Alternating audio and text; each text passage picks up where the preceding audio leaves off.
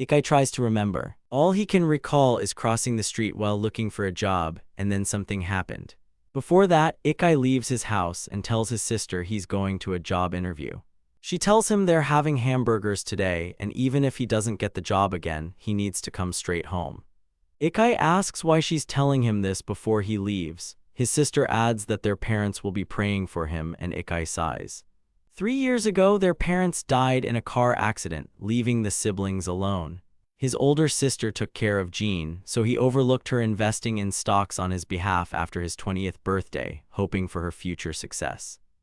Because he was struggling to find a job, his sister started to worry, which is why she got involved in the stock market. Ikai thinks it's time for him to stop overthinking. After all, he needs to find a stable job. His sister turns to him and says he's about to break his record.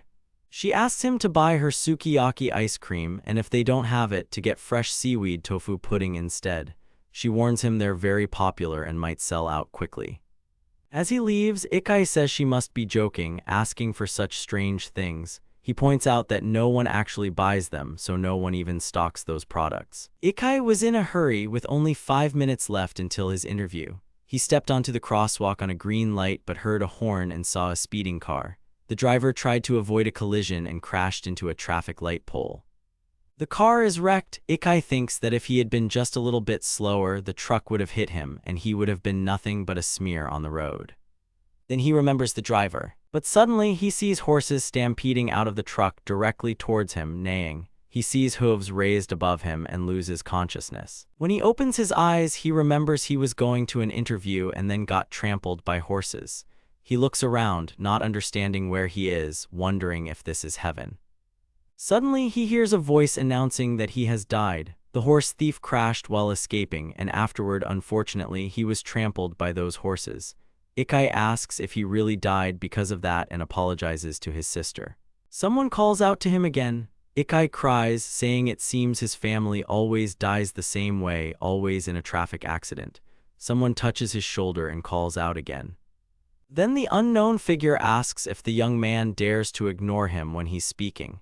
Ikai turns around and sees a human-like figure before him.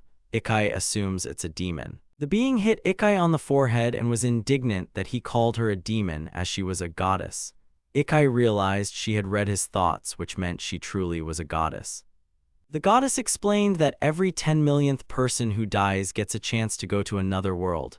Ikai had to choose, go there or die permanently. He then asked if he could be returned to his original world. The goddess replied that it was impossible. Ikai clarified if that meant he would have to go to another world to survive. She confirmed it but warned that with his current body, he would quickly die there, so he would be given a special skill. The new world was filled with monsters and magic, almost like an RPG. Killing monsters gave experience, loot, and the ability to level up. The goddess offered Ikai a skill to choose. He rejected night, deception, and evil dominion, asking for a survival ability instead. She then offered teleportation, theft, and other skills useful against monsters. Ikai asked about a skill that safely increased experience 100-fold. The goddess replied that the maximum possible was 20-fold. After thinking it over, Ikai realized that in 5 years he could gain experience equivalent to 100 years of normal battles, and he chose that skill. The goddess agreed, and to transfer the ability, she sharply squeezed Ikai's head. He was indignant, expecting a different method, but she merely teased him about his naivety. After that, Ikai felt exhausted, and the goddess warned him that there was something else he needed to remember. The goddess said that there was no specific mission in the other world, and it wasn't too different from his old one, so Ikai should just enjoy his new life. After she disappeared, he realized that he had chosen the 20-fold experience increase skill himself, which meant he now had to live with that decision. Ikai listened intently, but there was only silence around him. He called out to the goddess and tried to say that he still hadn't arrived in the other world, but he received no answer. Ikai started to get nervous and called out to her louder and louder. Suddenly, he heard a displeased voice complaining about the noise. A girl appeared before him and declared that she was a goddess. Ikai asked about the other goddess, but the second goddess replied that he shouldn't know too much for now.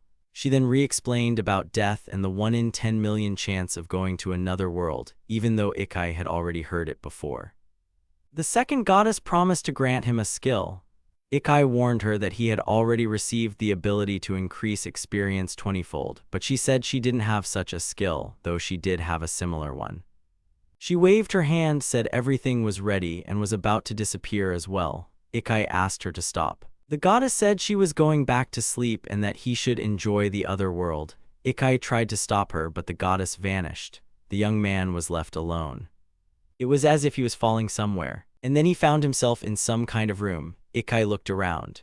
He saw a book with a request written on it to read the book. He flipped through the pages, trying to understand what was inside. He realized that he was Japanese. His name was Dejiro. He lived in another world. This world was called Aza. He had arrived in this world, and now this would become his legacy. There were other reincarnated individuals in this world. Ikai read that he could check his status by saying, "Open book." A panel appeared before him, displaying his stats.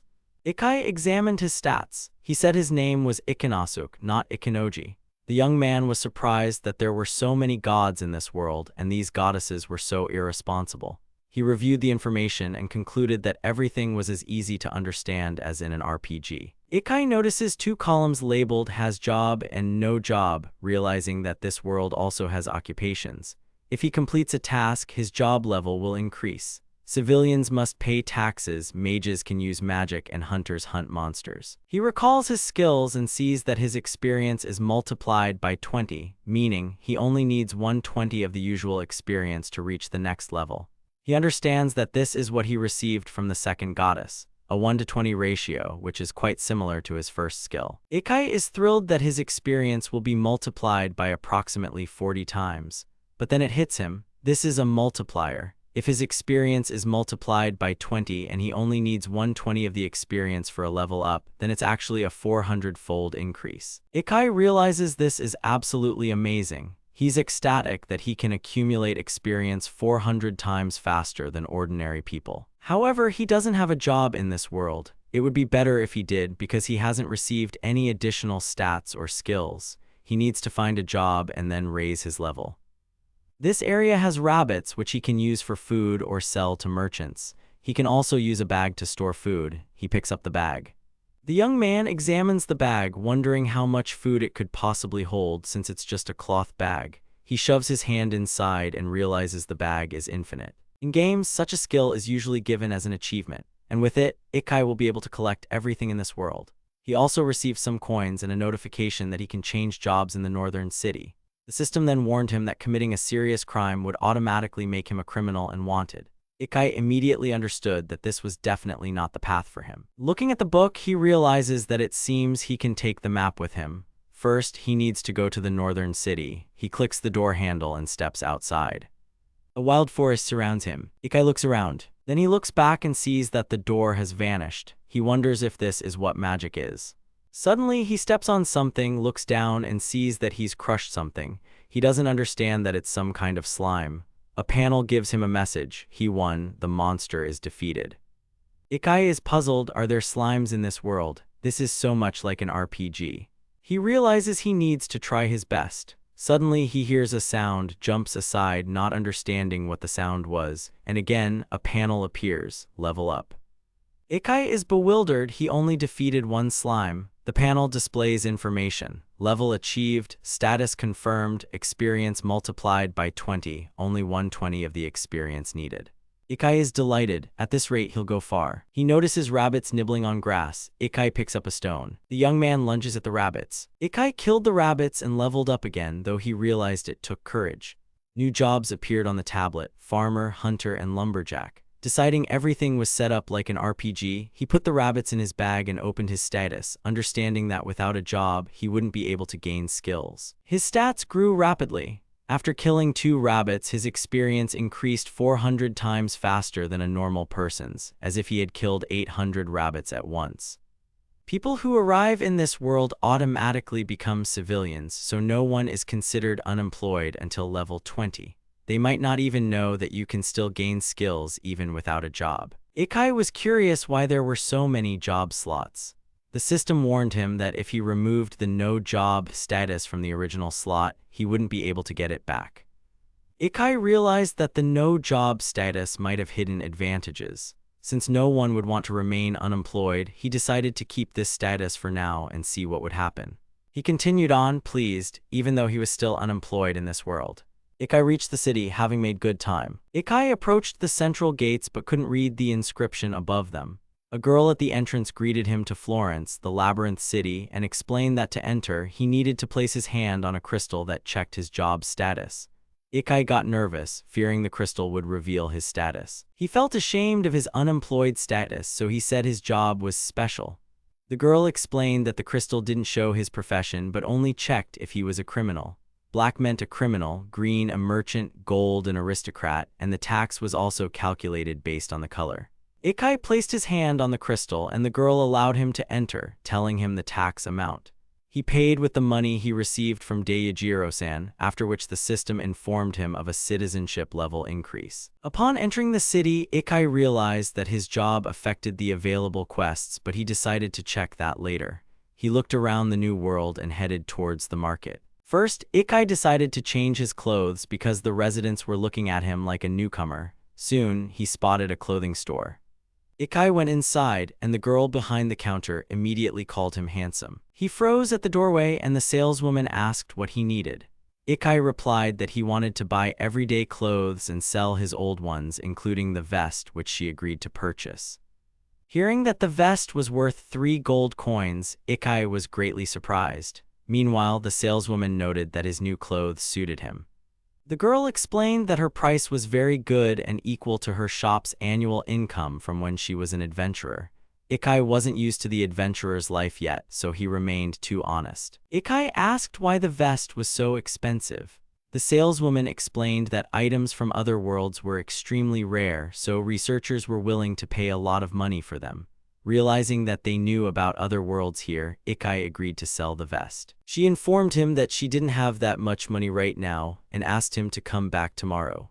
Ikai was pleased. He hadn't known that the jacket he usually wore for interviews would be worth so much. Fortunately, he didn't have many expenses. After a while, he decided to buy some food. He found a place that sold food, went inside, and saw various unfamiliar individuals. Ikai noticed the eerie atmosphere and approached the receptionist to sell his rabbits.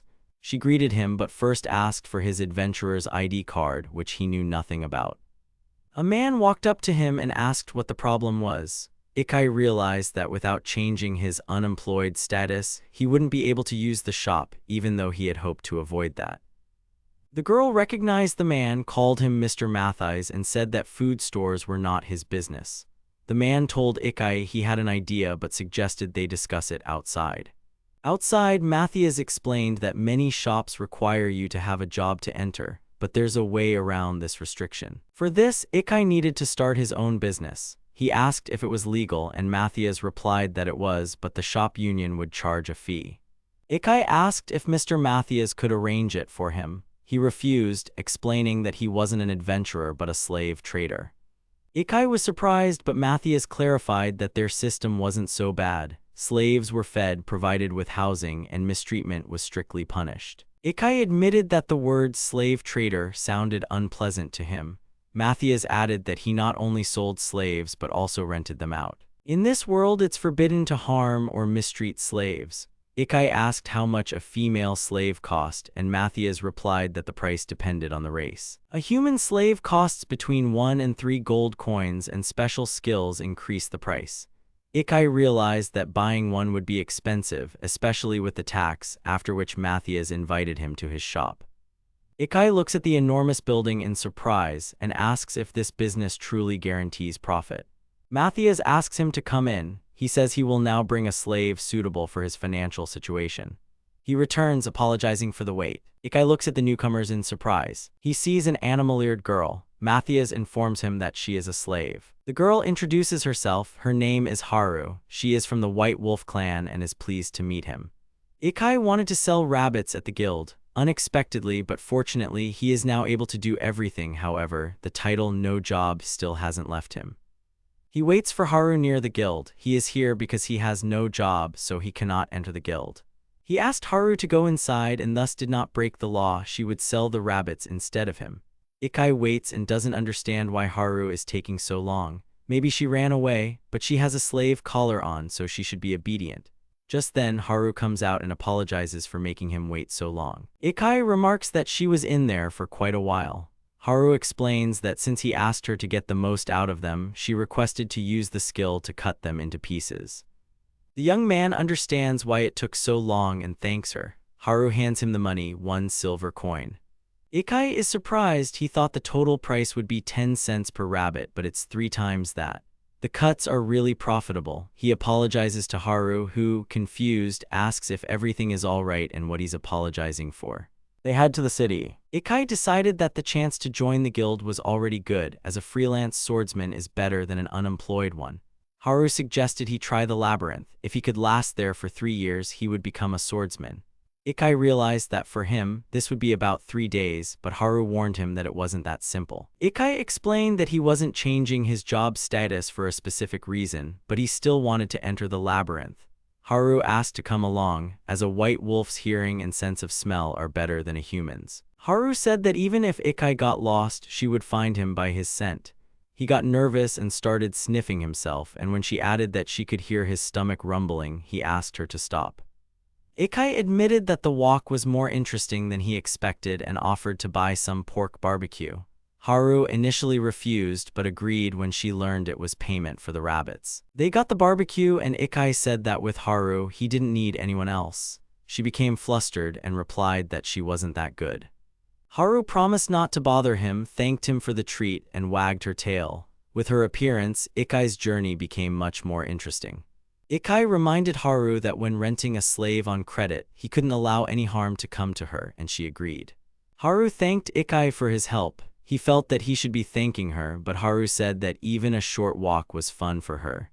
When Haru left, Matthias noted that she looked good. Ikai reminded him that Matthias himself had warned him about hospital expenses and compensation if anything happened to her. Ikai noticed that Haru-san clearly wanted to enter the labyrinth, although he didn't think it was a suitable place for her. Matthias explained that she couldn't go there because, in their first year, slave girls have the right to set conditions for buyers. If a slave doesn't want to be sold, fulfilling these conditions becomes more difficult and buyers usually give up. Ikai asked if Haru-san had any conditions. Matthias replied that Haru wanted a buyer stronger than herself, as white wolves are only loyal to those who surpass them in strength. Ikai truly didn't understand and didn't think that explained why she couldn't go into the labyrinth. Matthias clarified that there was a person of royal blood who wanted her, and this person was one of the supporters of all explorer shops, so it was hard to say anything. If someone paid attention to Haru-san, they could have problems. Money holds the same power here. This person couldn't defeat Haru and is now waiting another year. Ikai clarified that this meant after a year, the conditions would no longer apply and he could buy Haru if he had enough money. He asked when this year would end. Matthias replied that it would be in 10 days from today.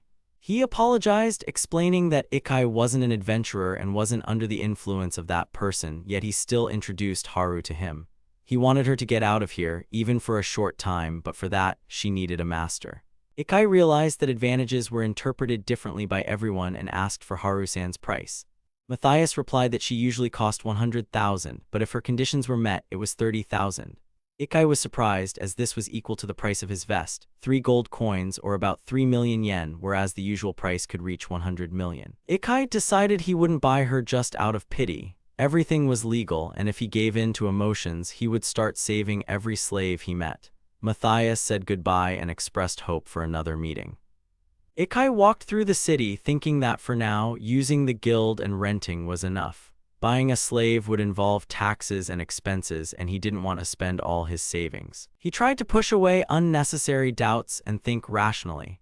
But then he wondered if he should continue to limit himself like this, especially since he had already reincarnated into another world and gained unique skills. The goddess herself told him to enjoy his new life, but how could he enjoy it if he couldn't even buy what he liked? Ikai exclaimed that this was his chance to do what he wanted. He had to buy Haru. If that other person bought her, perhaps she would be happier than when she was alone, but he wouldn't regret wanting to do this. There were 10 days left until the end of the year. In 9 days, he had to challenge Haru and defeat her, and until then, he needed to become much stronger. He was new to this world, so he didn't know anything about it, but with what he had, he should already be stronger. He approached the building where that person was supposed to be. The shopkeeper told Ikai that he couldn't enter the guild, which belonged to the royal family, and he also couldn't get any information about slaves. The girl assumed that was why he came to a former adventurer like her. What an adventurer does and what they think are two different things. If he was weak, he wouldn't be able to get information. Those who spoke such simple words were unworthy. She saw that Ikai seemed to want to become an adventurer and how desperately he wanted to help the slave. She made a decision. If white wolves had to obey someone weaker, they would prefer to die. However, once a slave collar was put on them, they could no longer do that. They would be forced to obey orders. If there was something scarier than death for them and it continued for a long period, then they certainly wouldn't be happy. The shopkeeper asked what he was going to do. Ikai declared that he wanted to become stronger than Haru. He had to buy her. The girl smiled and said that it all depended on his stats. But in any case, she didn't want to discourage him and asked him not to lose his resolve. She would help those with strong combat experience. She gave him armor and said it suited him. Ikai was surprised, asking if all this was for him. Magnet explained that in this city, weapons could only be bought at the guild, but he couldn't let those shops know about him. Ikai thanked her and the girl noted that, just as she thought, the armor fit him perfectly. Ikai asked if they were her old things. Magnet replied that they belonged to her best friend when she was an adventurer. He was as kind as Ikai and she loved him very much, but a monster killed him. She never had as much fun with anyone else as she did with him, so she gave up adventuring and stopped being an adventurer. Ikai said that it was certainly very touching, but why give up being an adventurer? After all, these were her memories and they were very important to her. Magnet believed that her friend would be happy if anyone at all used his weapon. Ikai promised to do his best. Magnet asked him to do everything he could even drop by her home in the evening. Before heading into the labyrinth, he needs to check his stats. Magnet-san mentioned that if he has a sword, he'll become a swordsman apprentice once he reaches skill level 2. Ikai checks his stats. He remembers the girl also told him he shouldn't just hold the sword but use it for its intended purpose. Ikai swings his sword.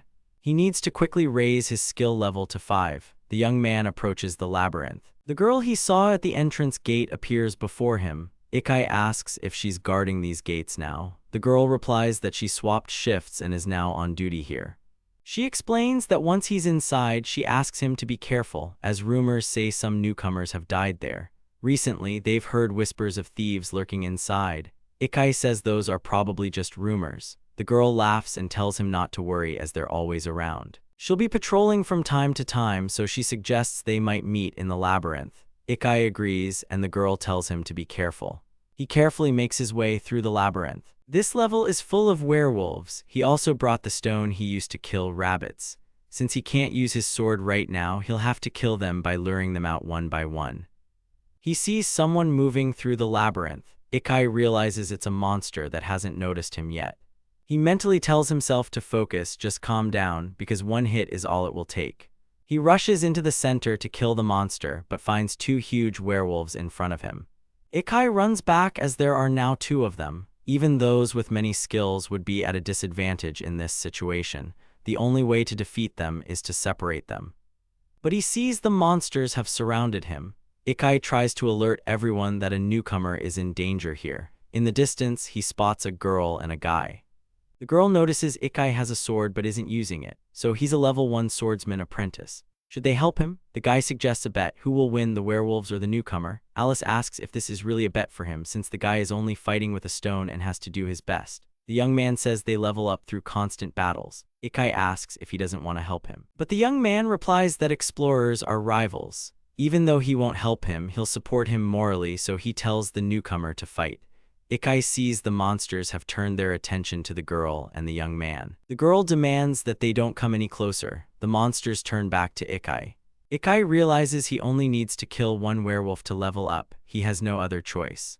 He turns and runs. The monsters chase after him. This was a trick to make them pursue him and split up so he could kill one with a single blow.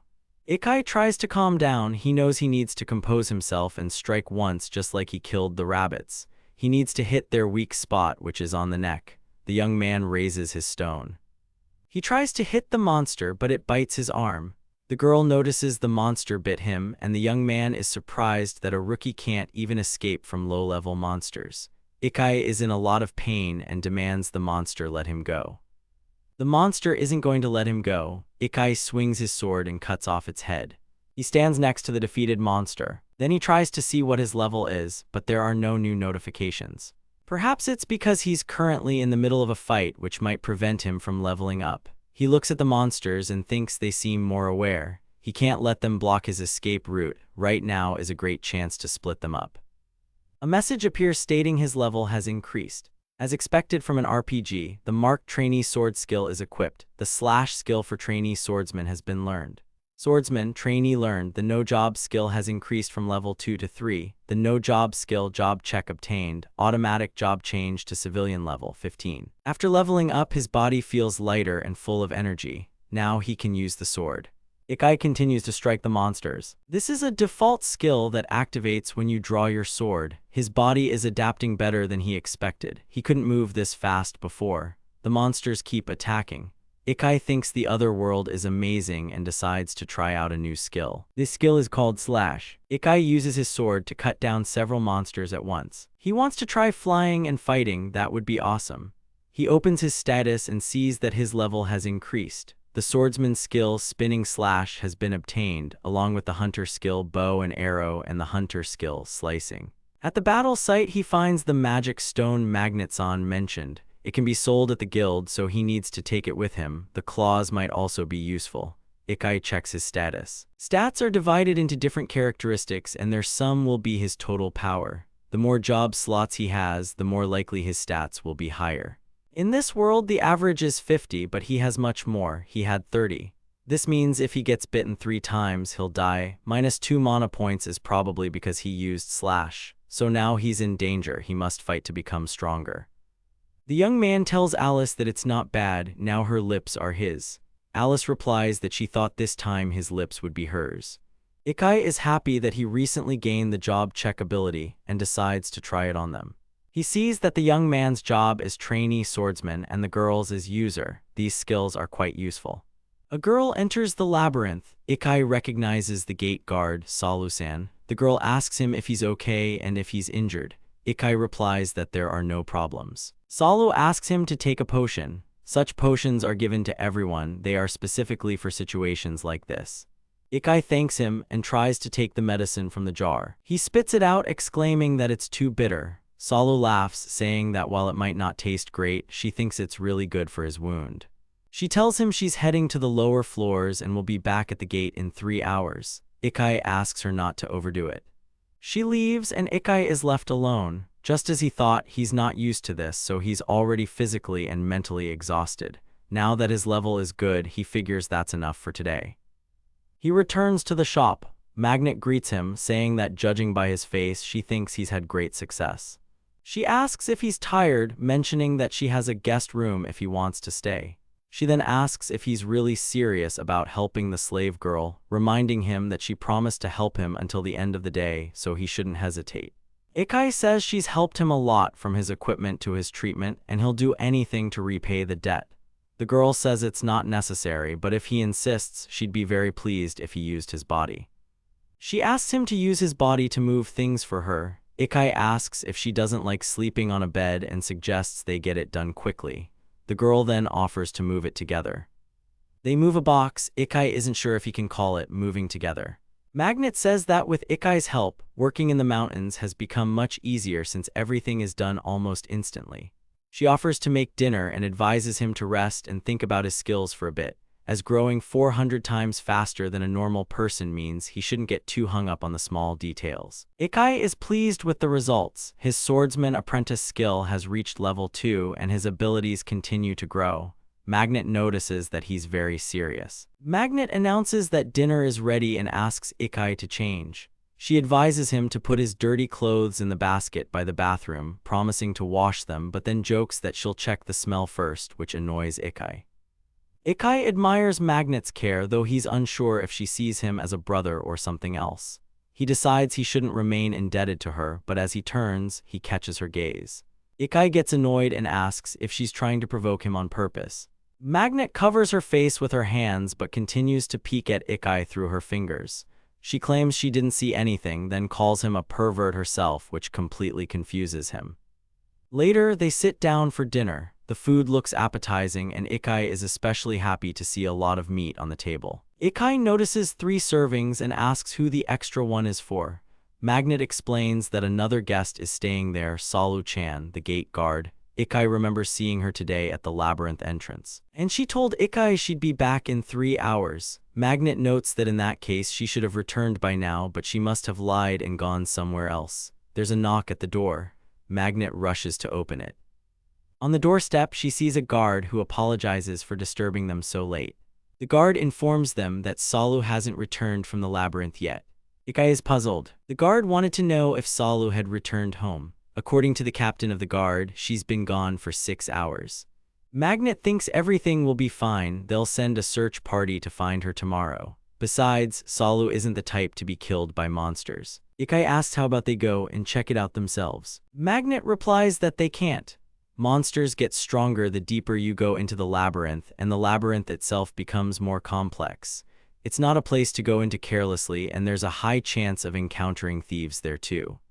The more Ikai learns about it, the more he wants to rush out and find her, even if it's deadly. Maybe he can find Salu by scent. He remembers Haru saying she could track by scent. The young man grabs his weapon and says he's found a way to find Salu. He promises Magnet he won't do anything dangerous, so there's no need to worry about him, and asks him to wait there. Magnet calls out to him, but Ikai is already walking through the city. He arrives at Matthias's place. Matthias is surprised and asks what prompted him to come. Ikai asks to borrow Haru for one more day. He really needs her help right now. The young man explains that he needs to find a girl, and with Haru's sense of smell, the chances of finding her increase. Matthias, as a slave trader, says he can't allow her to be rented for such a dangerous task. But if they just want to take a walk, he'll turn a blind eye. Ikai pulls out a pouch and empties out 20,000 gold coins. He says that after he sells the suit, he'll have just as much more. He asks Matthias to take this money as an advance payment. Matthias thinks it over, then asks Haru what she thinks. Haru says she has a sword and wants to lend a hand. That feeling hasn't changed, even as a slave. She wants to help Ikai. Matthias is deep in thought. Matthias says he will grant her request and return her sword. Haru is surprised he hadn't sold them. Haru asks Ikai to let her help. Matthias tells them to be careful. The young man thanks Matthias and says they can now head to the labyrinth. They set off for the labyrinth, and Haru asks if it's true that Salu is the master's lover. He replies that it's not true. She's a resident of the same inn, but she also helped him get out of the labyrinth. Until recently, he didn't even know her name. Haru asks again what the rush is about then. Ikai replies that he just wanted to help a little. Maybe it seems strange to her, but he can't just sit by and ignore the situation. Haru understands him. They approach the labyrinth. They descend into it and reach the spot where Ikai last saw her. He asks what to do now, and Haru says there are too many scents here. She can't do anything. She asks if he has anything with Salu's scent on it. The young man pulls out a small bottle of potion and asks if that would work. She gave it to him very recently. Haru sniffs the bottle. She sniffs it again and says she smells something, then tells him to go forward. But there's a werewolf sitting ahead. Haru asks to take care of it. Ikai tells Haru not to worry and promises to handle it himself. He uses a slash and the werewolf is defeated. Haru is surprised. Ikai leveled up and gained the ability explanation skill. This transformation suddenly appeared in his mind. He doesn't quite understand how the skill works, but he's curious if he can examine other people's abilities. He suggests they do a test to check his new skill. This will definitely come in handy for skills he doesn't know. Haru suggests they continue their search. She tries to ask the master about the ability he just used. Ikai asks what's wrong with her. Haru explains that it's just a powerful ability for a swordsman trainee. Ikai says he's not even a swordsman, but he can't reveal all the details. Haru is upset, saying she understands and won't bother him anymore. She then points in the direction her scent leads. Ikai suggests they move forward. They descend to the floor below, and Haru explains that the monsters there are much stronger, so they need to be careful.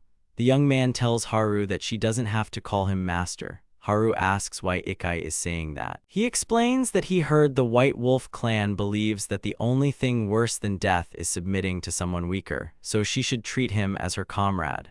Haru ponders his words. A moment later, she apologizes and says she can't follow that order. The master possesses strength greater than hers, but they must hurry. Salu's safety is their main priority right now. They descend to the second floor of the labyrinth. Haru sniffs and says they're on the right track, but monsters await them ahead. Ikai asks if he can use a slash. Haru asks the master to let her prove herself. She rushes into the attack. Ikai is surprised by her suddenness. Haru delivers blow after blow, sending monsters flying. Ikai is amazed at how strong she is and wonders what her level is. To buy Haru, a person must be stronger than her, so he needs to gather information now. He activates the profession check and sees that Haru is a level 23 swordsman. Haru asks Ikai to deliver the final blow. He doesn't understand what she means, and Haru explains that only the one who lands the final blow gets experience. She's surprised Ikai didn't know that. Ikai realizes why she beat them up but didn't kill them. It seems this is how slaves fight. He disagrees and says Haru should kill them. She asks if he's sure. Ikai says he's glad she's worried about him, but she killed them, so all the experience is hers. He asks her to ignore him next time. The main priority is Salu, not farming experience. Haru kills the monsters and collects magic stones. They descended to the third floor of the labyrinth. Ikai asked Haru if she smelled anything, and she replied that Salu was still there. Since there was only one staircase in the labyrinth, Haru assumed she had gone further down. Ikai asked if the thieves could still be there. Haru replied that if they blocked the staircase, the victim would have no escape route. If someone dies in the labyrinth, the place itself will absorb them, leaving no evidence. Therefore, it would be impossible to tell if a human or a demon killed them. Moreover, the Knight's Order would intervene if a merchant was attacked, but they wouldn't act for an adventurer. The Adventurers Guild and the Knight's Order agreed not to interfere in each other's affairs as long as both were under the kingdom's protection. Ikai asked if thieves had attacked newcomers before. Haru explained that they probably take the equipment of dying adventurers before the labyrinth absorbs them along with their belongings. Suddenly, Haru asks him to wait a minute. They peek out and spot a goblin in the labyrinth corridor. Ikai thinks this is a great chance for him to level up, and it looks like there's only one goblin.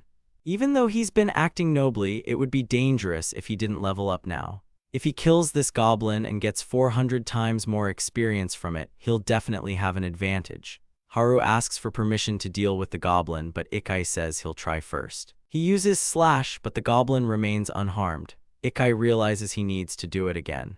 He gets closer and uses slash once more, but the goblin is still invulnerable. He doesn't understand why. Haru shouts at Ikai to dodge the goblin's club attack. Haru explains that after using an ability, he has to wait 10 seconds. Ikai is surprised that there are even skill cooldowns here. 10 seconds isn't long, but it feels like an eternity right now. Ikai parries the goblin's attack, but he needs to find the goblin's weaknesses. The most vulnerable spot is the groin. He kicks the goblin in the groin. It always hurts, even if it's a different species, but still a male. It's a bit unfair, but there's no other way. Haru shouts to him that all goblins are female, so he needs to dodge their attacks. The goblin attacks and Ikai falls to the ground. Haru tells him that 10 seconds have passed and Ikai can use his skill on it, even without a sword. Ikai agrees and uses slash. Eventually, the goblin is defeated. Ikai levels up and gains the hunter skill, Search Intuition. This allows the user to sense the presence of living beings nearby, but it doesn't work on creatures with stealth skills. Ikai thinks this ability seems useful. Haru praises him.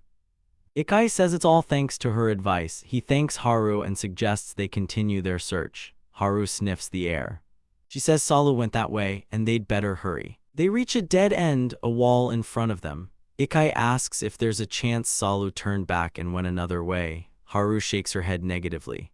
She says there are many scents here, but none of them smell like Salu. She didn't want to be pessimistic, but Salu's scent stops here. Now there are no signs that Salu is in the labyrinth. Ikai tries to process what he's heard. Could Salu really be dead? What will he tell Magnet? But then he points forward and says he feels a strange aura coming from this wall. Maybe his search intuition worked, and that's why he felt it. Haru asks if he really has hunter abilities. Ikai replies that it's a long story and they first need to look around for clues. They examine the wall. Haru says the trail ends here, which means there's a secret passage. He feels along the wall. He presses one of the stones and falls through. Half of his body ends up on the other side, the other half still on this side. Haru is startled, but Ikai tells her it's fine. He's found the passage. It's an illusionary gate typically used for secret chambers. He understands that she needs to come through and see it for herself. He extends his hand to Haru. He can't see the girl, but he feels her hand, and he wonders why it's so soft. A second later, he realizes he's touching her chest. He apologizes, saying he didn't mean to grope her. Haru passes through the wall to him and says they've hit the jackpot. Ikai asks what she means, and Haru tells him to be quiet. Haru asks him to be quiet for a minute. She thinks this is a thieves' base. Several scents are mixing here. They need to be careful, so they could try pretending they're also here to rob the place. Ikai wonders if Salu is okay. Haru says she doesn't smell blood, so Salu is most likely alive. Haru asks if he knows the exact number of thieves. Ikai replies that he doesn't know if they're thieves or not, but there are 3 around the corner and 1 behind them. They need to get a closer look. Meanwhile, the thieves are discussing the situation. One of them says the guys finally left and their boss hasn't returned yet. He mentions it took a lot of effort to capture the girl the boss wanted, but he has to admit she's a beauty. One of them suggests they take advantage of the girl themselves, but the other warns him not to even try or their boss will kill him. One of the thieves looks for a drink, and the first one mentions that 2 of their guys left and still haven't returned. Ikai and Haru overhear their conversation and realize that Salu is likely safe. It seems their bosses and new recruits haven't arrived yet. Salu is in a room with the thieves' backs to them, which is a perfect opportunity. They decide to emerge and kill 2 of them with a slash, then both of them will take down the last one. They come out of hiding and use a slash attack. The thieves demand to know who they are. One of them dies from the slash. Ikai activates his profession check. The one to Haru's right is a level 9 swordsman, the one to her left is a level 18 thief, and the guy behind them is a level 5 archer. The thieves are terrified, wondering how he knew their professions so quickly. Did someone rat them out? Haru quickly kills 2 of them. Ikai is surprised by how fast she did it. So this is the power of a level 23 swordsman. Haru calls out to Ikai, who is lost in thought. They remember Salu and approach the door, but it's locked. Haru asks the master to step aside. She strikes the door and it shatters. Ikai calls out to Salu, asking if she's okay. They see a girl lying on the bed, dressed only in her underwear. Ikai says he can't look and asks Haru to put some clothes on her. He's glad he brought spare clothes. He takes Salu's spear. They need to hurry. He'll grab all the weapons while they're here. They need to head back, but they hear someone approaching. It might be the thieves' boss. Haru and Ikai ponder what to do. They decide to hide Salu inside and prepare for battle. Someone shouts that he's back. Ikai sees a huge man. The man notices the dead bandits and asks what happened here. Then he spots Ikai and asks if he was the one who did all this. Ikai activates his profession check and sees that he's facing a level 14 bandit. He asks Haru if she can handle him. Haru replies that she can't. For example, if a level 20 axe-wielding bandit commits a serious crime, he'd be a high-ranking fugitive. They are stronger than swordsmen, so their chances of winning are slim. The bandit gets angry and asks Ikai again if he did it. Ikai puts on a serene face and says they just drank too much and passed out. But looking at the bandit's face, he realizes the guy won't fall for something like that. The bandit looks them over, then laughs and says he sees they've just been recruited. He asks why the guy didn't say so earlier, as he was about to kill him. He then sits down at the table and tells the newcomers to bring him some alcohol. Ikai replies that he's out of money. The bandit boss realizes that the real newcomers have gone to buy it. He then declares that everyone is dead drunk and there's no one left to go get more alcohol. Ikai says that from what he can see, they've drunk everything, so they were just about to go out and buy more. The bandit scrutinizes them and asks if the girl isn't a slave, demanding an explanation. Ikai explains that she's actually his mistress, who was tricked and sold to a slave trader. To free her, he's willing to go against the slave trader, which is why he hired them. The bandit understands that this is why he came to them, the most notorious bandits in the region. Ikai thinks this isn't good. He's probably overdone it, and the bandit will easily realize it's a lie. He thinks he made a mistake, but then the bandit starts to cry.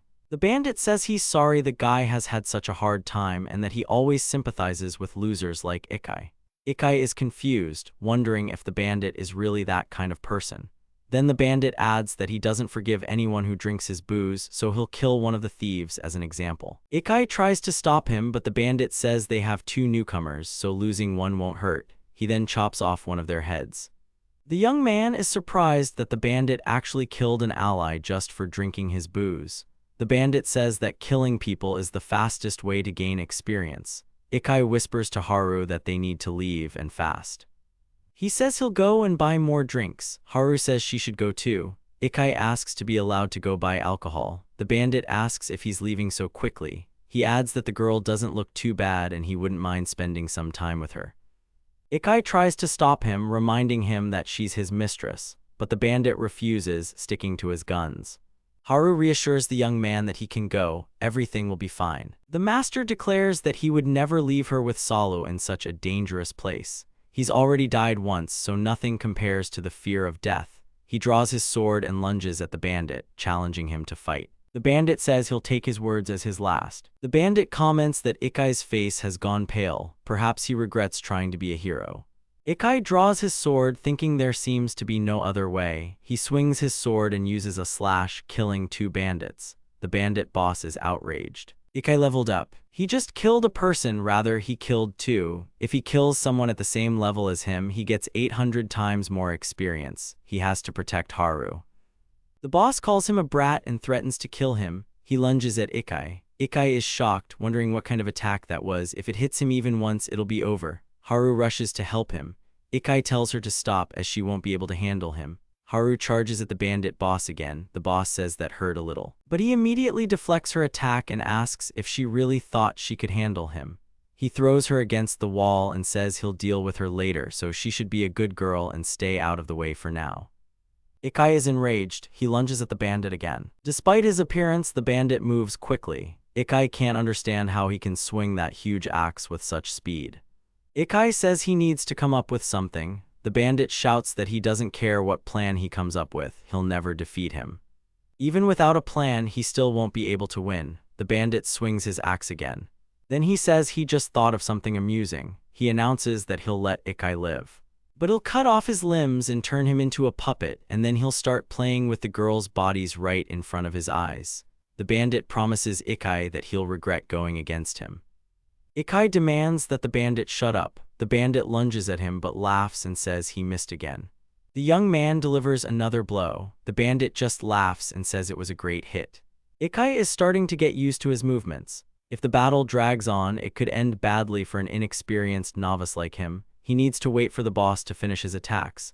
When he keeps his distance, he often uses strong but not fast attacks. That's his chance. He just needs to wait for the right moment to kill him. Ikai waits for a breather from the boss, who continues to swing his axe.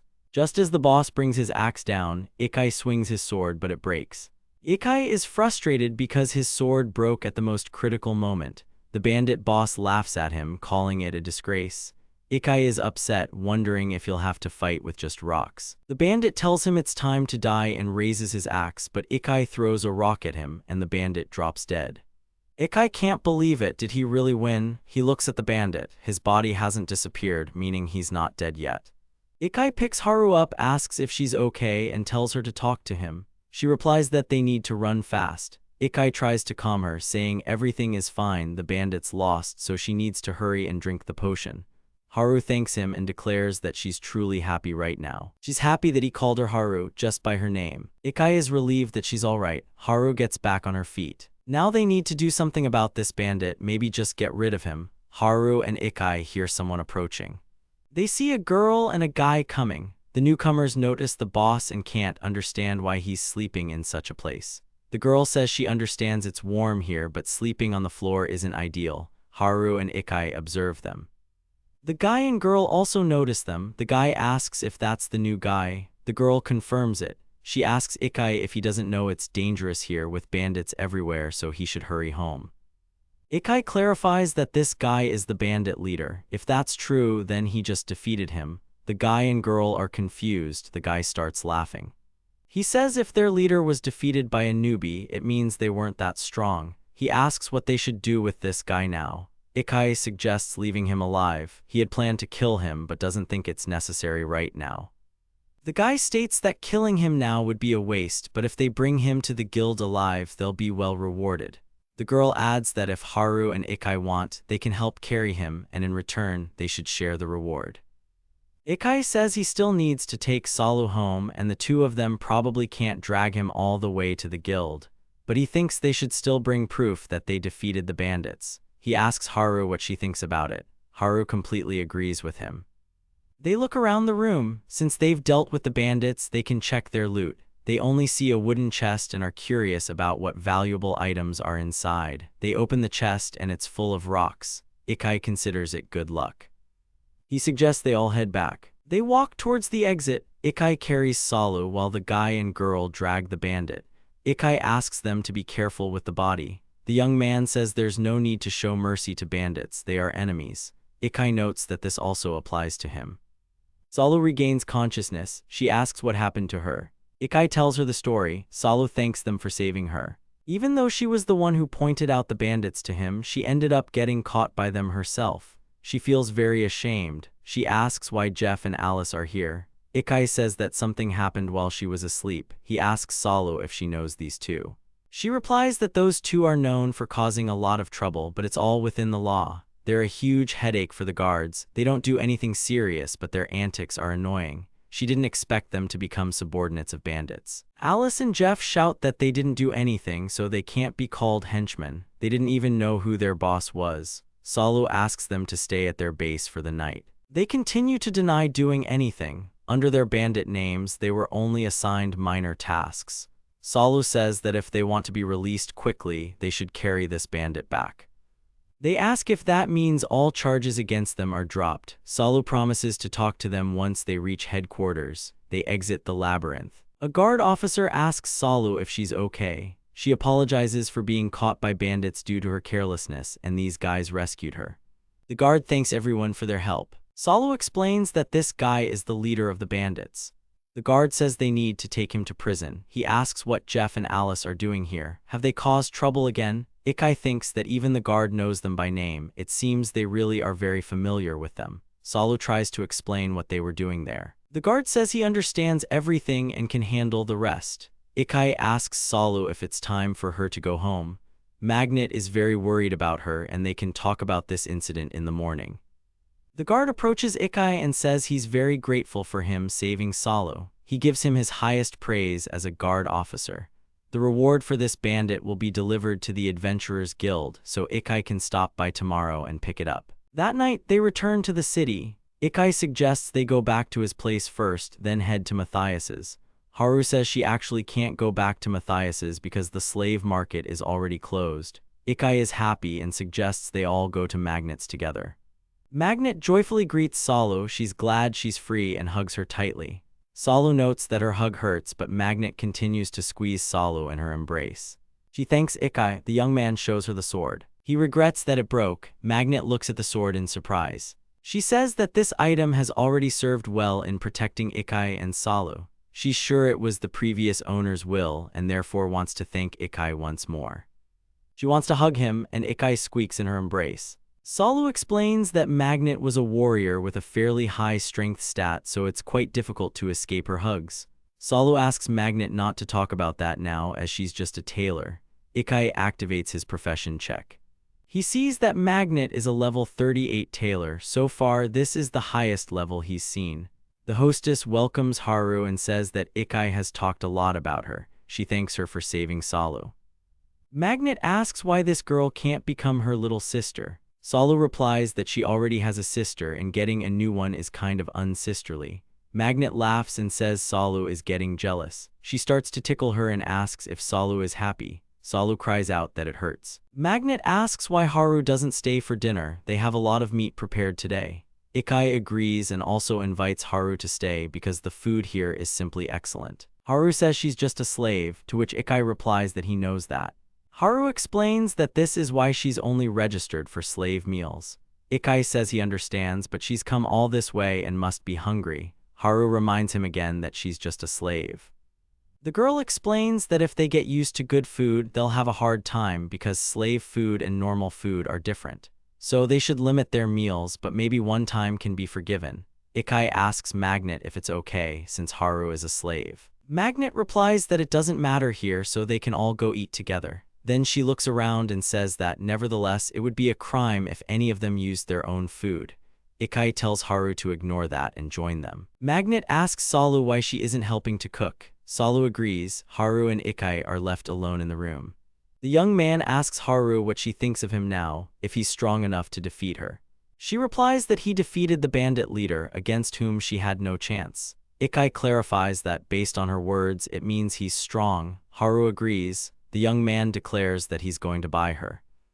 She is surprised. The girl cries. Haru says she's very happy, extremely happy. Ikai wipes away her tears. The girl looks intently at the young man. Haru smiles and says she's truly happy, but reminds him that he probably already knows there's a nobleman who also wants to buy her.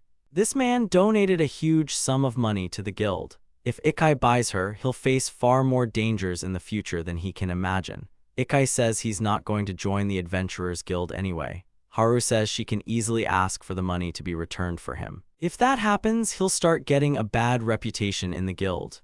Haru doesn't think they'll do it directly, but they might reduce the bounty on the bandit's head to make Ikai give up Haru.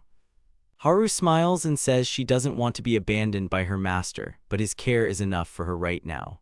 Ikai promises to figure something out and asks her not to worry. Even if his magic stones sell for half price, they just need to find more of them. And that can always be done by hunting demons. But then he says that making Haru live in such conditions would be unfair. Haru replies that the White Wolf tribes are a nomadic clan. They don't have a specific place of residence. If he can live such a life, then so can she. Ikai says that right now, her opinion is what matters most. The young man declares that Haru shouldn't worry about nobles or his thoughts. He asks her to say what she wants here and now. Haru asks if it would be right if she said she wanted to go with him. Ikai hugs Haru and says he's really happy she's staying with him. He strokes Haru's head. She wags her tail happily. Salu and Magnet peek at them from around the corner, giggling. Magnet yells that if they're done chatting, they should hurry up and eat because the food is getting cold. But something tells her it's getting pretty hot in here. Ikai asks how long they've been there. Morning arrives. Ikai goes to Matthias's guild to buy Haru. Matthias says he understands and shows him the certificate that allows him to own Haru. He also shows him a slave collar and other accessories. If the certification is lost, Haru can be taken by another owner. In other words, Ikai just needs to make sure he doesn't lose it. Ikai says he certainly won't, though he's a little nervous. Their trading market will keep all the papers, but there's a small fee for that. With that, all the certification is complete. Matthias is counting on him. Haru packs her luggage. Ikai asks Matthias if anyone knows he's buying Haru. Matthias replies that the moment Ikai said he would take her to rescue Salu, he thought the young man might be a good fit. And when Ikai learned about her situation, he immediately rushed to help. Ikai doesn't think that's quite right. He wasn't strong back then. Matthias says that the strength Haru was looking for came from the heart. When someone is in trouble and you rush to their aid, that already makes you truly strong. Ikai says he understands and asks what the conditions of her defeat are then. Matthias replies that in the face of danger, the strength of his heart will be revealed, and Haru will see it while fighting him. Even if she wins, but understands that he has a kind heart and strong will, she will choose him. Ikai asks what if that person is stronger than her but doesn't have those qualities, like that bandit, for example. Matthias explains that in such a case, she would blame herself for not being strong enough and meekly accept her fate. Ikai says that's a pretty harsh condition. It all feels like some kind of blessing that she chose him. He's really very lucky. Haru enters and apologizes for the wait. Seeing her, Ikai is amazed. Matthias explains that their shop provides free equipment for every slave purchased. Ikai once again pats Haru's head and says that the outfit really suits her. They thank Matthias and leave his shop. Matthias expresses hope that their journey will be safe. Ikai tells him that he should take care of himself, not them. Haru thanks him for everything he has done for her. Now they decide to have a party at the guild. Ikai extends his hand to her and says he hopes for her mutual help. Haru replies that she will only rely on him. From now on, Haru has become his companion. Morning arrives and Haru and Ikai head to the guild. The young man says he would like to form a party and get a reward, as well as sell magic stones. The guild girl asks to see the certification for his slave. Ikai shows it to her. The girl carefully examines the document. Ikai is nervous, but the girl says everything is fine. She will start the registration procedure right now and asks him to fill out a form. Ikai and Haru are happy. They sign the contract. From this moment on, Haru will accompany him in this strange world. Because of the secret of his growth, he can do anything, but he still can't change his unemployed title. It's true that he recently started learning, but reading and writing are still difficult for him. He asks Haru if she can do it, and she agrees. Suddenly, a man enters the guild and demands that they wait. He asks if it's true that Ikai has become the owner of this slave. Then he declares that he doesn't want to waste time on Ikai but will spare him if he returns her to where he got her. Ikai gets angry and the man taunts him, telling him to try and do it. Haru grabs Ikai's arm and says the man is trying to provoke him. If Ikai attacks first, he'll be considered a criminal. She whispers that the man is trying to create a chaotic situation, after which they'll likely be banned from the guild. The administrator girl asks them to quiet down, reminding them they are still in the guild. Ikai looks at the man and sees that he is an 18th level fighter. The man continues to provoke him, calling Haru a word Ikai doesn't understand. He thinks the bandit leader mentioned it before. He asks what the man means. Haru explains that it's an insult to beastmen tribes. Ikai is about to hit the man, but Haru steps between them. The young man is furious. The man asks what's wrong with him, if he's gone crazy. Haru tells her master that she doesn't care what that man says about her. Ikai thinks for a moment and asks Haru if it's true that fighting is forbidden in the guild.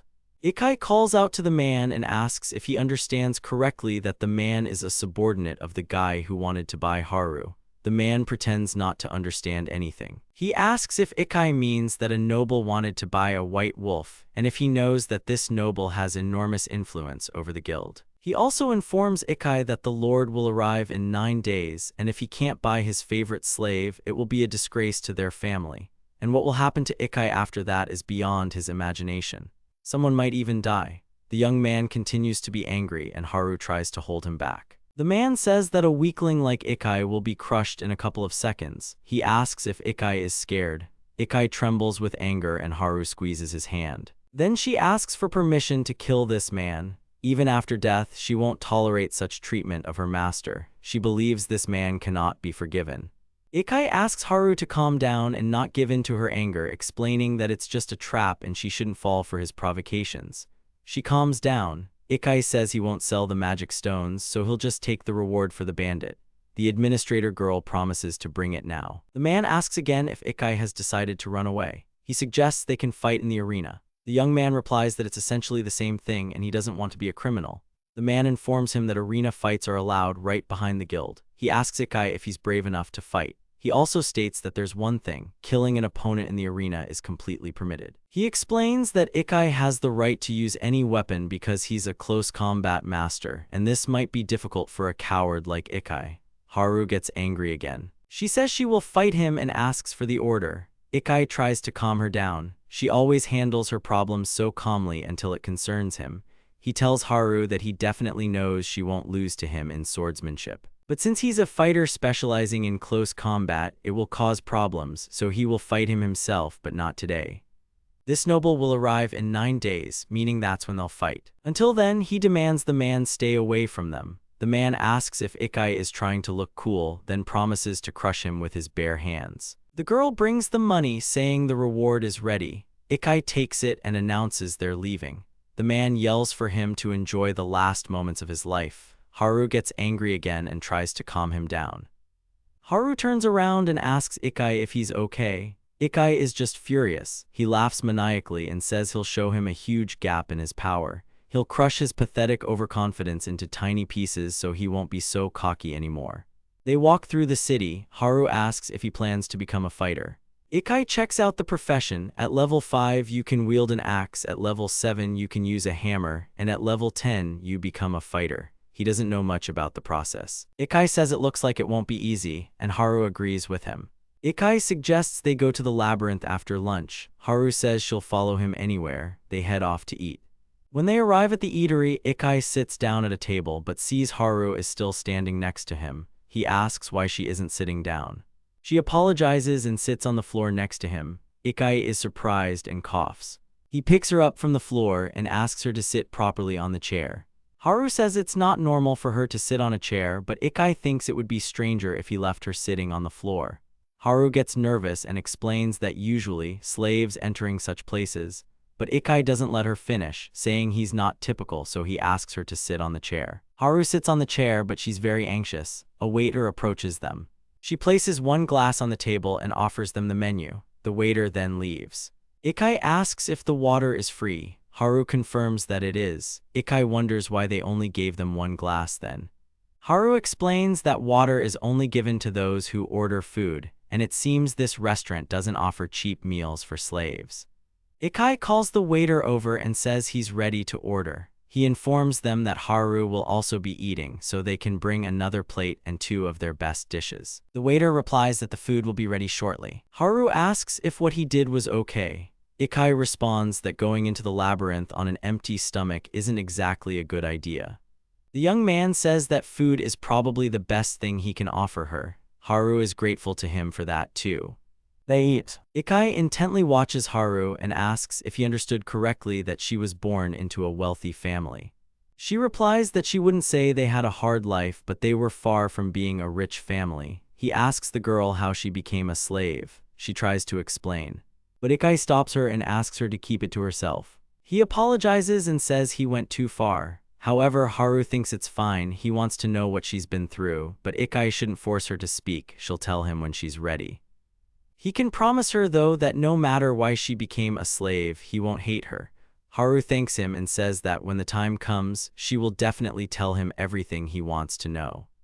They head out into the city. Ikai needs to buy equipment for going into the labyrinth, and Haru shows him where the shop is. They enter the item shop. Ikai thinks about how he also wants to buy a few things for Haru, such as a bag, some gear, and a storage pouch. Haru says she will check the items for him. Ikai approaches the vendor and asks if they sell gear bags and storage pouches.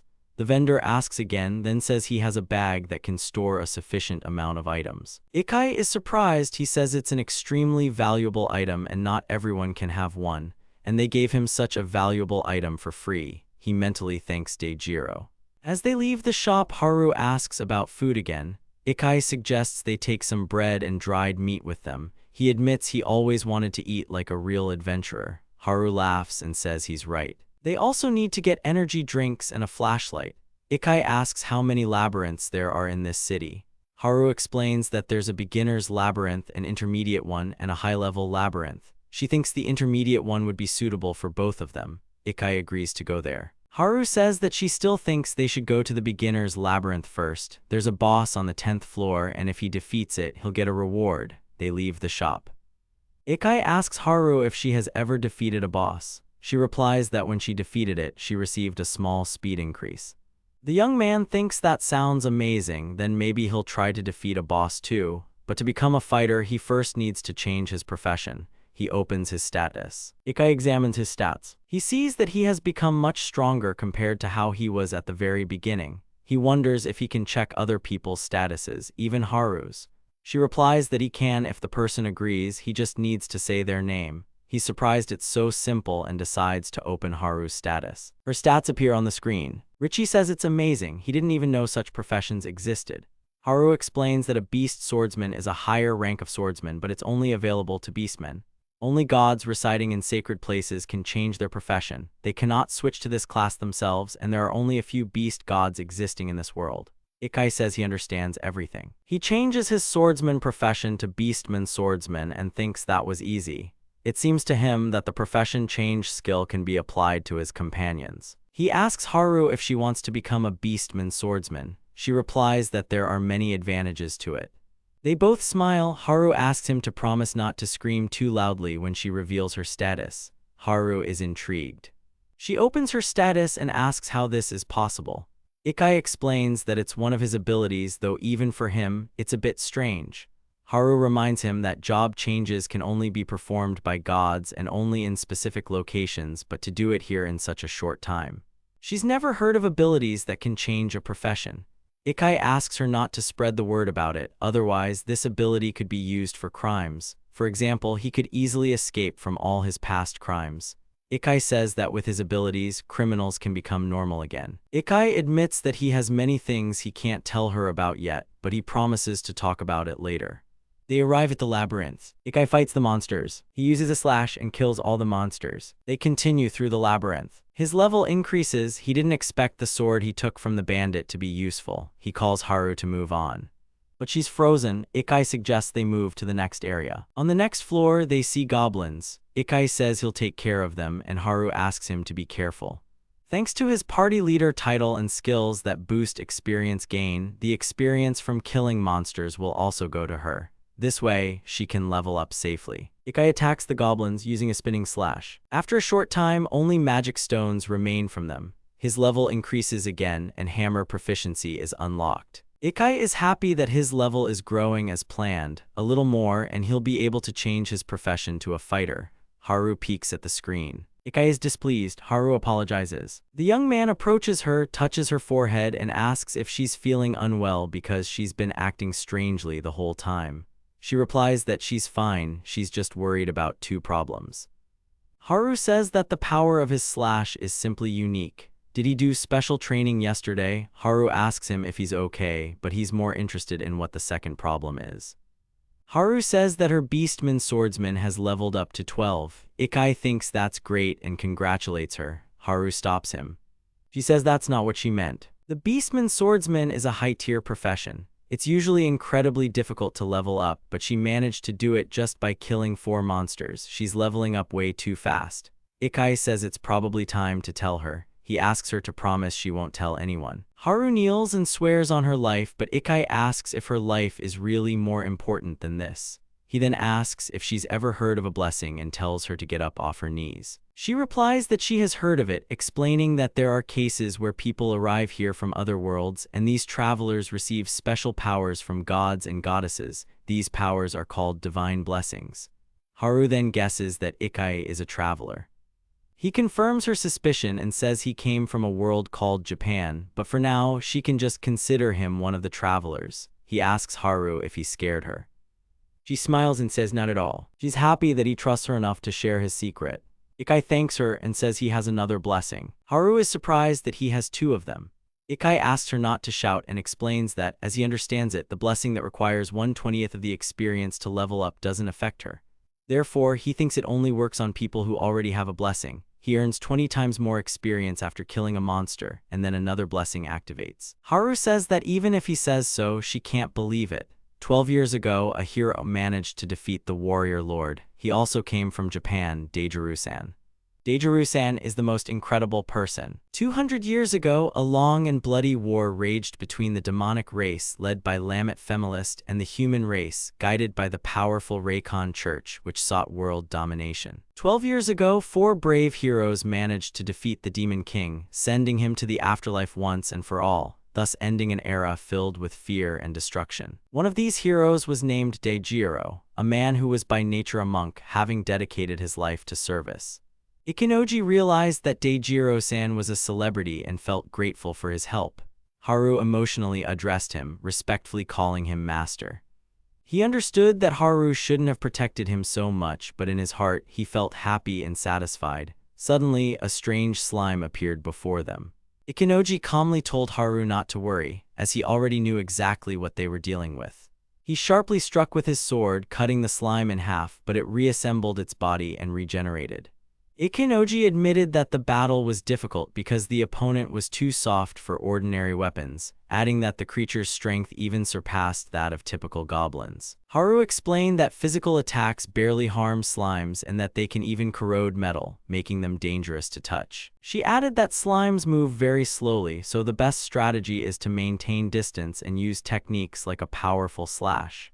Ikenoji said he understood this as universal advice for everyone. Haru cautiously expressed her hope that Ikenoji was alright.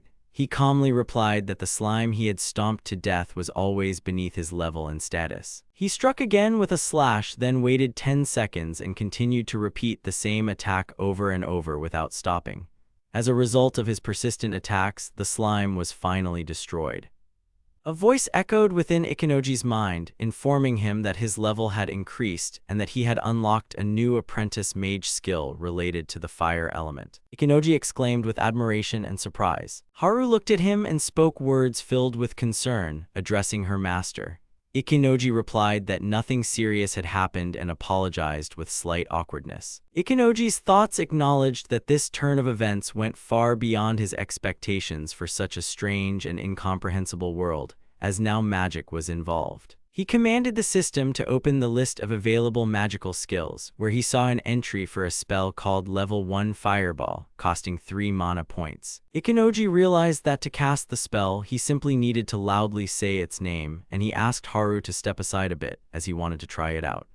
Haru reacted with slight surprise but still complied with the request and took a step back.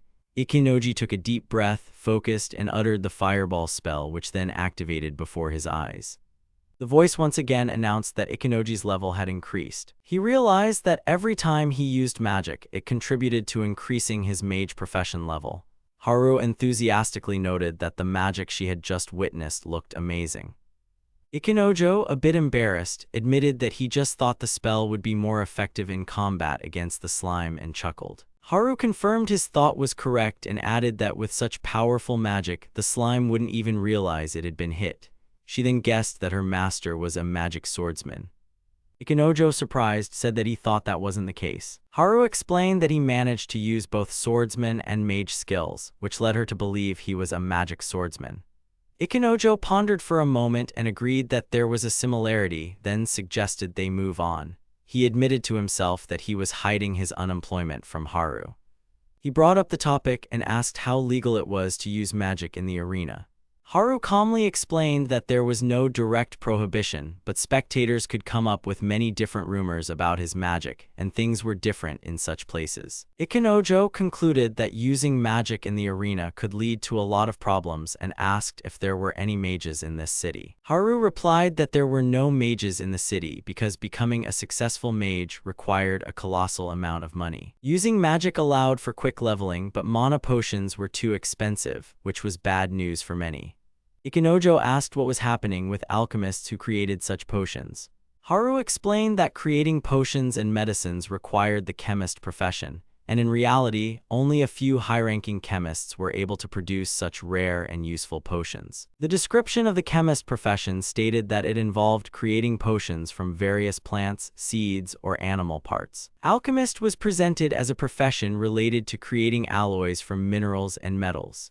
The system voice also announced that the professions of level 10 apprentice mage and level 20 apprentice alchemist were unlocked. The system voice announced that the professions of level 15 farmer and level 10 collector were unlocked.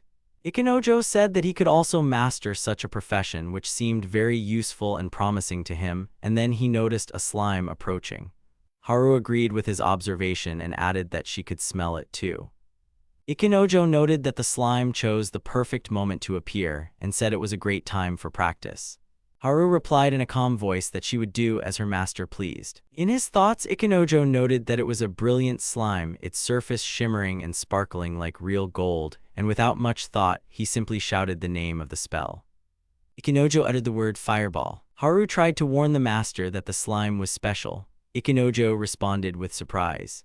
The system's voice announced that Ikenojo's level had increased and he had gained the title of Hunter, along with a slight boost in luck. Ikenojo then turned to Haru. Haru told him that his reward was a rare metal. Ikenojo repeated her words, confirming to himself that it was indeed a rare metal. Haru explained that a rare metal was an item dropped by rare monsters, and mages used such metals to feed their magical beasts, thereby raising the creature's levels. Ikenojo remarked that feeding metals to magical beasts seemed strange, as the item looked like a piece of metal. Haru said that such a metal couldn't be bought for less than 3 gold coins. She added that it had other uses, and since it was considered rare, it was quite expensive. Ikenojo mentally noted that the price was so high it was almost as much as his own vest. He then said that they were incredibly lucky to have found such a treasure. Haru agreed, saying that was a correct conclusion. Ikenojo excitedly shouted that they should try to find another rare monster. After that, they began their search. Later, he expressed disappointment that they encountered so few monsters in this labyrinth. Haru explained that it was a beginner's labyrinth and clarified that monsters didn't have specific spawn points, so they stopped posing a serious threat to people. Those who craved battles went straight for the boss, so adventurers should be more attentive and move on. Ikenojo agreed and said they needed to start moving. Along the way, they encountered 2 other adventurers who said they were just passing by and apologized. Ikenojo addressed his companion and suggested they head to the boss, specifying that the stairs led exactly there. Haru replied that the stairs did indeed lead to the boss, but added that those 2 adventurers might have already killed it, in which case they would have to wait a while for the boss to respawn. Ikenojo noted that it sounded like a reset and mentioned the boss respawning. They reached the boss room in the beginner's labyrinth. Ikenojo said that the door remained closed, which meant the boss had been defeated. Haru suggested they wait a bit before opening it. Ikenojo asked in a declarative tone what kind of boss was behind that door.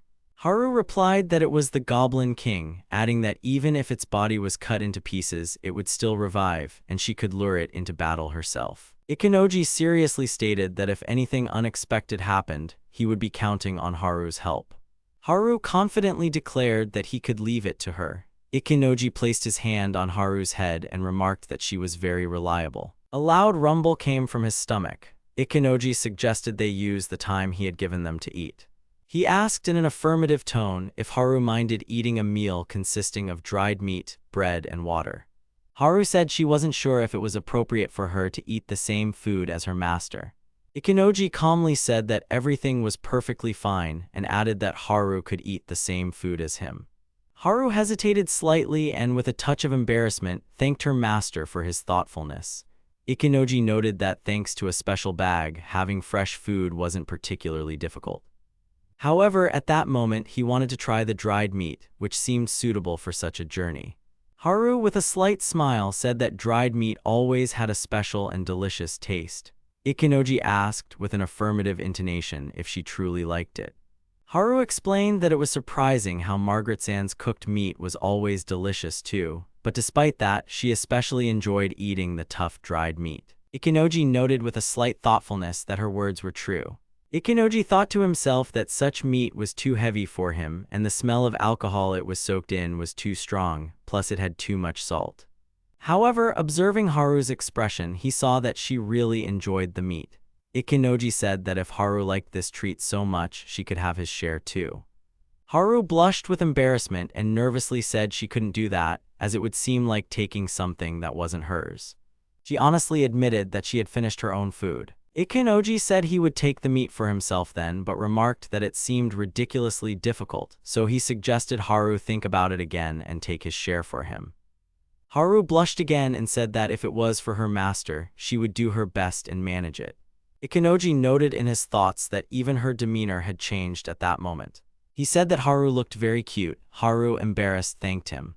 Ikenoji remembered and said that the White Wolf clan, as far as he knew, always hated it when someone touched their hair or tail, and he confirmed this statement. Haru quietly replied, naming her master, and blushed again, explaining that only her recognized master could touch the White Wolf and that her hair, tail, and belly were off-limits to others. Ikenojo said he understood her words and apologized for the strange question, explaining that he was just curious.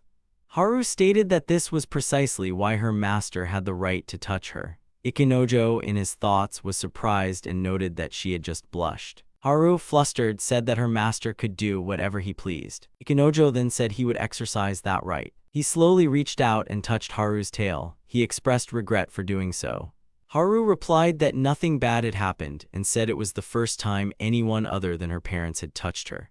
Ikenojo, clenching his fingers, noted in his thoughts that he couldn't look her directly in the eyes. He said thank you in an embarrassed voice and added that the ears would be next. Haru stumbled upon hearing this. Ikenojo noticed her state and asked if she was okay. Haru replied apologetically that she suddenly felt weak and asked her master to continue. Haru, tired, fell asleep right on his arm. Ikenojo exclaimed in his thoughts that Haru was drunk, realizing the fault was his own since the dried meat contained alcohol. He carefully laid Haru on the ground, gently spread out a towel, and noted that her sleeping face looked truly beautiful. Later, Haru called out to him loudly, addressing him as master. Ikenojo later replied with relief, saying that she had woken up. Haru apologized and admitted that she had passed out. Ikenojo affirmed that he understood her words and added that she was feeling better now. Haru agreed and said that the current situation was that an invisible wall blocked any external damage. Ikenojo asked in surprise if absolutely all damage, even slashes and magic, was blocked by it. Haru explained that even arrows shot by bandits were no exception and said that the boss room's gate had already opened, meaning an attack from outside was now impossible. She stated that the fight wouldn't begin until they entered, and that once they went inside, the door would close and remain shut until they either won or died. Ikenojo explained that this was exactly how the mechanism worked, adding that there was no time to wait any longer, as it was time to defeat the beginner labyrinth boss. Haru confidently agreed, stating she would support her master. With a powerful strike, they cut down the boss, who turned out to be the Goblin King.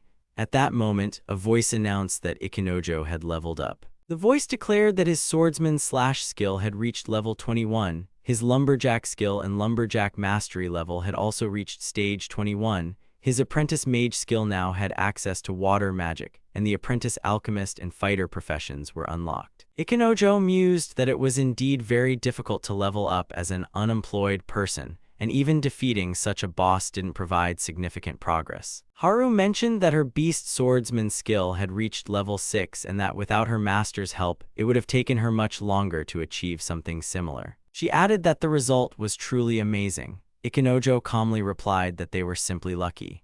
He admitted to himself that it wouldn't have happened without the goddess's blessings, telling himself it wasn't his own luck. Haru pointed out a sword lying before them.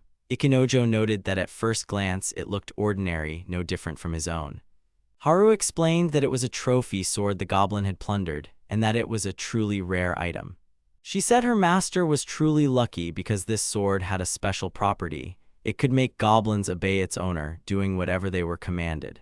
Ikenojo calmly remarked that he could now give orders to goblins, but added that they shouldn't engage in new battles with these creatures anytime soon. He emphasized that it was enough to just take the rare item and that was plenty. Haru agreed, saying that was exactly what they should do. She suggested they enter the inner room and offer a prayer to the goddess so that her master could receive a reward for defeating the boss. She added that a statue of the goddess of maturity, Koshi-sama, was in the room. Ikenojo exclaimed in surprise that he had never expected to see her specifically.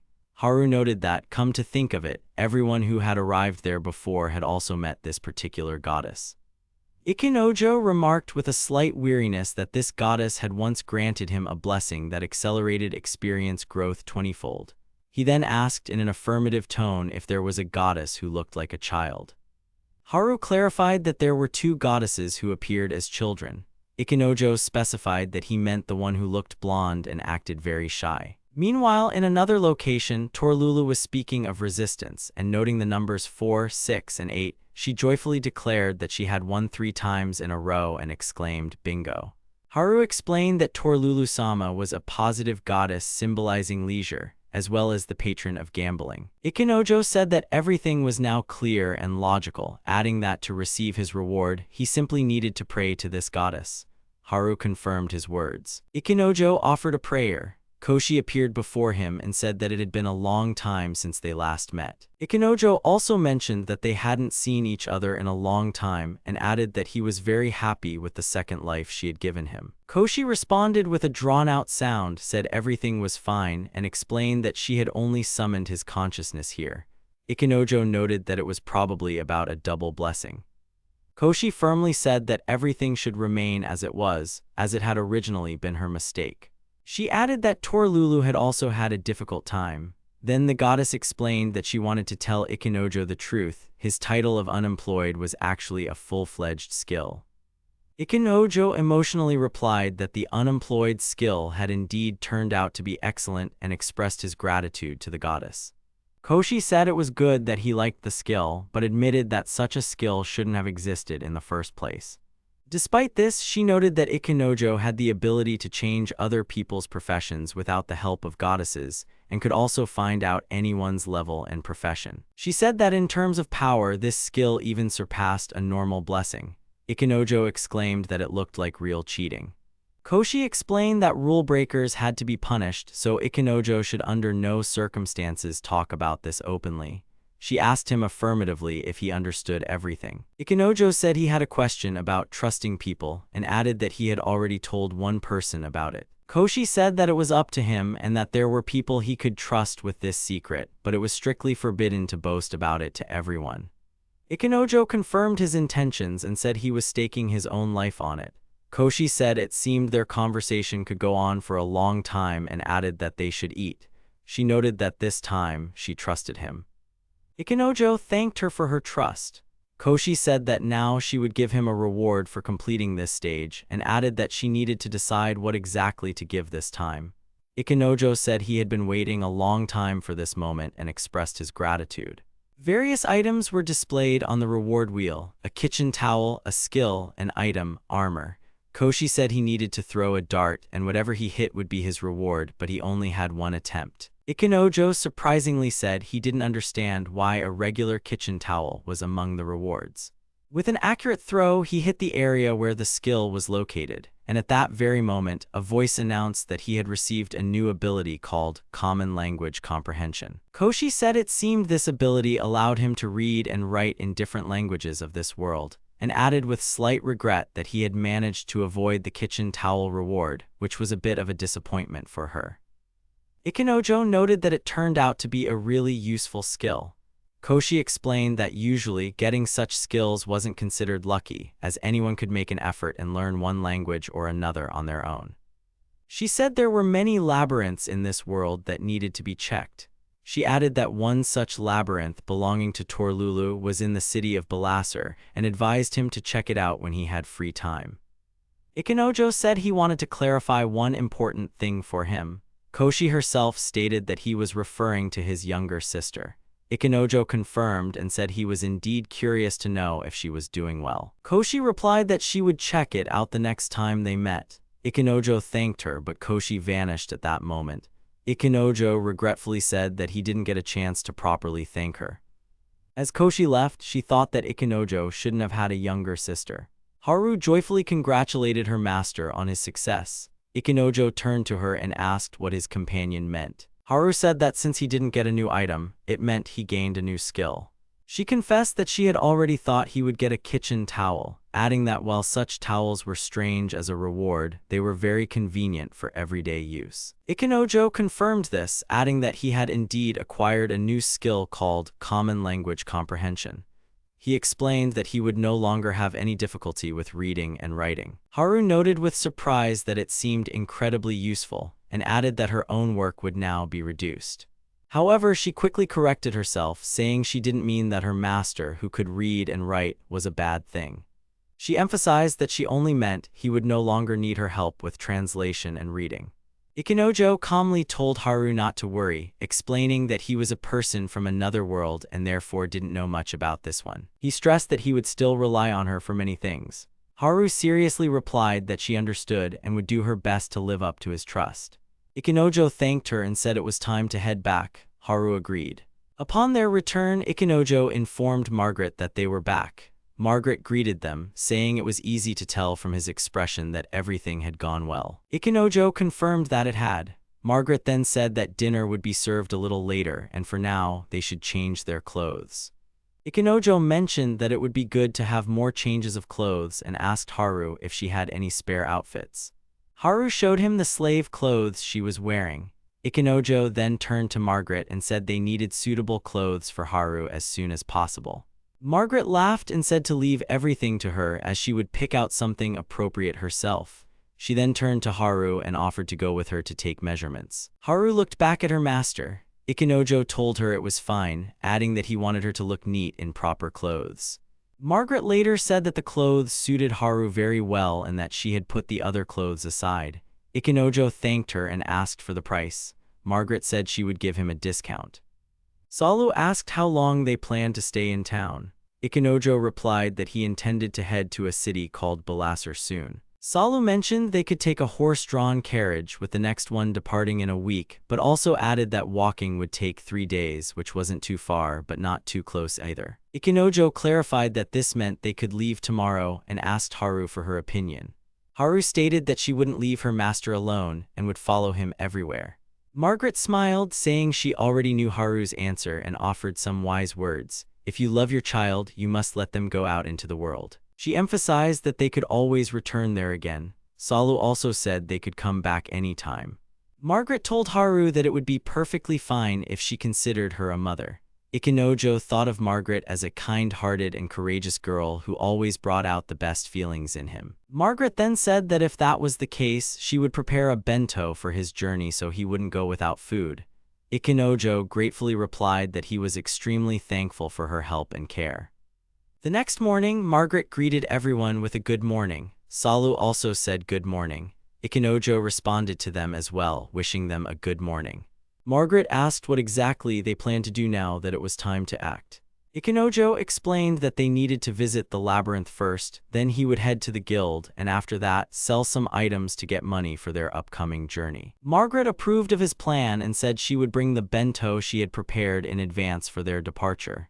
Ikenojo once again expressed his gratitude for her assistance. They then arrived at the city of Florence at the entrance to the intermediate labyrinth. Ikenojo noted that there were a lot of people gathered there. Haru explained that this was because all adventurers who were no longer beginners would definitely go to the intermediate labyrinth. She added that statistically only about 10% of people would manage to reach the boss room. Ikenojo mentioned that a teleport was located there. Haru confirmed this and clarified that they first needed to reach the 22nd floor before they could use the teleportation. She said that this teleport allowed them to continue from where the adventurer last stopped, and specified that it could transport up to 6 people at a time. Ikenojo remarked that it was very convenient. At that moment, 2 adventurers loudly called out to them, labeling them as newbies, and suggested they go into the intermediate labyrinth together.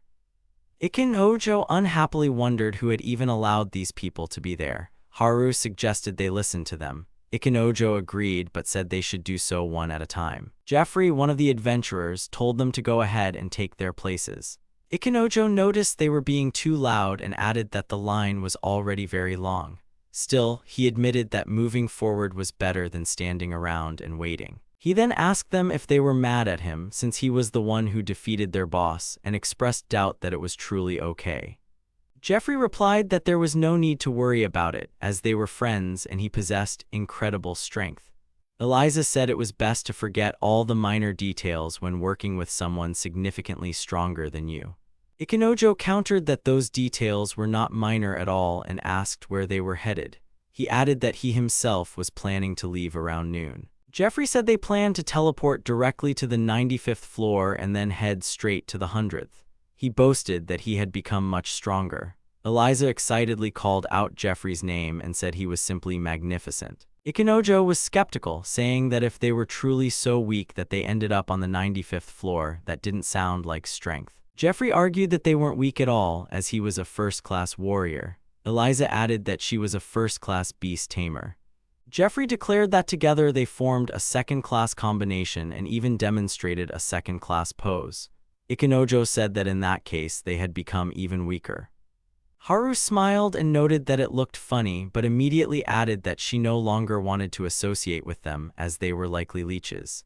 Ikenojo asked what she meant. Haru explained that leeches were those who went with a group that had already been to the 95th floor and then fled the battlefield.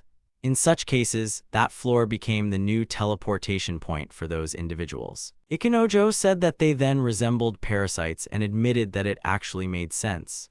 He added that he wanted to reach the boss room as quickly as possible. Haru said that if it was just the 2 of them, everything would be fine, but if they went with people like that, it would be tantamount to a suicide mission because they would have to protect them too. Jeffrey said it would be great if they went to places that matched their own level. Eliza agreed with this, adding that they really needed to match the level they were at. Ikenojo irritably asked what was wrong with them and suggested they go somewhere they could gain experience. He added that in that case, they would have a chance not to die immediately. Jeffrey said they wouldn't die immediately because if they used their true strength and delivered the finishing blow to a dying monster, they themselves would become the next target and still be killed. Ikenojo was indignant, pointing out that they really should understand that after such an action, enemies would target them. He again thought that there was clearly something wrong with these people. Jeffrey drew attention to a ring he found and said they needed to check its properties. Ikenojo clarified to himself that it was indeed a ring. Haru suddenly noticed that it was a wedding ring. Ikenojo remarked that it was a very peaceful name for such an item and asked Haru to repeat it again. Ikenojo thought to himself that she looked like a genuinely sweet girl. Haru explained that the wedding ring allowed multiple party leaders to form a single team of up to 6 people.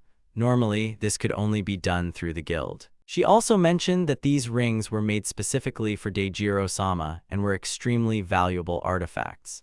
Ikenojo said that these guys probably just stole them. Joffrey vehemently denied it. Eliza was indignant and asked why he would even think such a thing.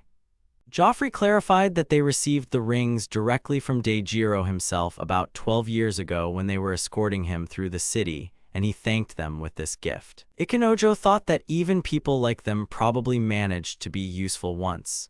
Ikenojo then said that it didn't matter where they found the ring, he was taking it now. Joffrey agreed, saying it was a good idea, but warned that the ring was very important and therefore couldn't be lost. Ikenojo said he understood perfectly. He then asked Haru to hold out her hand. Haru calmly agreed. Ikenojo noted to himself that Haru was, in fact, the true leader of their group. He thanked fate that the ring could be resized with magic, and was glad it fit Haru perfectly. Eliza said everything was ready, and suggested they leave. Joffrey brazenly added that he hoped Ikenojo would pay for him too. The employee reminded them that they needed to pay the toll. Ikenojo was surprised that using teleportation also required payment. They teleported to the intermediate labyrinth and found themselves on the 55th floor. Joffrey explained that fish lizards start appearing from the 56th floor. Eliza suggested they check them out. Ikenojo noted that these creatures looked strong. Joffrey replied that they weren't a serious threat to experienced adventurers, though it was different for them. Ikenojo observed that the area seemed quite lively. Joffrey said that the guild regularly posted requests for their extermination. Eliza clarified that individually, each fish lizard was only an F-rank creature, but when they gathered in a pack, they became B-level opponents. Ikenojo suddenly realized and said that they had essentially forced him and Haru to help them complete a quest. Joffrey replied that they had initially planned to kill the boss, but then remembered they could just come here.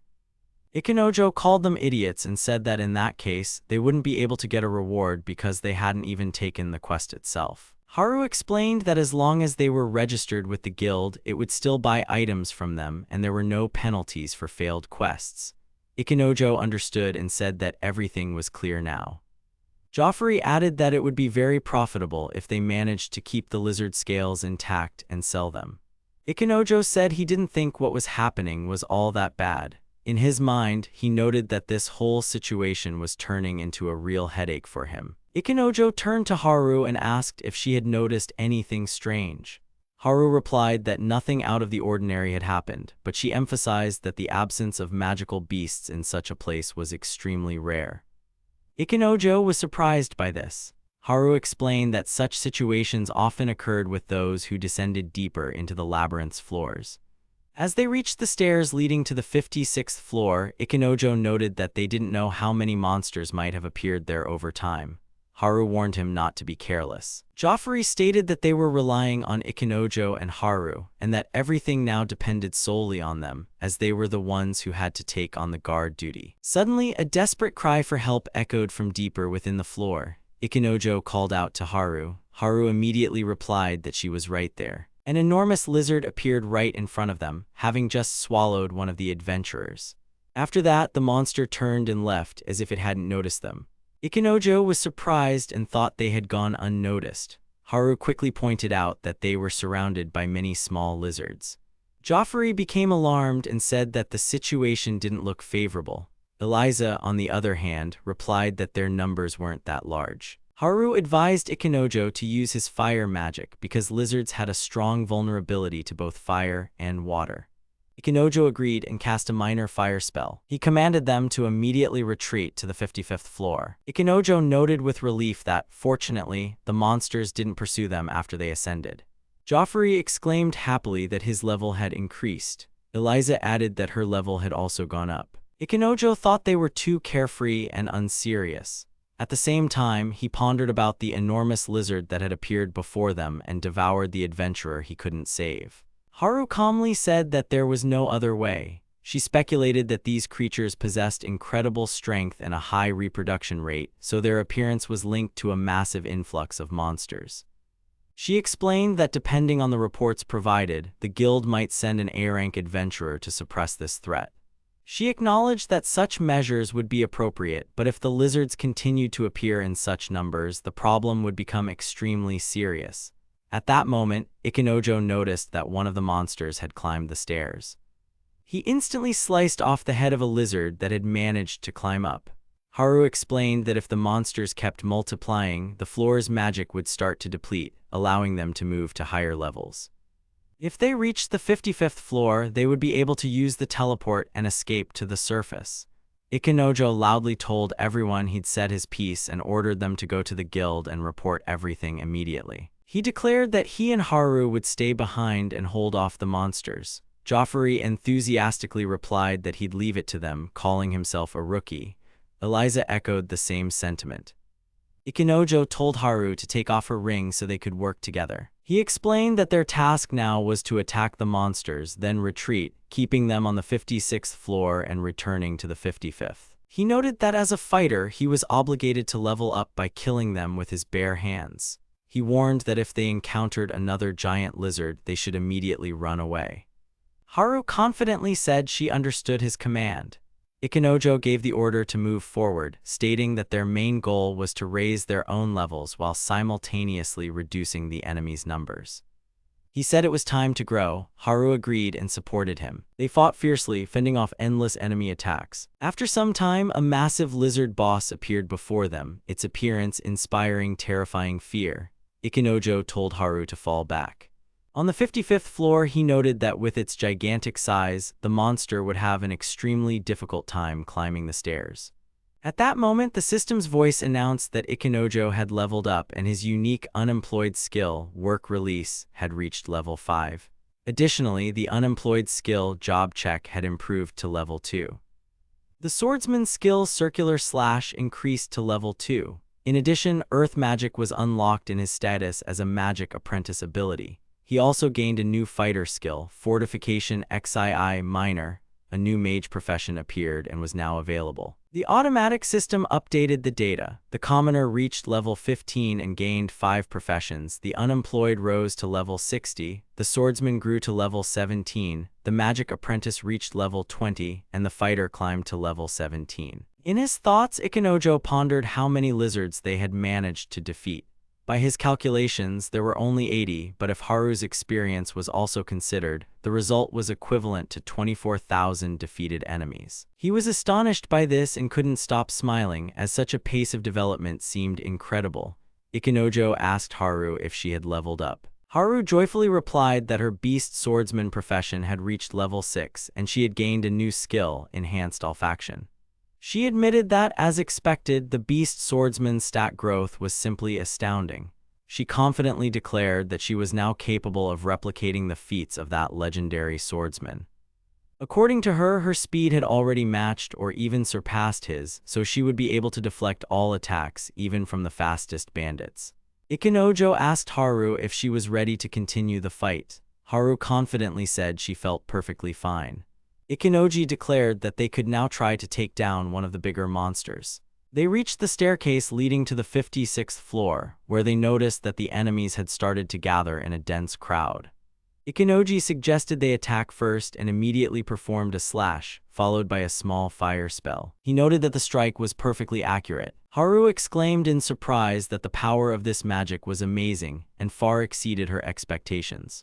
Ikenoji explained that it was just a small fire spell, but its power had increased due to some special factors.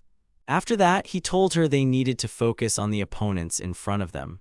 Haru agreed and prepared for the battle ahead. Ikenoji ordered Haru to jump right after him when he jumped, emphasizing that it was crucial. Haru obediently replied that she understood his instruction.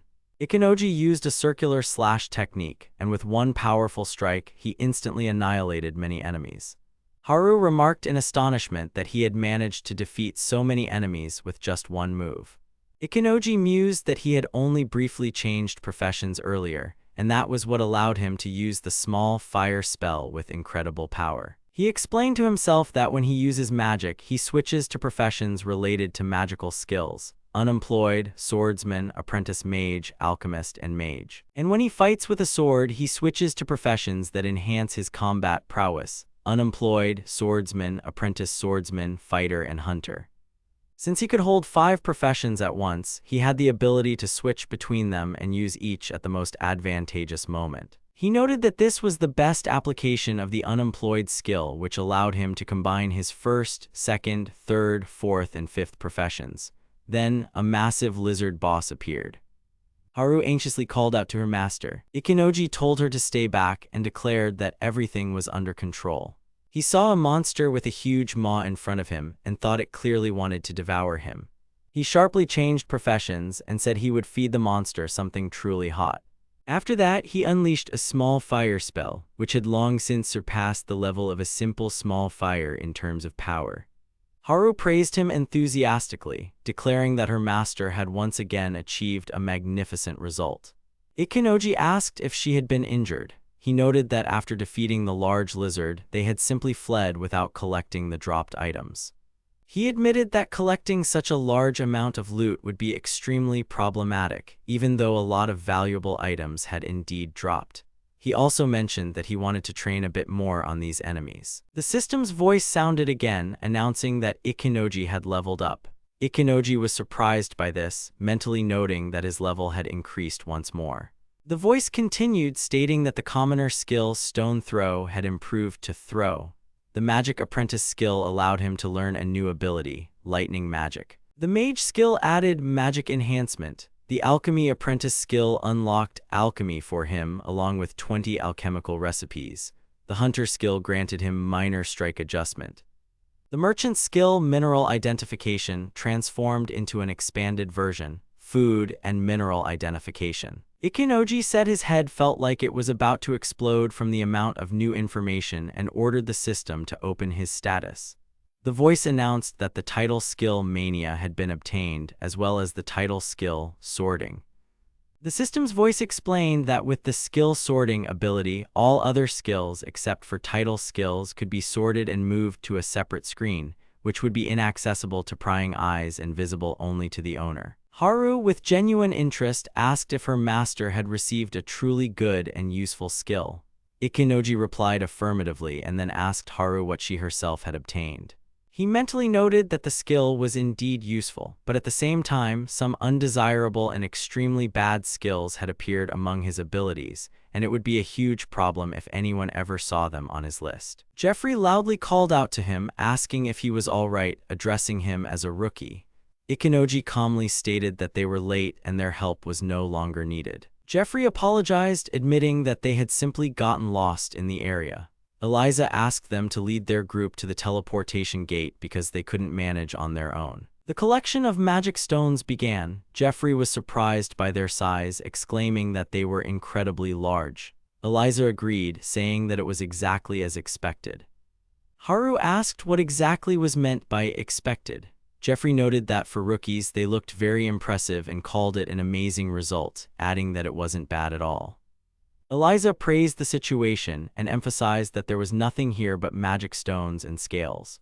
Ikenoji reminded them that they were supposed to submit an official quest for subduing the lizards, but in reality, only the two of them were at the location, and the only adventurer he had seen had been swallowed by a monster. Jeffrey, with a satisfied smile, admitted that he had taken all the requests so that other adventurers couldn't claim them. Eliza excitedly shouted that it was truly wonderful and exactly what one would expect from Jeffrey, whom she called a true genius. Jeffrey confidently added that as long as they had something to sell, everything would be fine.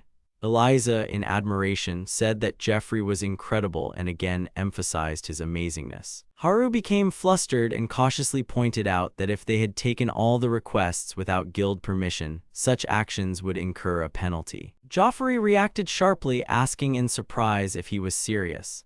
Eliza, distracted by the loot, mentioned that the monster's scales were truly amazing. Ikenoji irritably thought to himself that Joffrey was a complete idiot.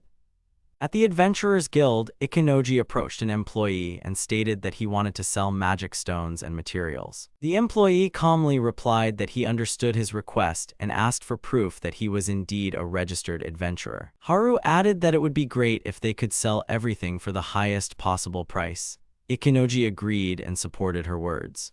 One of the adventurers mockingly addressed them, saying that they, as usual, went to the beginner's labyrinth, and it was impossible to earn such a huge sum there. He also insulted Haru, stating that it was shameful for a woman like her to have such a poor master. Ikenoji sharply grabbed Haru's head and said that if that was all the adventurer had to say, there was nothing more to add. He calmed Haru down, asking her not to get angry, and noted that they had been getting along better since yesterday. The adventurer, confused, asked what he meant. Ikenoji continued, saying that his opponent was tied up and all he could do was provoke. He added that this was exactly what one should expect from such a so-called noble person. The adventurer exclaimed, asking if he was going to fight him. Ikenoji reminded him that he had already agreed to it and said they would go to the arena. In the arena, the adventurer smugly remarked that Ikenoji was there of his own free will, and if he died, it would be considered an accident. He also pointed to the punishment room located behind the arena. Joffrey interjected, saying that was indeed the punishment room. Eliza added that it could be considered their second home. Ikenoji coldly asked them not to interrupt him, because some preparations needed to be made before the duel. The adventurer laughed loudly and declared that he hadn't expected this outcome, as he thought Ikenoji would run away as soon as he learned his class. He added that he intended to collect the reward from Master Orguru for his head. The guild employee tried to stop them and asked them not to fight. Then he apologized for the delay and announced that the total amount was 32 sunsu. Ikenoji thanked him for it. The adventurer again addressed the registrar and ordered him to prepare the arena for the duel so that this brat could fight him. The guild employee was surprised and asked again, but then said to wait a minute, clarifying that Ikenoji's opponent was not just any adventurer. The adventurer interrupted her, saying that everything was fine. The guild employee apologized for the misunderstanding. The adventurer furiously declared that he was going to show this upstart how he would fight for his life. Ikenoji thought to himself that his opponent was too talkative. The adventurer continued, saying he was just going to teach him a lesson, assuring everyone that Ikenojo wouldn't die. But he added that if an accident happened, it wouldn't be a big deal. The guild employee objected, but the adventurer angrily slammed the table and said that as long as he was submitting the application, there shouldn't be any problems. Ikenojo calmly said that it was fine and asked the guild employees to just do it for him, apologizing for the inconvenience and extra trouble. The guild employee replied that he understood and added that they could then proceed with the preparations for the duel. Ikenojo said he was fine with everything and assured everyone present that he would take care of the final payment for the rental cost himself. The guild employee clarified the rules and stated that the duel would be stopped if a winner wasn't determined within 10 minutes. The adventurer smirked and said he would start the fight when his opponent was fully ready, noting that this was a display of mercy from the stronger party. Ikenojo thanked him for it but cautiously remarked that his opponent's behavior was suspicious and that he was clearly up to something, as a duel should be a one-on-one fight. The adventurer replied that he shouldn't worry and said it was a precaution in case Ikenojo suddenly decided to run away. In his thoughts, Ikenojo noted that the hidden faces of his opponents made him even more doubtful and distrustful, as their expressions clearly concealed impure intentions. Ikenojo took the rental fee and handed it over, saying that everything was clear now and there was no need to worry about it, as he would definitely repay the debt. The adventurer mockingly said he caught the coin. Suddenly, Ikenojo struck first, aiming for the opponent's stomach and hitting him with a swift movement. The adventurer, gasping, exclaimed that he hadn't expected such a thing and struggled to utter if Ikenojo was really a fighter. Ikenojo coldly remarked that his opponent was still able to speak, which meant the blow wasn't enough, otherwise the victory would have been too easy. The adventurer burst out laughing and said he was right to have prudently taken care of the insurance because fighters are indeed strong, but they are extremely vulnerable to magic. Then he gave a signal and shouted to his allies, calling them into battle. 3 mages simultaneously cast a spell and unleashed a small fire spell together. Haru screamed in fright, calling out to her master. The adventurer, with a triumphant smile, shouted that he had hit the target, but then immediately noticed with horror that the attack hadn't worked. Ikenoji calmly replied that it was time to show some real magic and told his opponent he would pay for his insolence. He then cast the spells, Lesser Stone, Lesser Wind, Lesser Water, and Lesser Fire. The fire erupted with such intensity that everyone around was shocked, as the effect was far more powerful than a typical lesser spell. Ikenoji then dispelled the summoned fire and extinguished it. The adventurer cried out in despair, asking what kind of creature he was and cursing him. Ikenoji calmly stated that it wasn't a profession his opponent could name or even comprehend. Ikenoji admitted to himself that this was indeed the case, noting that it was both sad and regrettable. He then loudly told the adventurer to relay a message to his noble aristocrat. He called himself a coward who would run and hide. But he warned that if anyone ever harmed his friends or offended Haru, he would no longer hold back, not even against a nobleman. Ikenoji emphasized that he would use his opponent to the fullest to deliver his message. After that, he made a powerful lunge and struck with his slash technique. Ikenoji severed one of his opponent's legs.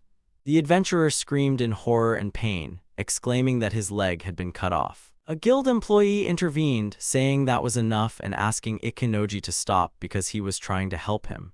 The adventurer frantically cried out that his leg was injured and continued to wail in pain. Haru turned to her master and asked him not to overexert himself, as she was very worried about him. Ikenoji firmly replied that he wasn't overexerting himself at all. Haru desperately added that she begged him to listen to her words. Ikenoji noted to himself that he had initially planned to conclude all events on a more positive note, but in the end, by trying to make everything perfect and well thought out, he had become utterly exhausted and worn out. Because he and Haru had to use magic during the skirmishes, rumors of what happened spread extremely quickly, and as a result, the number of adventurers who previously tried to provoke them into conflicts significantly decreased. Jeffrey said he hadn't expected such strength from a newcomer and admitted that this guy truly possessed power.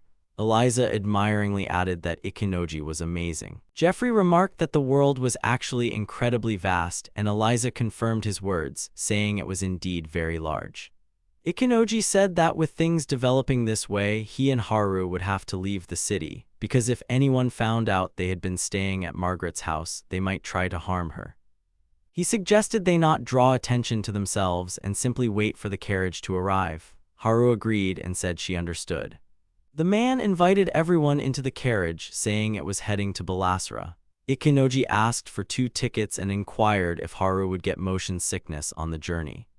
Haru replied that no, everything would be fine. Ikenoji noted that he understood her but wondered if he himself could handle the journey, as it was his first time traveling in a carriage. Jeffrey turned to the newcomer and said that they had killed many monsters and even bought the loot at a high price, which was really good. Eliza added that even with the penalty, they still made a considerable profit, and that was wonderful.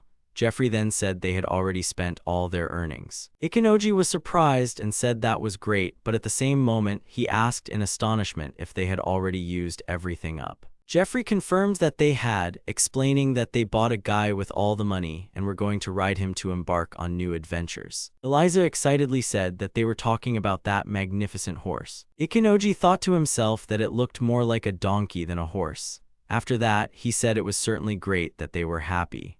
Jeffrey suggested that if they met again, they would definitely have fun together. Eliza confirmed that was another reason to meet again. Ikenoji told them to take care. Jeffrey agreed and said they were leaving. Eliza turned to the donkey and asked if he wasn't being too naughty, and Jeffrey told them to get out of there. Ikenoji told Haru that Jeffrey's company was a bit strange, and Haru agreed. The man from the carriage invited the passengers to take their seats. Margaret ran up to Ikenoji and Haru, noting that they had barely made it. Salu said that it was because Margaret had been too slow. Margaret, with a slight smile, asked if he didn't want to say goodbye to her, but Salu said she still hadn't managed to get rid of her old thoughts, it seemed. Margaret asked him to stop joking. Salu hurried her, telling her to hand over what she had prepared already.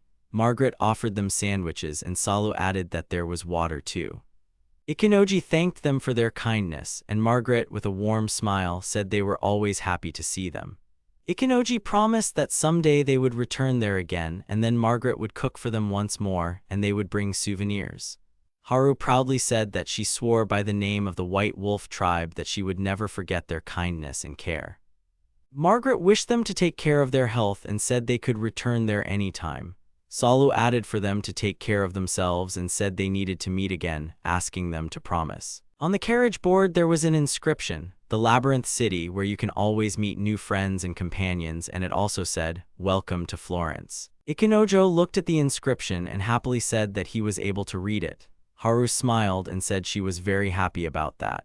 They continued on their way, and Ikenojo thought to himself that eating jerky for breakfast wasn't exactly easy, but at the same time, it wasn't a bad option either. However, he felt like he had eaten enough and offered Haru some food so she wouldn't go hungry either. Haru refused, saying he had already fed her plenty, and then added that she apologized for her intense gaze if it had bothered him. She explained that there were bugs crawling everywhere, and she was looking for them to make sure they didn't spoil his food. Ikenojo said he was just full and wanted her to eat so she wouldn't be hungry. He felt a little bad because he didn't really like jerky, finding it too tough, and he thought he'd have to throw it all away. Haru immediately said that he had misunderstood her. Then, Ikenojo activated his throw skill and accurately tossed a piece of jerky directly into Haru's mouth. Haru, with her mouth full, was surprised, not understanding what had happened. Ikenojo said he just wanted to try out a new skill, and as an apology, he asked her to accept the jerky. Haru thanked him and said she appreciated it. Ikenojo replied that it was all good and nothing to worry about. Ikenojo thought to himself that he wished the other passengers wouldn't mind their actions, and he also remembered how convenient it was to be able to check his status directly in his head. His status showed name Ikenojo, race human, class unemployed level 62, fighter level 18, swordsman level 18, squire level 19, hunter level 25. His stats were health 413, magic energy 72, attack 469, defense 410, magic attack 88, magic defense 101, speed 479, luck 66. His equipment included cloth armor, leather boots, an iron breastplate, and an iron sword. His skills included sword mastery level 2, slash level 2, spiral fluctuation level 2, and minor fencing improvement. His titles included Rare Hunter, Dungeon Conqueror, Skill Maniac, and Skill Sorting.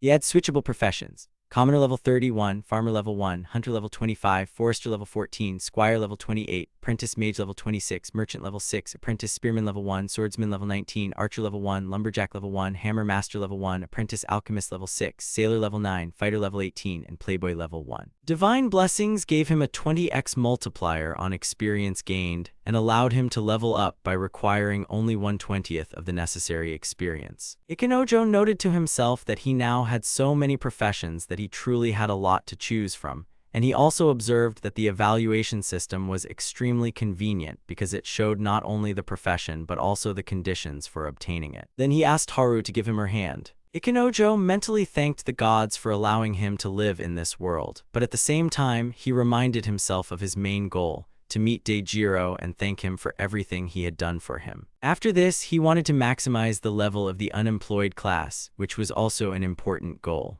However, for now, he was just going to enjoy this peaceful journey alongside Haru. Haru was a little embarrassed, but she still reached out her hand, saying that if he wanted to, he didn't have to let go. Ikenoji noted that her hand was surprisingly soft and pleasant to the touch. In his mind, he felt as if the cart was filled with a murderous aura that only men could sense. He mentioned that he was curious how much further it was to the city. Haru called out to him, and he replied that he understood her hint. Haru added that it might already be too late. Ikenoji said it's never too late. He noted that the cart somehow lacked any sense of adventure, and he thought that if he said it out loud, it would sound strange. Haru gently but firmly stated that even he, her master, couldn't do it, as she didn't believe the dead could be brought back to their world. Ikenoji was surprised. Then Haru said it seemed like someone had been attacked by monsters, as she could smell human blood and a strong trail left by the creatures. Ikenoji speculated that the monsters were being controlled by someone. Haru reminded him that he had already said that before and asked what they should do. Ikenoji declared that everything was decided and it was time to go, as this was their stop. He thanked the driver for the ride and the man told them to be careful. After that, Ikenoji and Haru headed deeper into the forest. Haru told her master that the smell of blood was getting stronger, and soon they discovered that monsters had been killing people. Haru warned him not to rush too far ahead because the situation was dangerous. Ikenoji noted that he didn't understand why all these monsters had gathered in this particular spot, but regardless of the reasons, they would have to deal with them anyway. He told Haru to handle the wolves and he would take care of the bears. Ikenoji effortlessly took down one bear after another, showcasing his skill and cold determination. At one point, several bears unexpectedly stopped paying attention to him and began digging into the ground. Ikenoji wondered what was happening with them and why they suddenly started ignoring him and furiously digging into the earth. He realized they were clearly trying to get to something hidden underground. However, Ikenoji decided it didn't matter as his enemies were right in front of him and they didn't have the luxury of turning their backs on him. He switched professions and summoned fire, ready to use magic. Meanwhile, Haru managed to kill a bear that was trying to attack Ikenoji from behind just in time. She apologized, explaining that she acted out of fear that her master might get hurt, so she decided to act without his command. Ikenoji replied that she did the right thing and actually saved him, making him grateful. Haru confessed she was happy to be useful. The system announced a level up. The mage skill Water Magic rose to level 2 and a new swordsman skill Dual Wielding was also acquired. Haru sadly noted that despite their victory, they hadn't saved anyone. But Ikenoji countered that they still had a chance to save at least one person, as the monsters were clearly ignoring him and trying to dig something out of the ground. He noticed what looked like a buried box, and upon opening it, he realized someone was inside. He addressed the person in the box, telling them to give a sign. It turned out there was a living girl inside. Haru warned that a new group of monsters was approaching, and there were quite a few of them. She specified they were coming from the main road on the right, though possibly a bit off to the side. Ikenoji said they needed to be ready. Haru calmly replied that she had no problem with that. Ikenoji spoke to the person in the box, informing them that another group of monsters was heading their way, and asked them to wait a little while they dealt with them. However, the girl screamed, saying she needed to be let out right now, or it would be too late. Ikenoji noted in his thoughts that she was a child, yet already a slave, and she looked to be the same age as his younger sister, which he found particularly painful. Haru called out to her master, getting his attention.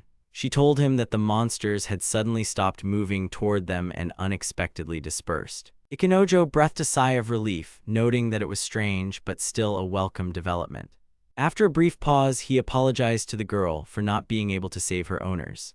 The girl spoke with difficulty, saying that it had happened again, and once more, it was all because of her.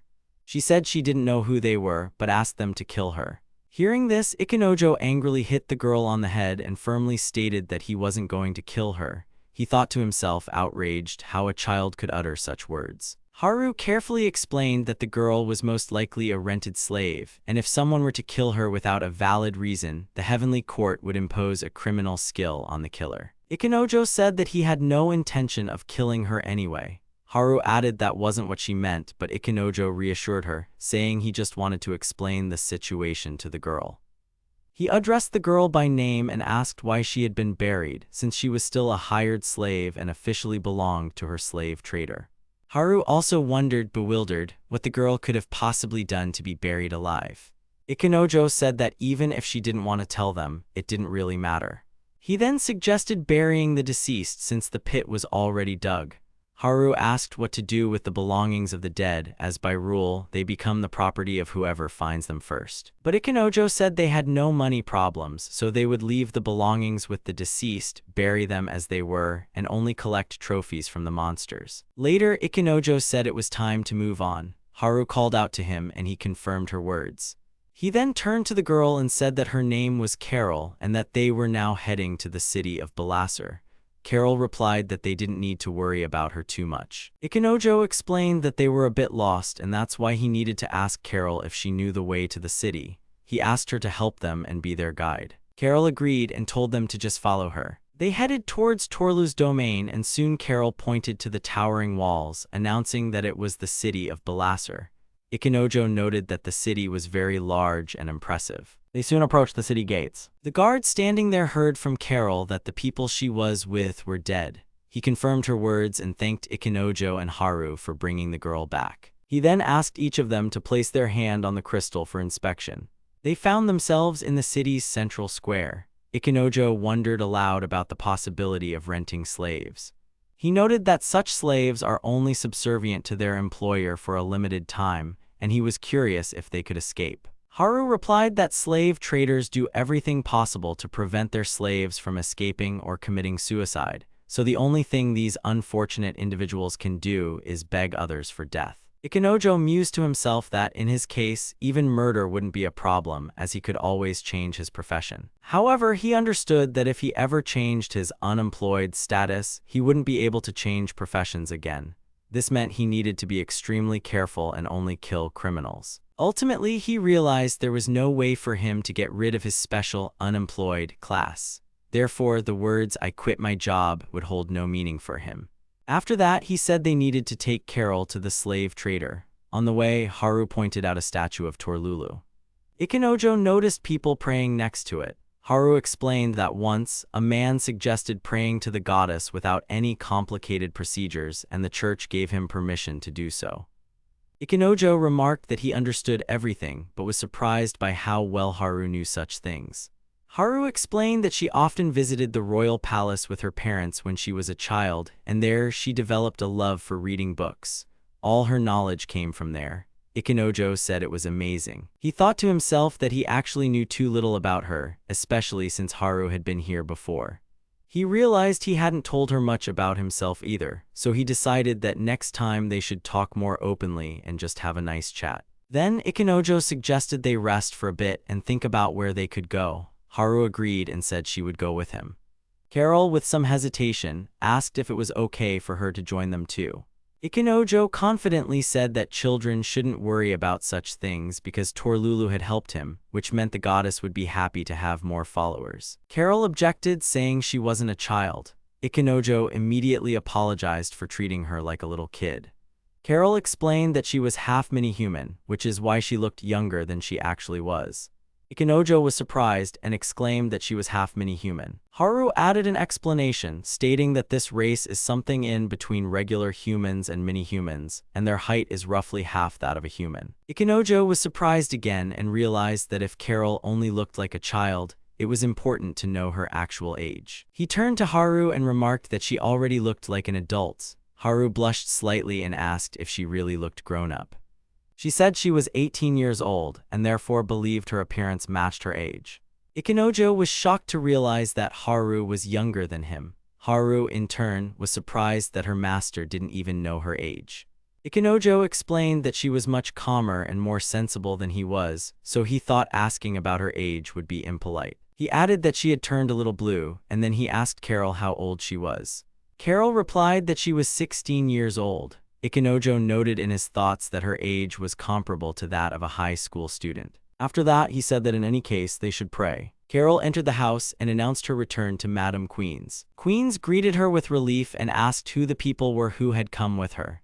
Carol explained that they were adventurers who had rescued her from smugglers. Queen's acknowledged this and told Carol to return to her room to rest, saying she would take care of the guests herself. She thanked them for saving the girl and apologized, explaining that this child despised her own existence, as this was already the fourth group of adventurers Carol had encountered, and it must be very difficult for the girl herself. Ikenojo, genuinely puzzled, asked why this was happening. Queens explained that Carol's unique profession was the reason for everything. Ikenojo barely whispered to himself, astonished that they were talking about a truly unique profession. Haru clarified that unique professions could not be obtained through standard means. The most well-known among them are hero, demon lord, king, and noble. To acquire such professions, special conditions must be met, and not everyone can achieve this. There are also inherited and acquired professions such as pirate or bandit, which can also be considered unique, although they are usually called criminal professions. Queen specified that Carol possessed one of these rarest professions, temptress. Ikenojo repeated the word to himself and immediately mentally compared it to Haru's image. As for him personally, she was the true temptress. But aloud, he noted that Carol didn't seem to display any characteristics associated with this profession. Queens explained that the temptress profession was quite problematic. Every night, regardless of her own will, special pheromones are released from the girl, attracting monsters. This is linked to a specific skill that is always active if the temptress is in dungeons or underground.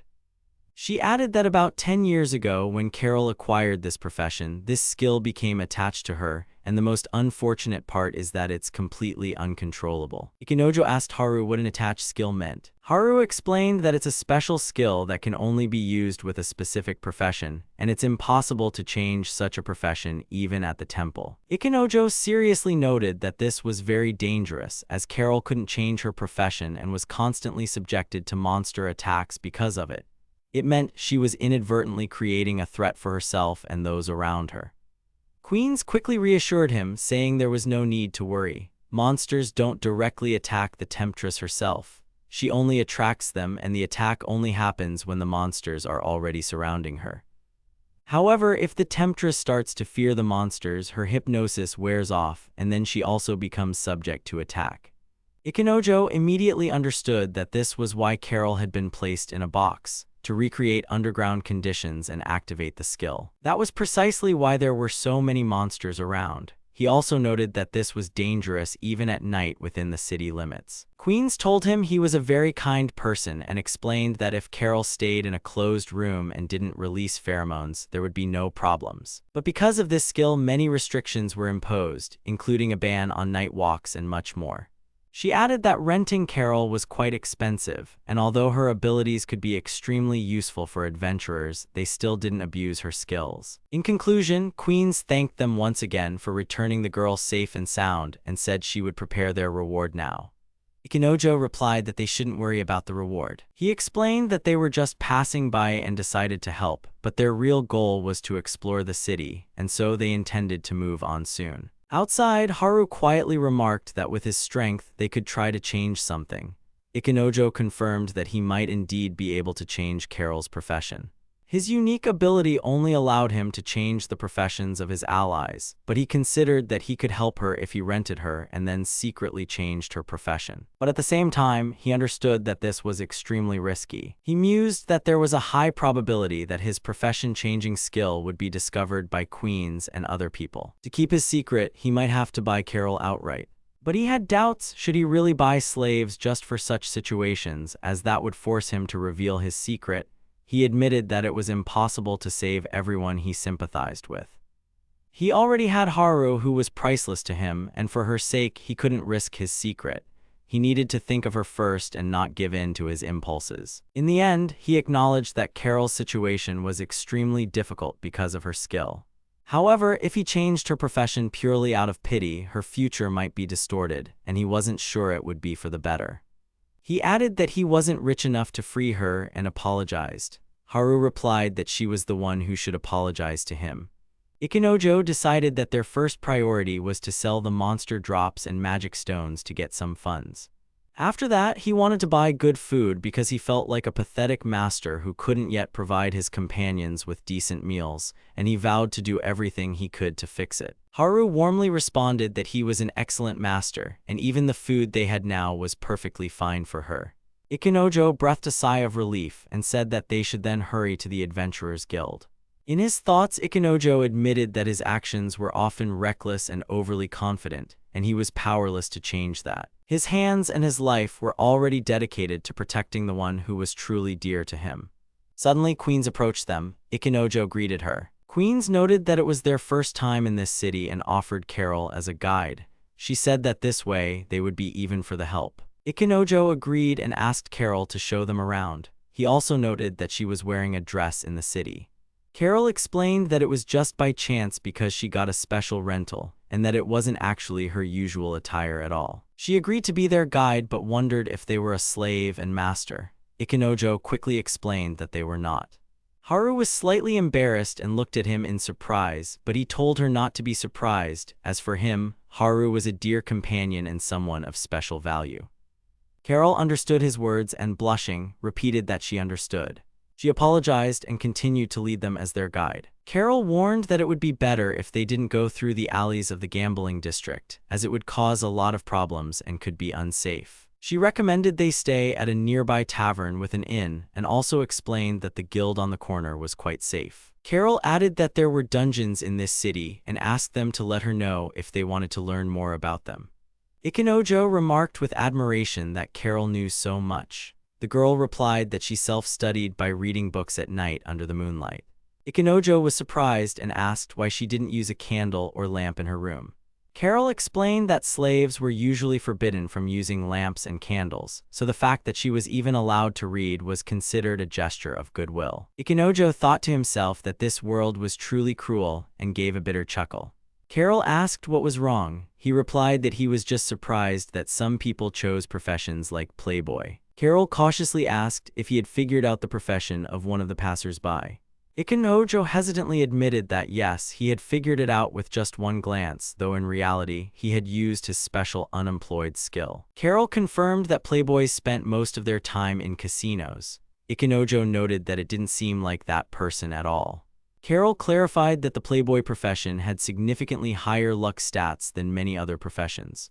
She added that changing professions cost a lot of money, so only wealthy people could become playboys, and they would immediately go to casinos to test their luck after changing professions. Ikenojo regretfully said that playboys were wasting their lives. At that moment, a woman nearby was praising the taste of some juice. Feeling hungry, Ikenojo said he was more interested in food right now and ordered 3 glasses of juice, offering one to Carol as thanks for the tour. Carol was a little embarrassed and asked if he was sure.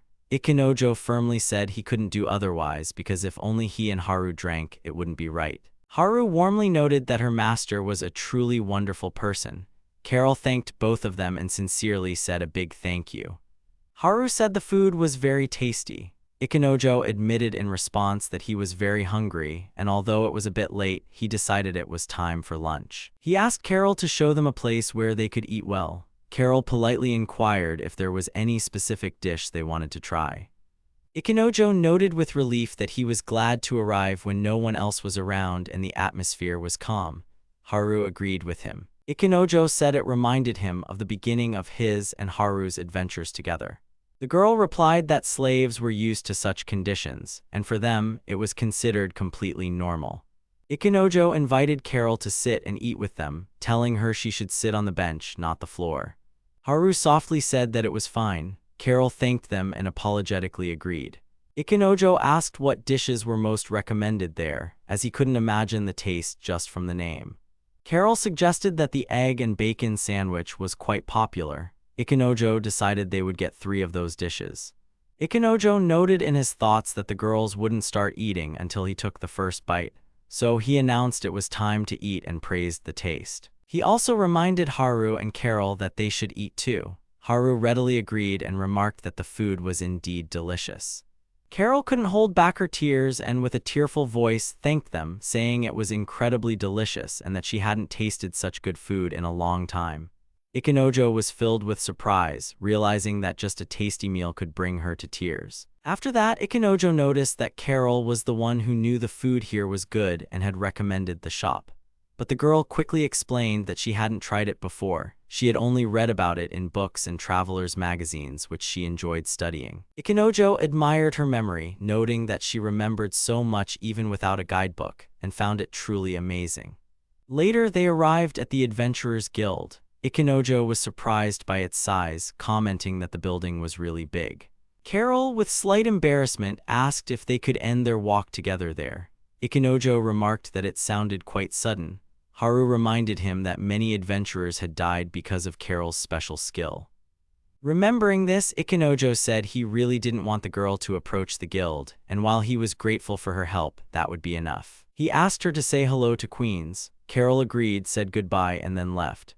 Ikenojo turned to Haru and said that now they could go inside, as this was the guild's reception area. Inside, a man with a gruff voice said he hadn't seen Ikenojo's face before and asked why he had come. Ikenojo calmly replied that he wanted to dissect the brown bears they had hunted.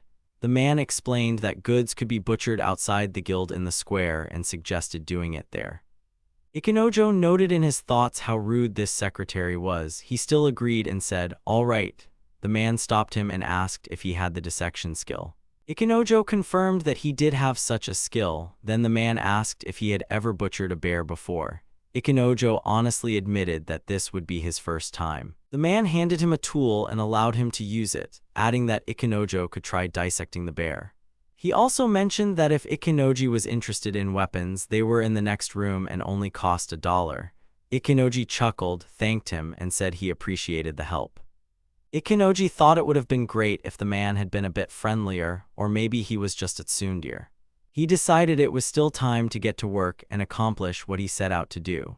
Mentally, he activated the job change, selected Hunter, and then got to work. After some time, he let out a sigh of relief, noting that the task was finally complete and his Hunter levels had increased. Haru praised him, saying he did a great job. Ikenoji admitted he was very tired and asked Haru how she was feeling. Haru said she was tired too. Ikenoji then suggested they head up. A group of 3 adventurers stopped them, brazenly demanding they hand over all the bears they had hunted, and that girl too. They added that they were lucky to encounter such good fortune. Ikenoji was indignant, saying it sounded like a straightforward robbery. One of the adventurers smirked and declared it wouldn't be a robbery if everything was handed over nicely, adding that he was right. Ikenoji mentally called them idiots and told Haru to stop and not interfere. He thought to himself that these thieves seemed to have no idea what real self-defense was, so he taught them a lesson by showing them firsthand. He also noted that they did a good job when they had to carry the bodies of the killed bears. After that, he reported these individuals' actions to the guild and checked if they had committed any other unlawful acts. After the investigation, he sternly told the three adventurers never to do that again and to hunt for everything themselves. They fearfully agreed, called him boss, and apologized.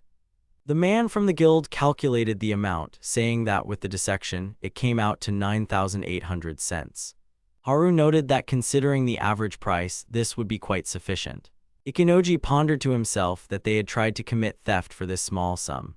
He then returned the tool and thanked him for the help, saying it made dealing with the bears much easier. The guild man suggested that since they had received their reward, they should visit the weapon shop and perhaps look for better weapons. Ikenoji thought about how his sword got stuck in the bears' bodies when they fought them, wondering if he needed a new sword and if he should buy a new weapon for Haru as well. Out loud, he said they would indeed go there. The man nodded and added that if they found anything else, they could come back again. Ikenoji looked at the sky and noted that the sun was already setting and night was approaching. Haru asked him if he had been thinking about Carol. Ikenoji replied that he had indeed been thinking about where they should go so they wouldn't just walk in circles in the complete darkness. He noted in his thoughts that Haru, for some reason, hadn't left his side and this pleased him. He guessed that perhaps she was nervous about being in a new city. Ikenoji then said they should look at weapons, expressing his desire to get something like a bear cleaver, as well as a new sword. He looked at a large steel sword and noted that despite its size, it would be easier to use. He then asked Haru if she had found anything for herself. Haru replied that she hadn't chosen anything. Ikenoji thought to himself that Haru wore light armor, preferring speed, and perhaps a dagger or a short sword would suit her. He asked her to walk along the weapon stand. His gaze stopped on a weapon called the Dragon Fang. At that moment, Haru shyly said that she hadn't said anything. The seller offered for him to try pulling out the weapon and explained that this sword was forged from the fang of a fire dragon. It possessed the unique ability to transform physical attacks into magical attacks and generate flames. Such a blade was especially useful for swordsmen who wanted to fight at long range. The seller added that if the owner had a high enough level of control, the sword could even be used to light campfires, and he invited the buyer to try it out. Ikenoji drew the sword and noticed that flames indeed appeared. This convinced him, and he said that he should take one then. He handed the weapon to Haru and told her that she should use it, because no one could predict what would happen in battle, meaning this blade would definitely come in handy someday. Haru thanked her master and promised that she would keep the weapon safe. Ikenoji asked Haru if she needed any other equipment. Haru replied that she didn't, because taking too much could slow her down in battle. Ikenoji then noticed the cloaks for adventure travelers. He noted that their backs were so wide that a large backpack could easily be carried. However, he observed that the cloak was still too spacious and joked that two people could even wear it together. Haru said that this cloak suited her master, after which she hid behind him and apologized fearfully. She apologized again and told him to pretend she wasn't there. Ikenoji was surprised and mentally asked himself what had happened. Just then, the shopkeeper greeted the new customers. Two men entered the store. One of them, a man named All, looked around disdainfully and remarked that this was what a commoner's weapon shop looked like. He then scoffed, wondering if such a shabby shop was really popular in Balasir. His butler respectfully confirmed that it was, and that was all he had ever heard. Ikenoji silently repeated All's name to himself. Meanwhile, All declared that there wasn't a single sword here that would suit him. The butler agreed, noting that not all blades could befit a noble lord like him. All stated that he would need a blacksmith to forge a personal sword just for him. However, he added that this shop wasn't too bad, and he was even willing to become its patron, which he considered a great stroke of luck for the owner. The shopkeeper bowed deeply and profusely thanked the nobleman, repeating his words of gratitude. Once they left, he breathed a sigh of relief, saying it was good nothing happened, as he had been wondering how he would act if his boss hadn't been around. He admitted that nobles were too unpredictable and it was always frightening. Ikenoji turned to Haru and said that this must be the man. Haru confirmed it, explaining that he was the nobleman who had wanted to buy her. She confessed that she didn't want her master to face any unnecessary trouble, which was why she had hidden under his cloak. Ikenoji told Haru not to hesitate to hide under his cloak, but clarified that he meant something else. He didn't want her to worry about such things. He told her to just keep her composure, because even if something happened, he would be fine and would be able to protect her. Ikenoji promised that he wouldn't let anyone harm her. Haru, trembling, replied affirmatively and addressed him as master once more. The wolf girl offered to wash her master's back, and he agreed. Ikenojo commented that her new dress suited her, and she thanked him. The young man said he wanted to talk to Haru and asked if she minded. The wolf girl replied that she didn't. He told her he came from Japan, his parents had died, and he lived with his sister. He then got into an accident while looking for a job, and that's when he met the goddess. Ikenojo reminded her that he had mentioned his blessing and then showed her his job. Haru was visibly surprised. She noted that the panel was empty. The young man realized that no one could see his unemployed status. The wolf girl suggested that his mastery mania status might be hiding his job. The young man hesitantly said that the truth might shock her. He declared that he was level 62 unemployed, and that was his job. Seeing his companion's astonished face, he asked if it seemed unbelievable. Haru replied that she would always believe him, and the hero thanked her. The wolf girl reasoned that unemployed individuals couldn't improve their stats and noted that he could use swordsman and priest skills. Ikenojo said that was only possible up to level 19. He added that at level 20 and above, one could master various skills. The young man explained that this was how he was able to change his companion's job. Ikenojo said that this information should only be shared with those he trusted, and that's why he told her, because she was very important to him. Haru was pleased to hear this. The young man reiterated that she was important to him, and the wolf girl declared that she would never reveal his secret to anyone. The girl said that she also had something to tell him. Haru recounted that 14 years ago, there was a war between humans and demons, and the White Wolf clan followed the strongest individuals. Thus, the clan split into supporters of the hero and supporters of the demon lord, and her father ended up in the second group. The young man noted that her father chose to serve the demon lord. The wolf girl continued, saying that after a fierce battle, the lord fell. As punishment, Haru's father was executed, and her mother was sentenced to life imprisonment. The girl herself was sent into slavery a year ago. Ikenojo asked if she was okay, and the wolf girl replied affirmatively. She added that Matthias bought her due to the hero's attention, and after that, she met the nobleman Algier. Haru explained that the Baron's interest in those who could clear the initial dungeon led her to accompany them on their hunts. The wolf girl mentioned that the reward for clearing it was a brush. The hero mentally noted that this was useless information. She said that nobles later wanted to buy her, but Haru refused. After that, adventurers stopped hiring her, and the nobles, after paying a large sum to the guild, took the wolf girl. The girl nervously asked what she was to her master. Ikenojo said she was beautiful and that he wanted to hug her tail. Noticing the atmosphere had changed, he added that Haru had become an important person to him. The wolf girl, tearing up, reminded him that she used to serve and respect the demon lord. She asked if it was okay for someone like her to serve her master. The guy declared that he didn't care about the demon lord and was indifferent to what others said. Hugging the girl, Ikenojo added that the past was in the past. He told her she was beautiful. Haru, crying, buried her face in the guy's shoulder and said she was very happy. The wolf girl stated that her happiness was being able to serve such a master. The hero said he was also glad they met. They thanked each other, and Ikenojo declared it was his turn to wash his companion. She said it would cause him trouble, and the guy was confused. Haru explained that it wasn't necessary, but the hero was determined and wanted to wash her out of gratitude. The girl said she would do anything for him, and he ordered her to undress and turn her back.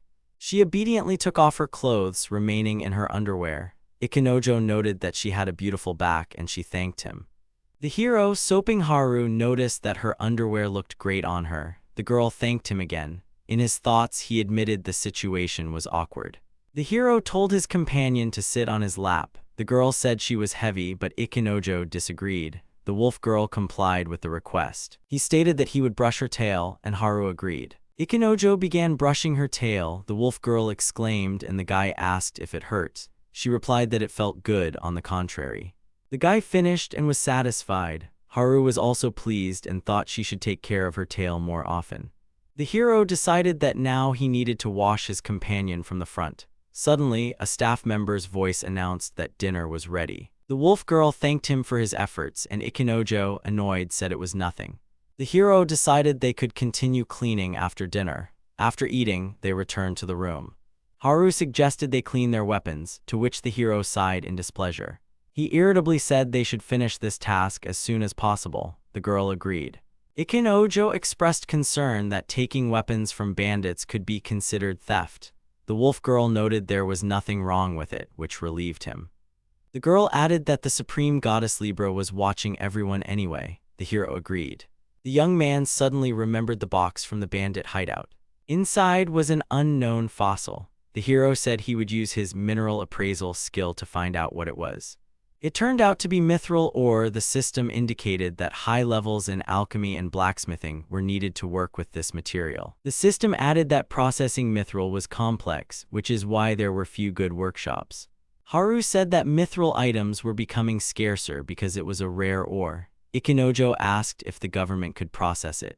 She replied that they couldn't. Many countries monopolize processing methods and mining locations, so ordinary people cannot obtain it. The young man stated that he could raise his alchemy and blacksmithing skills to work with this material.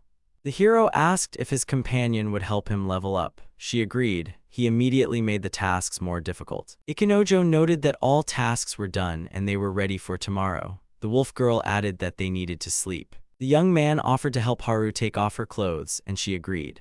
The embarrassed wolf girl pressed against the hero, but he, feeling shy, didn't understand what she wanted. The hero hugged the girl. She apologized and said she wanted to take the initiative. Haru confessed that she wasn't very experienced in this. Ikinojo chuckled and said he was also a novice, then suggested they learn everything about each other. The girl replied that she was ready for anything. The guy was happy to have someone by his side who was working hard for him. They spent the night together. The couple walked through the city. The hero whistled, and Haru noted that he was very good at it. He patted her head and said it was one of his class's skills. Ikinojo explained that they were heading to the casino, as the dungeon had been taken over by nobles. The guy clarified that the wolf girl's sense of smell would help them avoid encounters with the nobility and keep an eye on the situation, and they were going to the casino to level up. He realized that to play, he needed to buy tokens, but there was a 25% tax on the purchase. The hero concluded that commoners were entitled to bonuses. The hero reasoned that by leveling up, he could unlock the healer position. This was the main reason for their visit, but he was also curious to see the casino. He noted that it was illegal to exchange tokens for money, and they could only be used to get items. They arrived at the location. The couple entered the casino. They were greeted by an administrator who asked if it was their first time there. Ikinojo answered affirmatively, and the woman invited them to follow her. The employee explained that tokens were needed to play and detailed the system for purchasing them. The guy declared that they would start with 400 souls. The system notified him of a level up. The hero asked to exchange the tokens for a scarf. The administrator thanked him for his choice. Ikinojo put the scarf on Haru. She thanked him and asked if he minded giving her such an expensive item. The guy replied that he bought the tokens to spend them wisely. He thought to himself that slaves were forbidden from gambling, and this was how he concealed the wolf girl's collar. He handed some tokens to Haru, and she thanked him. The girl said she would earn more and show what she was capable of. The hero added that she should play for fun, and it was fine if she lost. Ikinojo saw a slot machine and thought he had wanted to try it for a long time. The guy understood he was a beginner and didn't try other machines as he couldn't rely on luck. He also reasoned that with the hunter profession, he could level up his luck and temporarily boost it with the sensitivity skill. After playing the slot machine, the hero got a small win. He noted that it was easy. Ikinojo noticed a clown performance, then overheard two visitors discussing a performance by priests. The guy realized this place was more than just games and decided to find Haru. He thought she was upset about losing her tokens. Suddenly, the hero noticed a crowd. Ikenojo saw his companion behind the people, with a mountain of tokens. The wolf girl had bet on several numbers. The ball in the roulette wheel landed on slot 3. The guy noted that she was lucky. He realized she had noticed where the ball would land and bet on 13, 36, 3, and 15. People in the crowd exclaimed that this was the girl's 7th win and it was impossible. The hero praised Haru. She was happy to see him but said he had caught her at her worst. The wolf girl explained that it was embarrassing to bet on 5 different slots, and she couldn't predict the exact trajectory. She asked how many tokens the hero had, and they counted very few. Haru suggested they spend the tokens on food. Ikenojo calculated that the girl had won 12 million souls. Suddenly, a man approached them, complimenting their game. He introduced himself as Gorso, the casino owner. The guy became wary and thought they were being mistaken for cheats.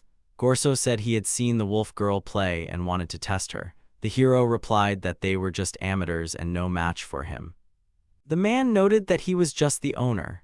Ikenojo saw that he had the player job title with level 39. He didn't understand what the casino owner was trying to achieve. The guy reasoned that it would be better to leave now, otherwise they might not be able to return. The hero asked Gorso if they could exchange their tokens. The owner, a little flustered, said he would be grateful. Ikenojo replied that they had come to have fun and spend their tokens. The system for legally obtaining money in the casino was: black tokens were exchanged for coins and those were then exchanged back for tokens. The process was circular. The guy said he didn't like to attract attention and would just pay the duty, but noted that even so, he was still in profit. The pair left the casino. Ikenojo apologized to Haru for spending her winnings. She said it was fine. The guy noted that thanks to her, he had leveled up his commoner job and unlocked new positions. The 2 main ones were sorcerer's assistant and magic scribe. The first dealt with healing, the second with making contracts. The wolf girl praised the owner for the leveling method and decided to thank him. Ikenojo traded his tokens for a wind brooch for Haru. He said he was sure it would suit her perfectly. The girl thanked him again. The hero thought the gift was for her win and decided not to do that in the future. He told Haru that she was reliable. The wolf girl declared that she would sacrifice herself for his expectations. The young man asked her to value her own life more. The hero suggested they head into the labyrinth and she agreed. They then saw a boy running and screaming about bad news. The child reported that demons had invaded the city and pleaded for people to be evacuated, for the guards to be warned, and for adventurers to be called for help.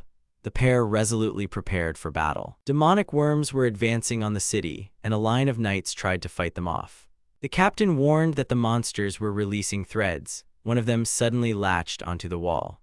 Haru came to the rescue and sliced the worm in half. The other monsters started climbing the wall, but Ikenojo dealt with them. The wolf girl moved along the wall, getting rid of the creatures. The young man praised her ability to move vertically. His companion informed him that new monsters were approaching from behind. He replied that he would take care of them. Using fire magic, the hero destroyed his opponents. The knights were shocked by his abilities. The captain then addressed him.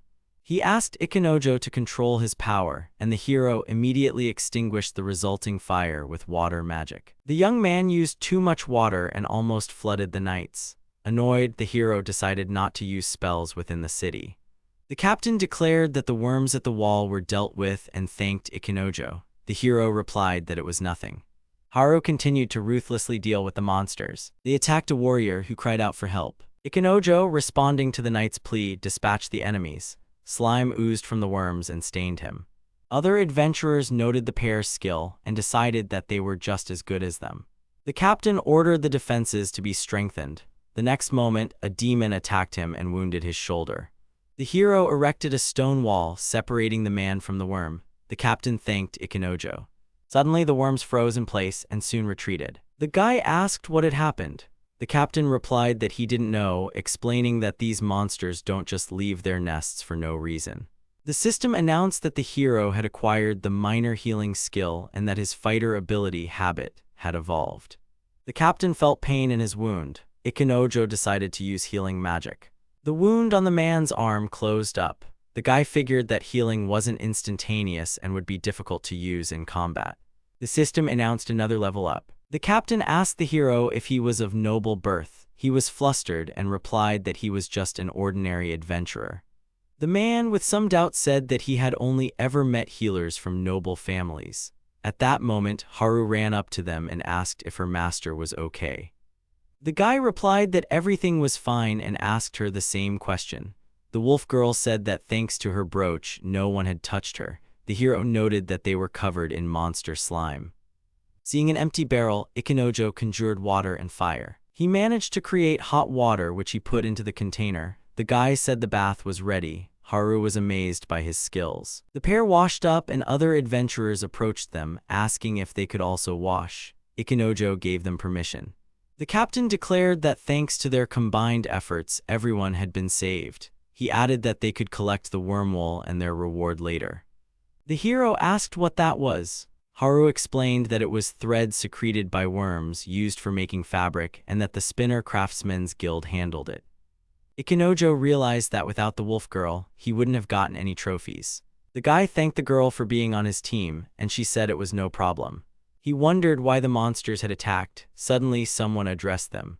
It turned out to be Queens. The hero asked why she had come and advised her to leave the city because the invasion still posed a danger. The woman said she knew about the worm attack. She speculated that it was related to Carol's ability. Queens realized that the girl wasn't there. Ikenojo asked if she had seen any nobles. The businesswoman replied that she had handed Carol over to a certain gentleman. The guy clarified if it was not Algier. Haru mentioned that she could smell it near the labyrinth in the morning, and the hero finally understood what was going on. He figured the monster's strange behavior was due to Carol's skill. The hero asked the wolf girl if she could track the scent, but she replied that she couldn't because there was no smell outside. The young man then deduced that if the scent wasn't outside, it must be somewhere inside. He declared that this would happen again, which alarmed Queens. The woman said she had warned Carol not to go into the labyrinth because it was especially dangerous there. Ikenojo assured Queens that he would take action. She asked, worried, what he could possibly do. He firmly stated that he would save everyone and not let anyone get hurt. Haru then asked if he would use his skills. The hero explained that he would use wind magic to direct a current outwards, dispersing Carol's pheromones. The young man noted that they needed to find the girl as quickly as possible. Ikenojo asked the wolf girl if he could use her ability, and she agreed. The hero asked Queens to wait for them and promised to bring Carol back. The woman apologized for the trouble. The pair reached the labyrinth. The young man was annoyed that the nobles were getting away with so much. After all, the guard at the entrance had said he tried to stop them but couldn't go against the nobility. Immediately after those three entered, the worms appeared. Ikenojo noted that the nobles also burdened Haru, but she said she was fine. The hero considered waiting at the entrance, but then he would have to explain the situation to the guards. He realized with frustration that if he went against the nobility, there would be trouble. The young man noticed there were no monsters here. Haru suggested that if they had followed the group, Sebastian must have dealt with them. Ikenojo asked what the noble profession entailed. The wolf girl replied that they could change professions, but only under strict conditions. The hero clarified if it could be changed to king. Haru exclaimed, concerned. Ikenojo said that only a direct heir of the previous ruler could become one. The wolf girl asked him to be quiet, explaining that if they were heard, he would be considered a criminal and executed. The hero realized that in such a case he wouldn't have any status. He then asked why that nobleman wanted to buy her. Ikenojo mentally reasoned that the girl was attractive, and that was likely the reason for the nobleman's desire to possess her. Haru tried to answer hesitantly. The young man said he was happy with her choice, and the wolf girl agreed. She declared that she was happy that Ikenojo was the one who bought her. The hero thanked her. He thought to himself that he was glad she could forget the horrors of her past. Ikenojo asked if the scent was still strong. Haru answered in the affirmative. She added that it would be better not to go to the 24th floor. The young man asked what was there. The girl replied that minotaurs lived there. Haru noted that these were fierce monsters that appeared alone or in groups and posed a significant threat. The wolf girl noticed that the scent was getting stronger and she could smell blood. She assumed Sebastian was injured.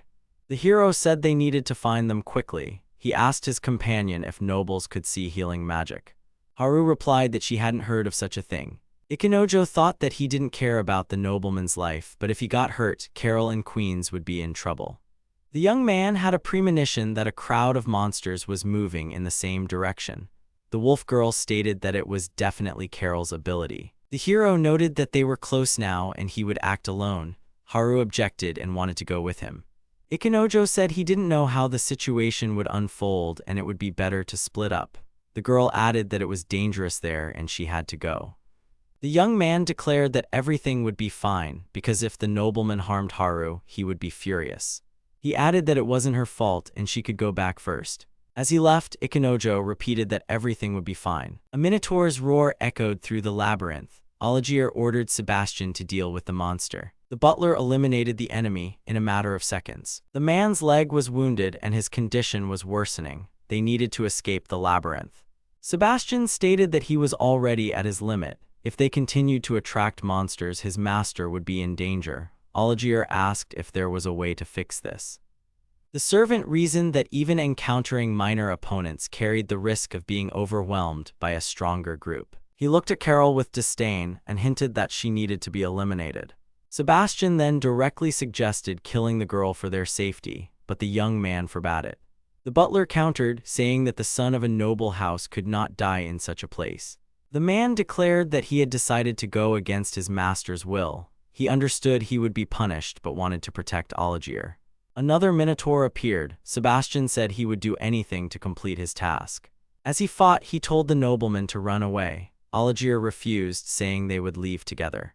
Sebastian fell. He pleaded with his master to leave. The young man said he wouldn't abandon him and wouldn't let anyone die. Oligier shielded the butler with his body. Sebastian repeated that he shouldn't be worried about and that retreating was the better option. The minotaur struck. Ikenojo arrived just in time and decapitated the monster. He asked if the nobleman was injured. Sebastian thanked him for saving them. He asked Ikenojo to lead them to the surface, promising a generous reward. The hero exchanged glances with Oligier.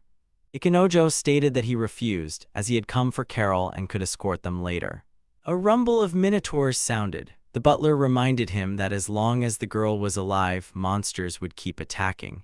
Ikenojo said he could handle it. The guy took down enemies one after another. Sebastian, watching the fight, wondered who he was. He was surprised that the man had held out for so long, fending off the onslaught of numerous minotaurs. Ikenojo figured that despite the enemy's thick hides, they could still be cut through. The young man realized he couldn't prolong the fight and decided to use lightning magic. The current surged through the minotaurs' bodies, paralyzing them. The hero shouted that he would cover them and told the group to head for the exit. The servant hurried Oligier and they quickly left. The nobleman asked if Sebastian's leg was okay. He replied in the affirmative, even though it was barely moving. The butler understood that new enemies would soon attack and therefore the girl had to die. Oligier reminded him that he was forbidden to do so. The nobleman noted that he also couldn't sacrifice himself and suggested they speed up. While fighting the monsters, Ikenojo thought that if he could find time to heal Sebastian, he would be able to manage. He realized he was in a difficult situation and couldn't afford to be distracted. The hero shouted to the squad that he sensed an enemy approaching. A minotaur appeared before them. It swung its axe, intending to finish off the humans. At that moment, Haru decapitated the monster. A bewildered Oligier asked if it was Haru. Upon seeing the wolf girl, the master exclaimed. He asked if she would become his. A new horde of minotaurs was advancing. The girl said they needed to go down to the 25th floor. Ikenojo asked if it was dangerous. She replied that the boss would be there and the enemy level would stabilize. The young man understood what his companion meant and ordered everyone to go down. The squad obediently followed his command. The hero distracted the monsters. Haru shouted that the door to the next floor was closing. Ikenojo swiftly rushed towards them. He managed to make it. The wolf girl looked a little nervous. The young man thanked her. Ikenojo explained that she had saved him and the girl was delighted. Suddenly, a minotaur's roar echoed. The boss emerged to face them. Carol was terrified at the sight of it. The young man realized the enemy was enraged because of her skill. Haru explained that this room was special. When people leave it, the doors close and then reopen and the boss resurrects. The hero asked if the doors wouldn't open even after defeating the enemy. The wolf girl clarified that they could be opened from the inside. Ikenojo pondered the best way to kill the boss. If he could achieve victory, he would be able to level up quickly. The young man noticed Oligier staring intently at him, which made him uneasy. Turning to Haru, he stated that he would need her help. He prepared for battle, but the nobleman unexpectedly charged forward. Oligier began threatening the Minotaur with his status. Ikenojo yelled at him to retreat. The monster swung at the nobleman. Sebastian rushed to his master. The butler shielded Oligier. The Minotaur struck his back and the man fell. The enemy wanted to attack again, but Ikenojo distracted it. The nobleman tried to call out to Sebastian. The hero realized the servant was severely wounded and that he needed to defeat the enemy quickly. The Minotaur let out a sudden roar. The young man froze from the loud sound and noticed that the enemy had vanished. The monster headed towards Carol. Haru immediately distracted it by wounding the enemy's arm. Ikenojo understood that he needed to finish off the boss with a single blow. The young man asked the wolf girl to temporarily distract the Minotaur. The girl agreed. The hero explained that he needed to gather all his strength and would give a signal when he was ready. Haru reasoned that her sword was useless against the boss's attacks, so she decided to close the distance. She knew it would be difficult to dodge the Minotaur's axe. The girl decided to use the sword Ikenojo had given her. The wolf girl fought fiercely against the monster. Meanwhile, the hero used his job change skill and became stronger. He then signaled Haru. Ikenojo sliced the Minotaur in half, securing his victory, and the wolf girl praised him. The system notified him of his level and skill upgrades. Oligier was shaking Sebastian, begging him to wake up. The young man told him not to touch his servant and used a healing spell. The wound on the man's back closed up, but Ikenojo noticed that the healing wasn't working as he expected.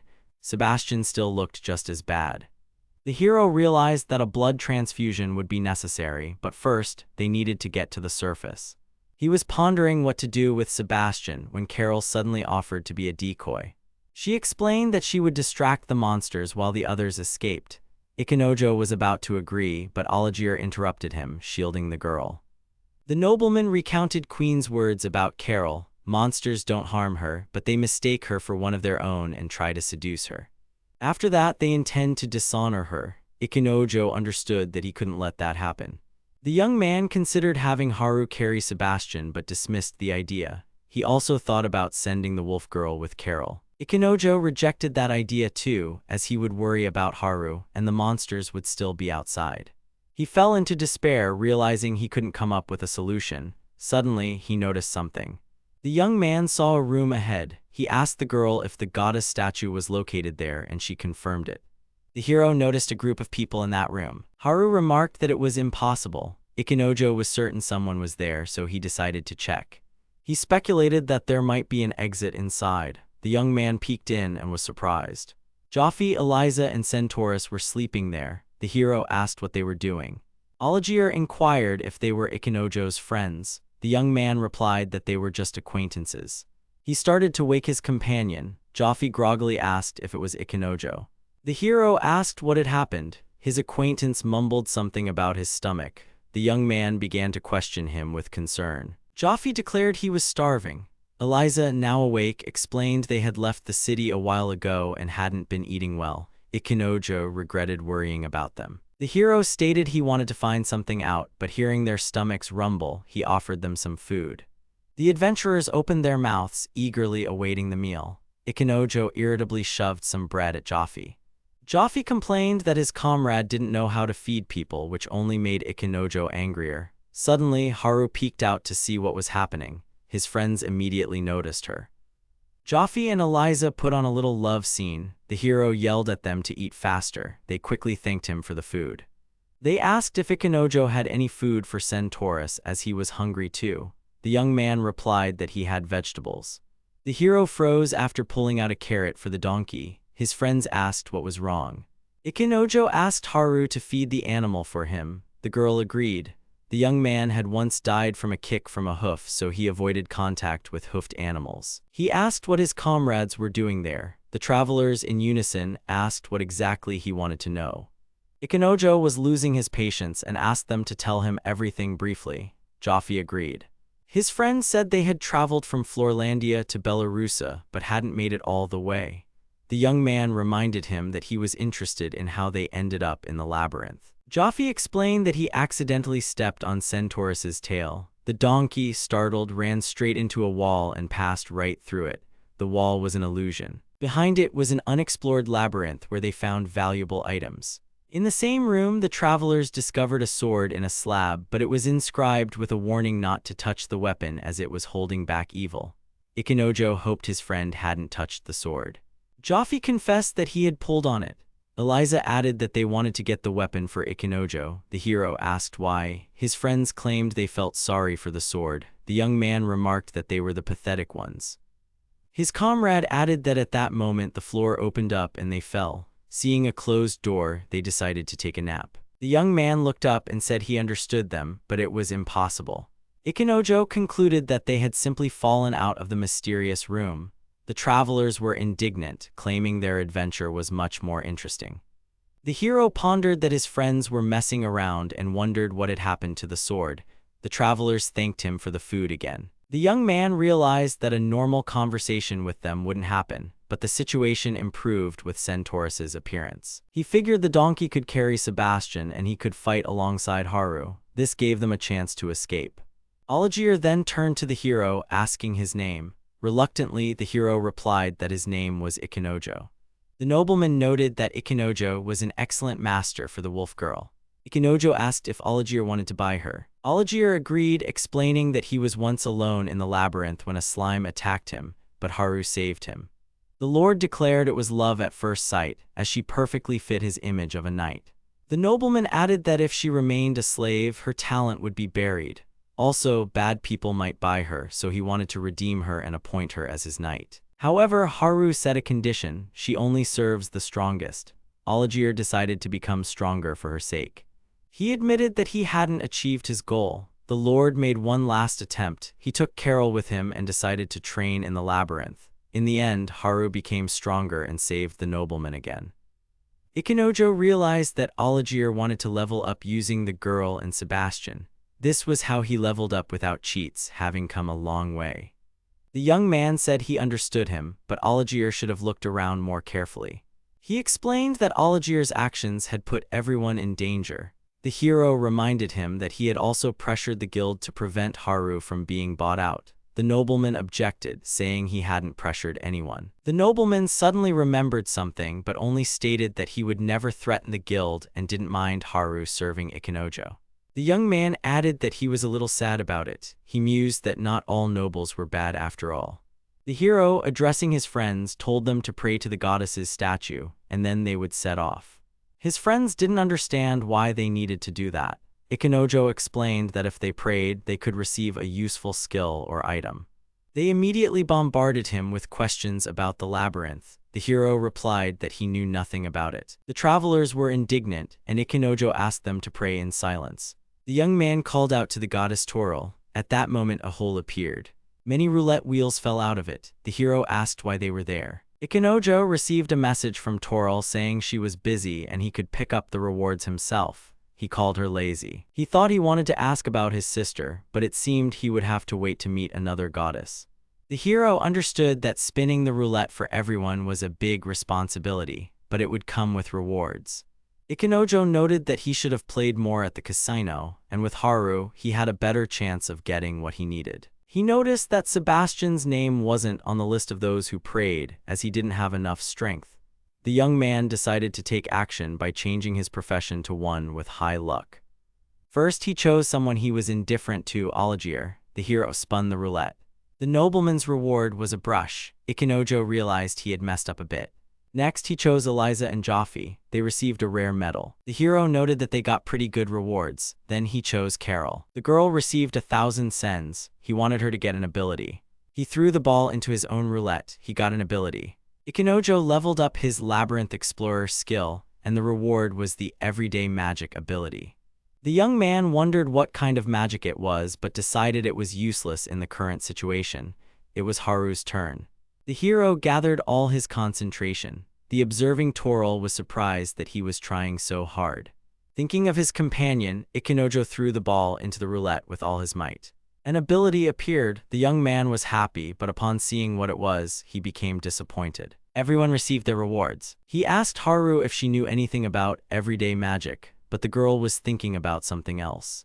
The wolf girl remained silent. Oligier explained that this magic was important in daily life and required the ability to use purification magic. The nobleman added that his housekeeper used it, and there was nothing special about it. The young man clarified that everyday magic is only acquired after completing the labyrinth. It's tough to level up, but those with an improved version of the skill can serve the king. Ikenojo noted that this magic was truly amazing. The hero asked Joffrey for a ring and some monster-repelling incense. His friend agreed. Haru was still lost in thought. The guy asked if she was okay. The wolf girl snapped out of it and replied affirmatively. Ikenojo then asked her to put on the friendship ring. The guy explained his plan. He would leave with Carol, and after they were gone, the wolf girl should descend to the 23rd floor where they would meet. She objected. Ikenojo asked her to trust him, but Haru still looked worried. The hero asked Joffrey if Centaurus could transport Sebastian. If they managed to get him to the surface, the nobleman would provide a reward. Algier confirmed this. His companions were encouraged and agreed. The hero and Haru said their goodbyes, while the travelers placed the butler on the donkey. Ikenojo asked Carol to climb onto his back. The girl was taken aback but complied. As he ran, the guy informed everyone that they would meet on the 23rd floor. The hero dealt with minotaurs on the move. Ikenojo noticed that he had become much stronger than before. He observed that monsters were easy to handle as long as they weren't armed. The guy was pleased that everything was going well. They reached the 24th floor. The hero noted that there were an especially large number of minotaurs here. Ikenojo declared that they would break through. Carol didn't believe him, but he said he would punch a hole through them. The enraged monsters awaited their next move. The guy prepared to jump. By leaping over the heads of their enemies, they successfully bypassed them. Carol said the stairs to the next floor were on the other side. Ikenojo replied that it was necessary. He decided to gather as many minotaurs as possible on the 24th floor so Haru would have fewer to fight on the way to the 23rd. The minotaurs followed them. The guy dealt with them, noting that things felt much freer now. The system notified him that the agility boost ability from his Playboy class had been learned. The hero remembered he hadn't changed his profession after playing roulette. Carol asked him to leave her and save himself. Suddenly, a minotaur appeared. The girl added that this way she wouldn't be a burden and everyone would be saved. Ikenojo cut down the monster, showing that it wasn't a problem. Carol confessed that she knew he was holding back his strength. If he continued, he would get hurt. The hero asked why she was so eager to die. At that moment, the system notified him that his abilities had been improved. The girl said that her parents were killed by monsters. She added that it wouldn't be a big deal if she were killed too. Ikenojo told her that the responsibility lay with her ability, not with her. Carol believed it was her fault. One day, her seductress ability awakened and she knew nothing about it. Her parents died that day and Carol was saved by an adventurer passing by. She explained that her father was a merchant and had borrowed money from the guild. After her parents' death, debts remained. There was no one to repay them, so Carol became a slave. The girl considered this her punishment, but she couldn't bear it anymore. She said that everyone suffered because of her, and it would have been better if she had died back then. Ikenojo admitted that his parents died because of him. He explained that they died on his sister's birthday. He was preparing a surprise and his parents decided to arrive early but died in an accident. The hero felt he didn't deserve happiness, but his sister got angry at his words. He thought she would blame him. But he was wrong. The guy explained that in his homeland there's a clause in the constitution. Everyone has the right to happiness as long as it doesn't harm anyone. He mentioned that his sister taught him this, even though she was little at the time. Ikenojo remembered Miri reading it in the constitution. She was worried about her brother and said those words, which impressed him. The hero noted that his sister said it so clearly that he reread the Constitution himself. He had forgotten a lot, but he remembered that particular point. Ikenojo thought he had failed in his duty by dying before his interview. He noted that his sister had said the same thing. The hero declared that everyone has the right to be happy because everyone makes mistakes, so Carol was not to blame. Ikenojo assured her that her parents would say the same thing. The girl had never done anything wrong. He noticed that Carol still believed she didn't deserve happiness. The hero promised that he would make her happy one day. The young man asked her to put on the ring and show her status. Carol obediently did so. A panel with her stats appeared. Ikenojo noticed the ability seductive scent of the moon and concluded that it was the cause of her suffering. He asked Carol to look at her status, but she didn't understand why. She looked and couldn't believe it. Her profession had changed to commoner level 3. A minotaur's roar echoed. The young man told her to hold on tight. Ikenojo realized she had noticed the changes, but even so, there was still a risk of attack. Carol asked why her profession had changed, as even high-ranking priests couldn't do that. The young man replied that it was protection from the goddess. The girl was overjoyed. He understood in his thoughts that, technically, it wasn't a lie, as he had also received his abilities from the goddess. The hero reasoned that Carol had prayed to Toril and she had changed her profession. The girl cried tears of joy. The minotaurs caught up to them. Ikenojo told her she could thank the goddess later. He parried the monster's attack and asked Carol what she wanted to be. The girl didn't understand. The hero explained that as a commoner, she could choose any profession she liked. Ikenojo asked if she had a dream job. Carol then asked what he wanted her to choose. The young man answered yes. While fending off enemies, he told her she could be anything, but she'd have to work hard. Carol said she wanted to be a first-class merchant, just like her parents. A new wave of minotaurs charged towards them. Dodging attacks, the hero noted that he could feel her already working towards that goal. He believed the girl could become a merchant. Ikenojo told her that the path to becoming a good merchant would be tough. Carol asked if it was okay for her to be happy. The young man answered yes, a minotaur prepared to strike. The hero admitted that he hadn't decided what he wanted to be yet and was currently unemployed. He dodged the attack. Ikenojo said he could support Carol, but for that, they needed to get out of there. He noticed that the enemies were becoming more aggressive. The young man promised to show his potential. The hero asked Carol to live and be happy, as he too would achieve his own happiness.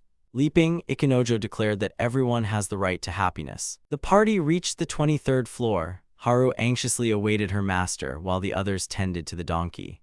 The wolf girl sensed the young man approaching. Ikenojo appeared with Carol. He announced that the girl's profession had changed and the monsters would stop pursuing them. Everyone was delighted by the news. The hero reminded them that they needed to return quickly. He was relying on Joffy's incense. Haru looked troubled. When Ikenojo asked if she was feeling unwell, she replied no. He speculated that the reason was her recently acquired ability. The girl explained that her skill was counterfeit detection. She asked if she had stopped being a temptress after the 24th floor, and the hero confirmed it. Haru then asked about the incense's effect, and the guy answered in the affirmative. She pointed out that Kentoris hadn't reacted to Carol at all, even though he was a slow donkey monster. The hero speculated that Kentoris was only interested in food. Kentoris decided to snack on some grass, but Joffy and Eliza tried to talk him out of it. They started dancing around the donkey, which made Olgier have some doubts. Ikenojo tied a carrot to Joffy, turning him into bait, and the donkey immediately became interested. Kentoris then ran after the adventurer. Everyone was shocked. The hero said this would get them there faster, but Olgier felt sorry for Sebastian. They made it to the surface, and the doctor informed them that the butler needed rest. The nobleman gave Ikenojo a bag of money, and he thanked him. Olgier said he would have been upset if the gift hadn't been accepted. Then he turned to Haru. The lord noted that he was happy for her, and the wolf girl agreed. Olgier wished them good health, but the hero told him not to show off. The young man declared that he would become stronger and hoped his future challenge would be accepted. The couple gave him some parting advice and said their goodbyes. Ikenojo then handed the gift to Joffy. The guy asked about their plans, and Ikenojo replied that they needed to return Carol to the shop, but first, they would go grab a bite to eat. Joffy complained about Ikenojo's food not tasting good, which made the hero indignant. The adventurer added that after selling their loot, they could have some fun. Eliza and Joffy pulled out rare metals, each worth 30,000 cens. Kentoris, however, ate their rewards. The adventurers tried to make him spit out the metals. Eventually, they just accepted their fate. The friends decided it was for the best, and Ikenojo noted how unusual they were. Joffy reminded them that they still had a bag of money left. The hero asked them to spend their reward wisely. The adventurers happily said their goodbyes. Ikenojo remarked that they were too noisy, and then fell into thought. He wanted Carol to live happily too. Thinking of his sister, he hoped she was doing well. The hero expected Carol to stay with him until she could be independent. He turned to Haru, who assured him she would be by his side. The young man then called out to Carol. Ikenojo suggested they travel together, which surprised the girl. The hero explained that they would continue their journey. He offered her a chance to gain experience. Carol reminded him that she was a slave.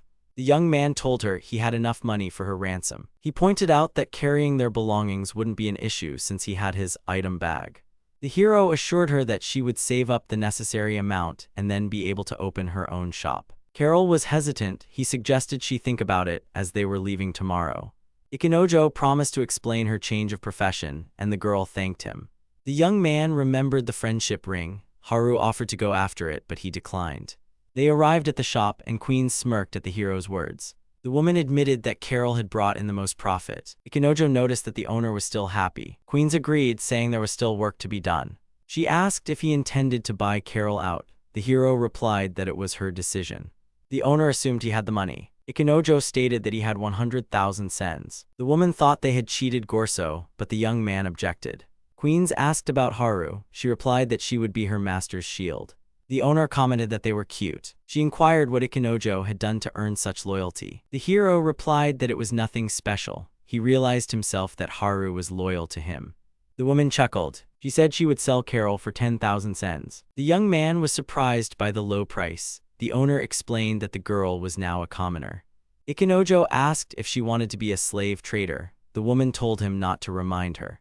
The companions then headed to the guild, to the tavern. It was noisy in there. A worker told them not to get too wild. The young man turned to him, and the worker asked if they were there for their reward. Ikenojo told Haru to go collect it. The hero looked around. He smelled alcohol and started to get worried. Drunk adventurers approached him and praised him for the worms. The young man said he only got a few. He asked if they knew the reason for the attack, and they told him it was due to mating season. They received their reward, and the hero was happy that everything ended well. He suggested they go shopping, and Haru immediately hugged him. The girl asked him not to abandon her if he decided to buy Carol. The young man assured her he wouldn't do that. Haru said that her master was getting stronger and she was becoming useless, but the hero disagreed.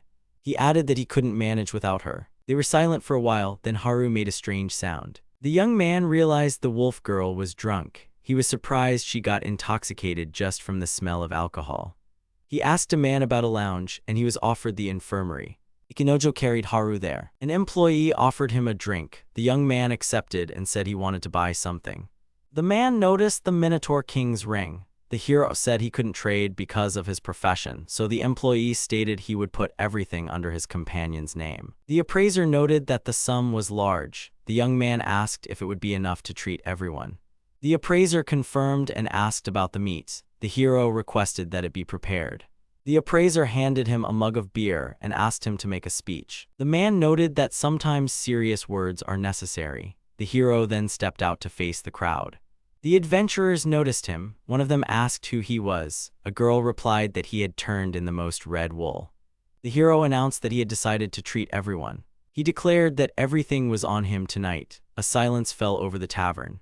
Ikenojo got nervous. Suddenly everyone cheered joyfully. The hero was delighted and suggested they all drink. Everyone was happy. He recounted that a record number of people had gathered that day. Time flew by quickly and morning arrived. Haru was sleeping beside him. The young man realized he had drunk a lot. He remembered fragments of the previous night. The hero checked his status. His Playboy level had increased and the card equipment ability had appeared. He became curious about what kind of skill this was. He realized that something had happened during the night and he needed to remember it. The young man didn't know how he got back, but he remembered Haru undressing. The wolf girl woke up. They wished each other a good morning. The hero asked about the previous night. She said it was amazing. Ikenojo became worried. Haru looked happy. He instantly used his purification ability. His companion, wagging her tail happily, noticed that not only their clothes but also their bodies were clean. He noted with satisfaction that purification turned out to be a very useful gift, applicable to both objects and people, as if it were washing clothes along with the body, and he assumed that he had acquired an extremely practical ability. Approaching the reception desk with her, he politely announced his desire to check out. The receptionist, who initially hadn't paid attention, quickly apologized upon realizing who was addressing him, and slightly embarrassing them, asked them to be quieter at night in the future. He glanced at his companion and she, red with embarrassment, promised to try and keep the noise down. Later, admitting his own fault, he also added that he would be more careful, although he wasn't entirely sure what exactly he had done during the night. She, meanwhile, mumbled something under her breath. Meeting the familiar girl who was sweeping, they greeted her and asked if Queen San was in. She nodded affirmatively and offered to lead them to her. When they entered, the proprietress noted that she had been expecting them and asked if her assistant had managed to tell them everything. He replied that she hadn't said anything. Then the madam, turning to her assistant, suggested she explain it herself. The assistant, kneeling on one knee, solemnly expressed her gratitude for him saving her twice and even speaking with the goddess to change her profession to a commoner. She added that she was happy to hear about his intention to buy her out. But bowing, she apologized and said that while his feelings were pleasant, she would not allow herself to follow him. He simply replied briefly that it was a shame. His companion broke the silence and asked the girl if her refusal was for the sake of her master. She suggested that the assistant probably thought of herself as a temptress who had lost her abilities and become a commoner and now considered herself unnecessary for the journey. The assistant agreed, looking flustered.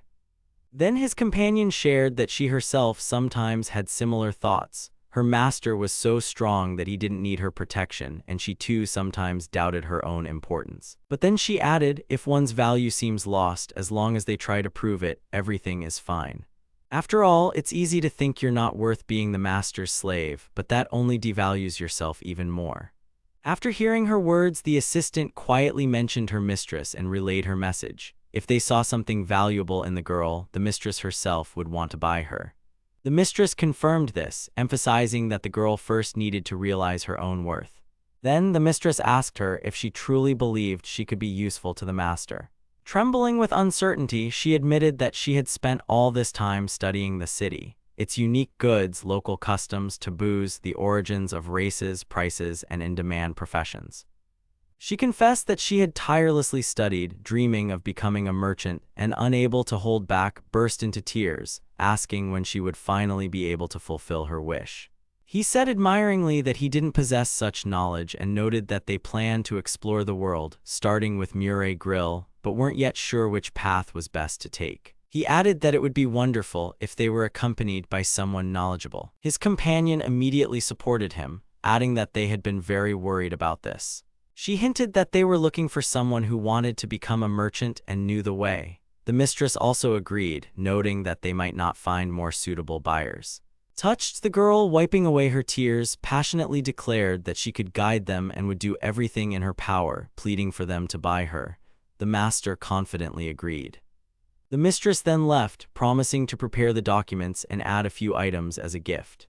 After the paperwork was complete, she warmly wished the young merchant good luck, telling her not to cause her new master any trouble, patting her on the shoulder, and urging her to step into her new life with a smile. The girl thanked the mistress for her care and said goodbye. In response, the mistress wished them to take care of themselves.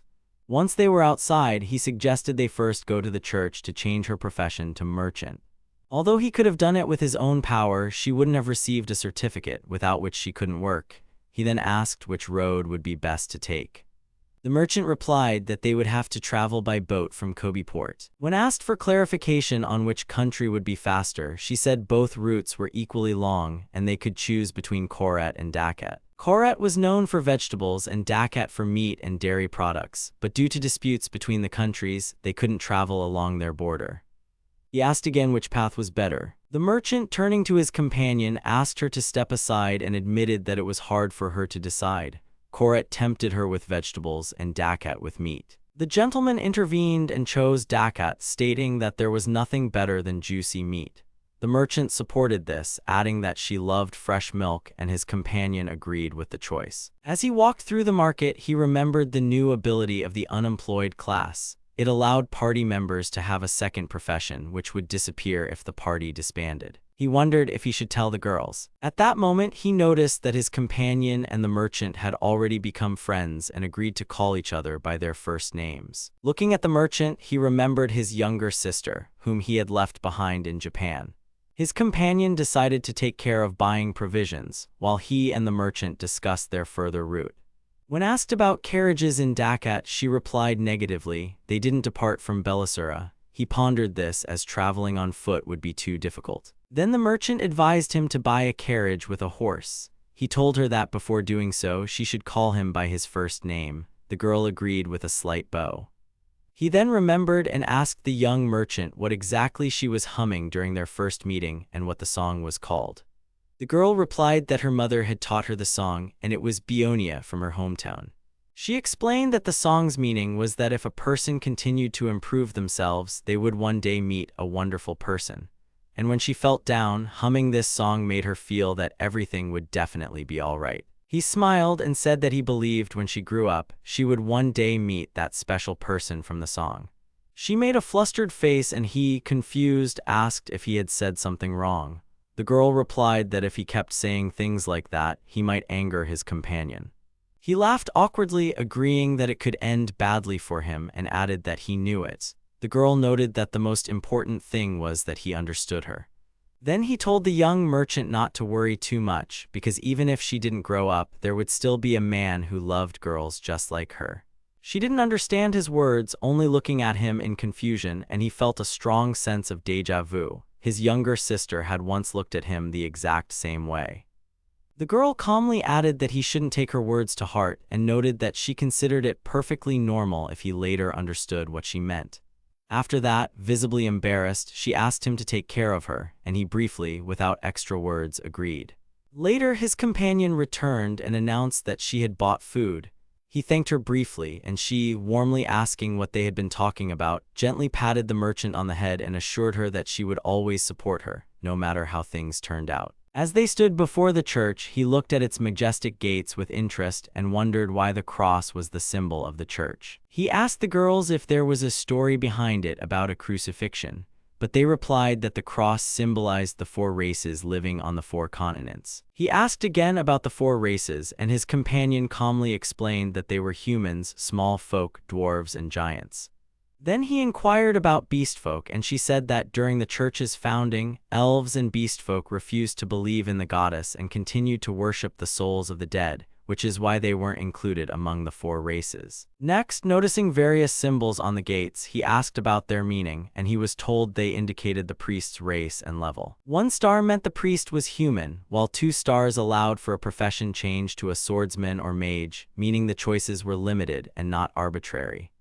She added that the donation for a profession change was substantial, and depending on the chosen path, the amount could be enormous. However, in their case, since they were changing a commoner's profession to a merchant, it only required 100 cents. The young merchant looked around, checking with her companions, and asked if everything was all right. When he asked what she meant, she shyly replied that she was referring to the expenses for her. But he firmly stated that it was a necessary cost. With all the items in his bag, it would be easier for him to trade, and he would earn the money back in no time, so she shouldn't worry. The girl confidently bowed, thanked him, and declared that she would work diligently for him so as not to be a burden. The master said that he and his companion would wait for her there, but his companion mentioned that she wanted to pray to the statue of Setlin. The merchant immediately added that she also wanted to pray to the statue of Toril. He smiled and told her not to worry so much, then gently urged her to hurry with the profession change. While his companion prayed, the merchant joyfully ran out of the building, waving her certificate and loudly exclaiming that everything had worked out. She proudly held out the document, explaining that the certificate had been properly issued, and now she was officially a merchant. He, pleased, noted that he was counting on her. Seeing that the beast girl was still praying, the merchant asked if she could also offer a prayer, and he allowed it, saying she could pray as long as she wished. After some time, the trio was already strolling through the bustling market.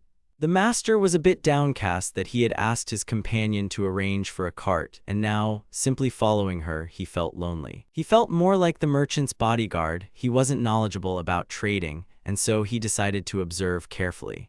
In the crowd, the voices of vendors could be heard discussing the upcoming harvest and periods of rain and drought in different regions. The young merchant girl stopped and listened carefully to their conversation, as if gathering important information.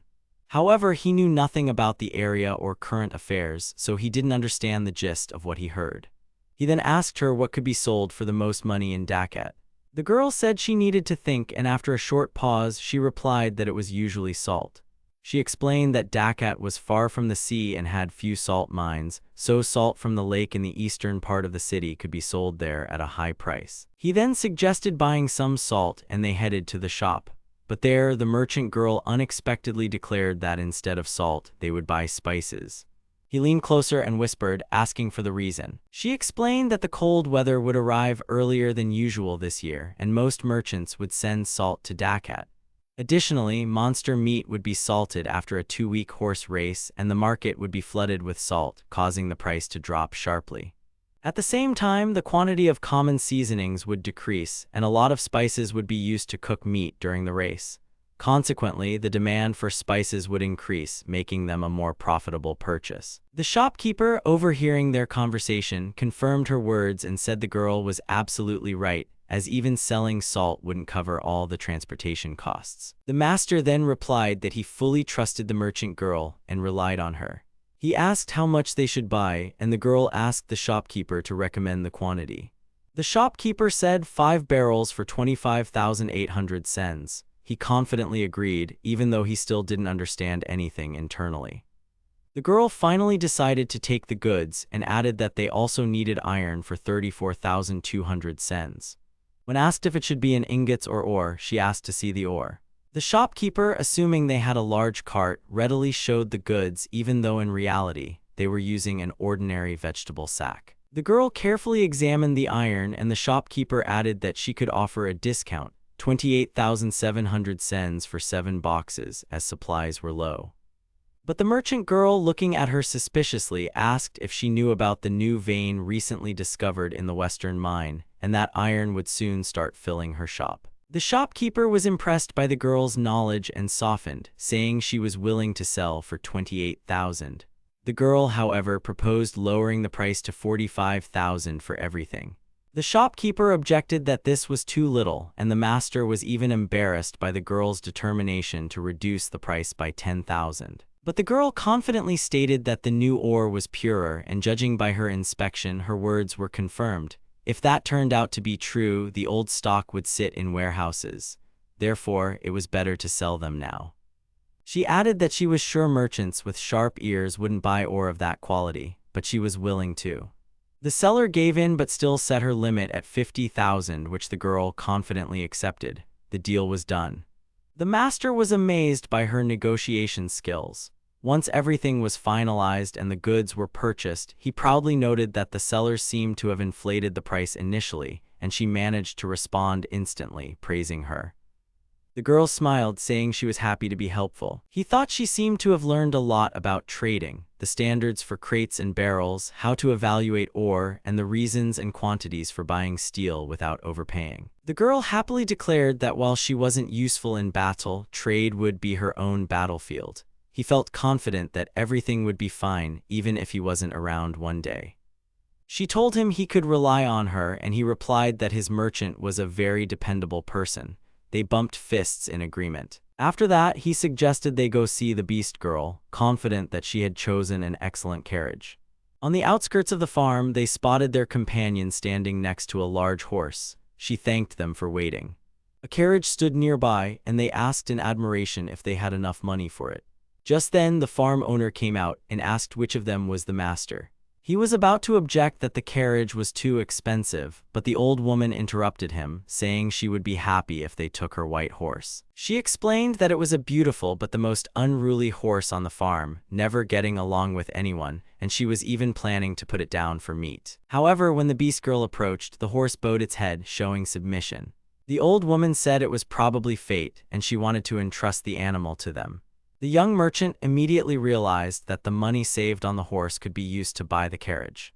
They all praised the beast girl, and she happily wagged her tail. She asked him what he wanted to name the horse. He replied that they would think about it later and praised her for her good choice. The girl calmly said that if it was for him, she would always be happy to help. He looked at his companions and thought about how lucky he was to have such good comrades by his side. Suggesting they set off, he reminded them that their destination was Dakat, the land of nomads, and that on the way, they would first pass Mount Gamaki, where a labyrinth was rumored to be located. Everyone got into the carriage, and so their journey as a trio began. As the young red-haired girl left her house, she was deep in thought about her little brother. Mentally addressing him, she quietly repeated that she was already on her way to him. The goddesses, observing from the sidelines, noted among themselves that the situation might soon become quite troublesome. Even though the Lord's seal had been destroyed, unsettling and alarming phenomena continued to occur. However, they clearly understood that they couldn't intervene directly. Meanwhile, in the carriage, the merchant happily praised her partner and was examining the purchased goods with interest. She told the master that she had heard about his alchemy skills, but she couldn't have imagined they were so advanced. With a smile, she added that he not only wielded a sword masterfully but could also use magic, then jokingly asked if that made him an alchemic swordsman. He replied, somewhat embarrassed, that there was nothing miraculous about him. Ever since the art of alchemy became dependent on magical attack power, he was forced to change professions to one that required high magical prowess. Now he could melt anything with astonishing precision, far surpassing most alchemists, and purify ores with extraordinary ease. Satisfied, he concluded that they had done enough, and the merchant, unable to hide her delight, once again emphasized how impressed she was by his abilities. He had been working non-stop ever since they left Balasara, as he couldn't afford to get distracted or flirt with his companion after she took the reins and the carriage became dependent on her. He needed to keep his hands and mind busy, and thanks to this, his level increased rapidly. Now he was developing 400 times faster than ordinary people. Observing the beast girl who was driving the horse, he gently told her that she could rest if she was tired. She agreed and thanked him, and he mentally noted that she would never ask for help herself, so he would have to keep an eye on her condition. He genuinely wished he could replace her, but the horse only listened to its owner. White as winter snow, her name was Fian. The girl affectionately spoke to the horse, asking her to get used to all their companions over time, but the horse demonstratively turned away, showing that she was only willing to obey her. Soon, the beast girl spotted the outlines of Gamaki village in the distance, nestled in the middle of the mountain range that stretched all the way to the kingdom of Dakat. This was the village they were headed for. Stopping at an inn, they dismounted from the carriage. The master noted that entry here was free, as taxes were only collected from cities and larger settlements. He thoughtfully asked the girls how they were feeling, and received an energetic and cheerful reply that everything was fine. Then he explained that there was a labyrinth in the village that they absolutely had to visit, but first, he suggested everyone buy mountain boots, anticipating they would be useful for climbs.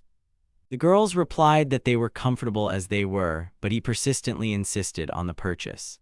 Already standing in the shop, he tried on shoes with thick soles and noted with surprise that he felt taller in them. The merchant woman, looking at the display, sadly said that they didn't have her size, so he approached an employee and asked about children's sizes. Calling her over, he actively started picking out shoes for her as well. He carefully helped, even tying her shoelaces himself, though she shyly insisted she could do it. Thanking him, the merchant woman happily said the shoes fit perfectly. At that moment, the beast girl quietly wanted to complain that she couldn't manage her shoelaces, but the merchant woman loudly called the master over and said their partner was having the same trouble. She asked him to show them how to tie shoelaces correctly and encouraged the girl, assuring her everything was fine.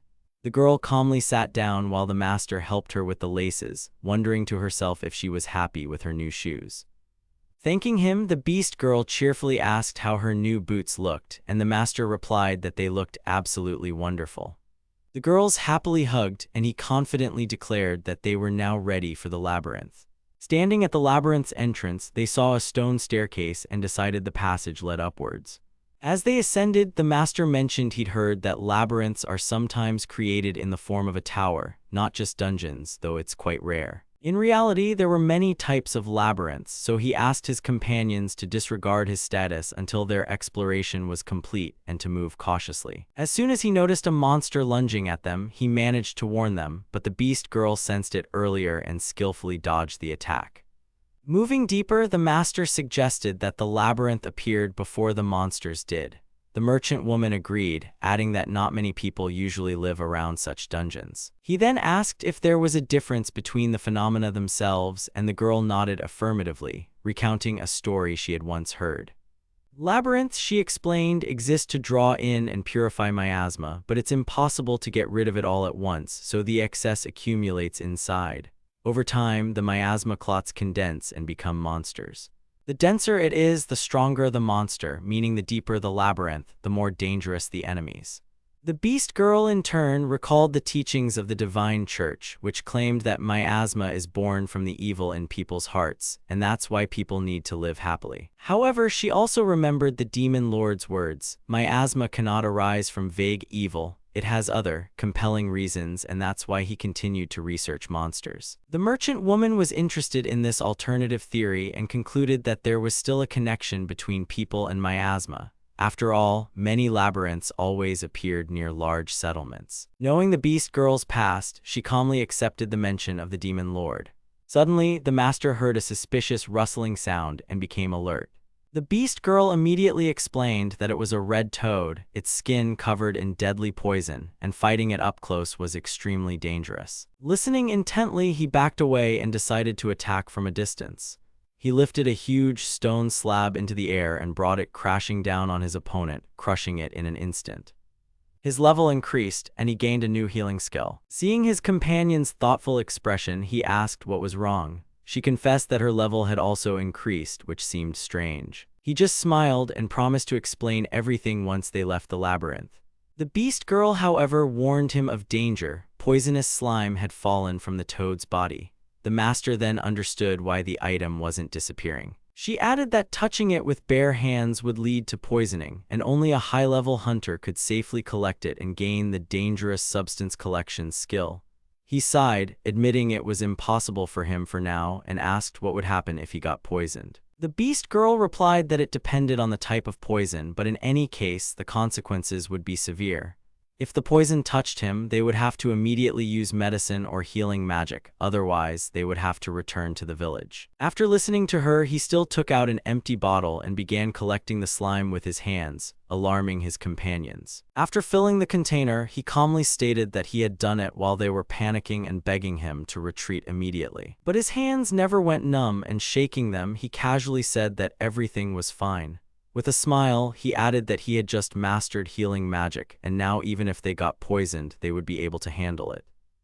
The girls breathed a sigh of relief, but strictly asked him not to do such reckless things again. He justified himself by saying he only wanted to test his new skill. The beast girl chided him, saying that if he wanted to test it, he should have used magic on himself. But he countered that he wouldn't let her touch the poison.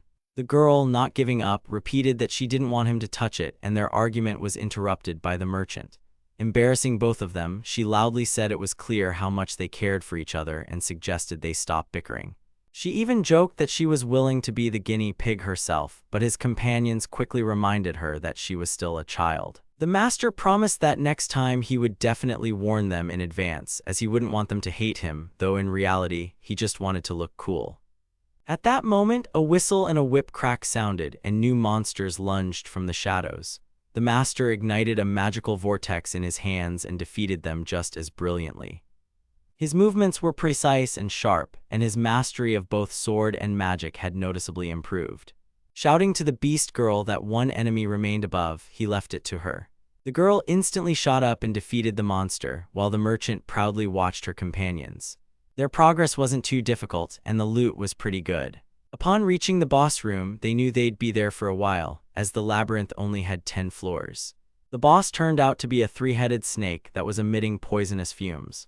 The beast girl noted that it would be better to use a long-range combat tactic. The master thought for a moment and proposed a plan. First, he would use wind magic, then check if fire could disperse the gas, and after that, they would use a hit-and-run strategy, avoiding the poisonous clouds. The merchant was to stay behind. Everyone agreed to follow the plan strictly. Bursting into the room, the master immediately summoned wind, mixed it with flames, and in an instant, fire engulfed the snake. With one powerful attack, the boss was destroyed. His level increased again, and he gained a new profession, priest, along with new alchemical recipes.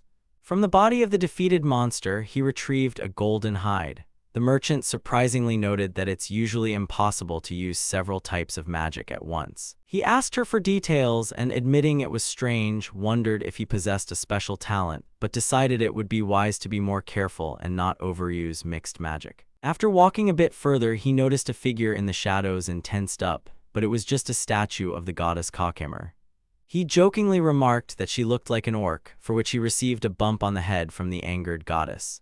Trying to justify himself, he only heard that she had other guests, but she still offered to answer questions about skills and his sister, and then punished him again for his insolence.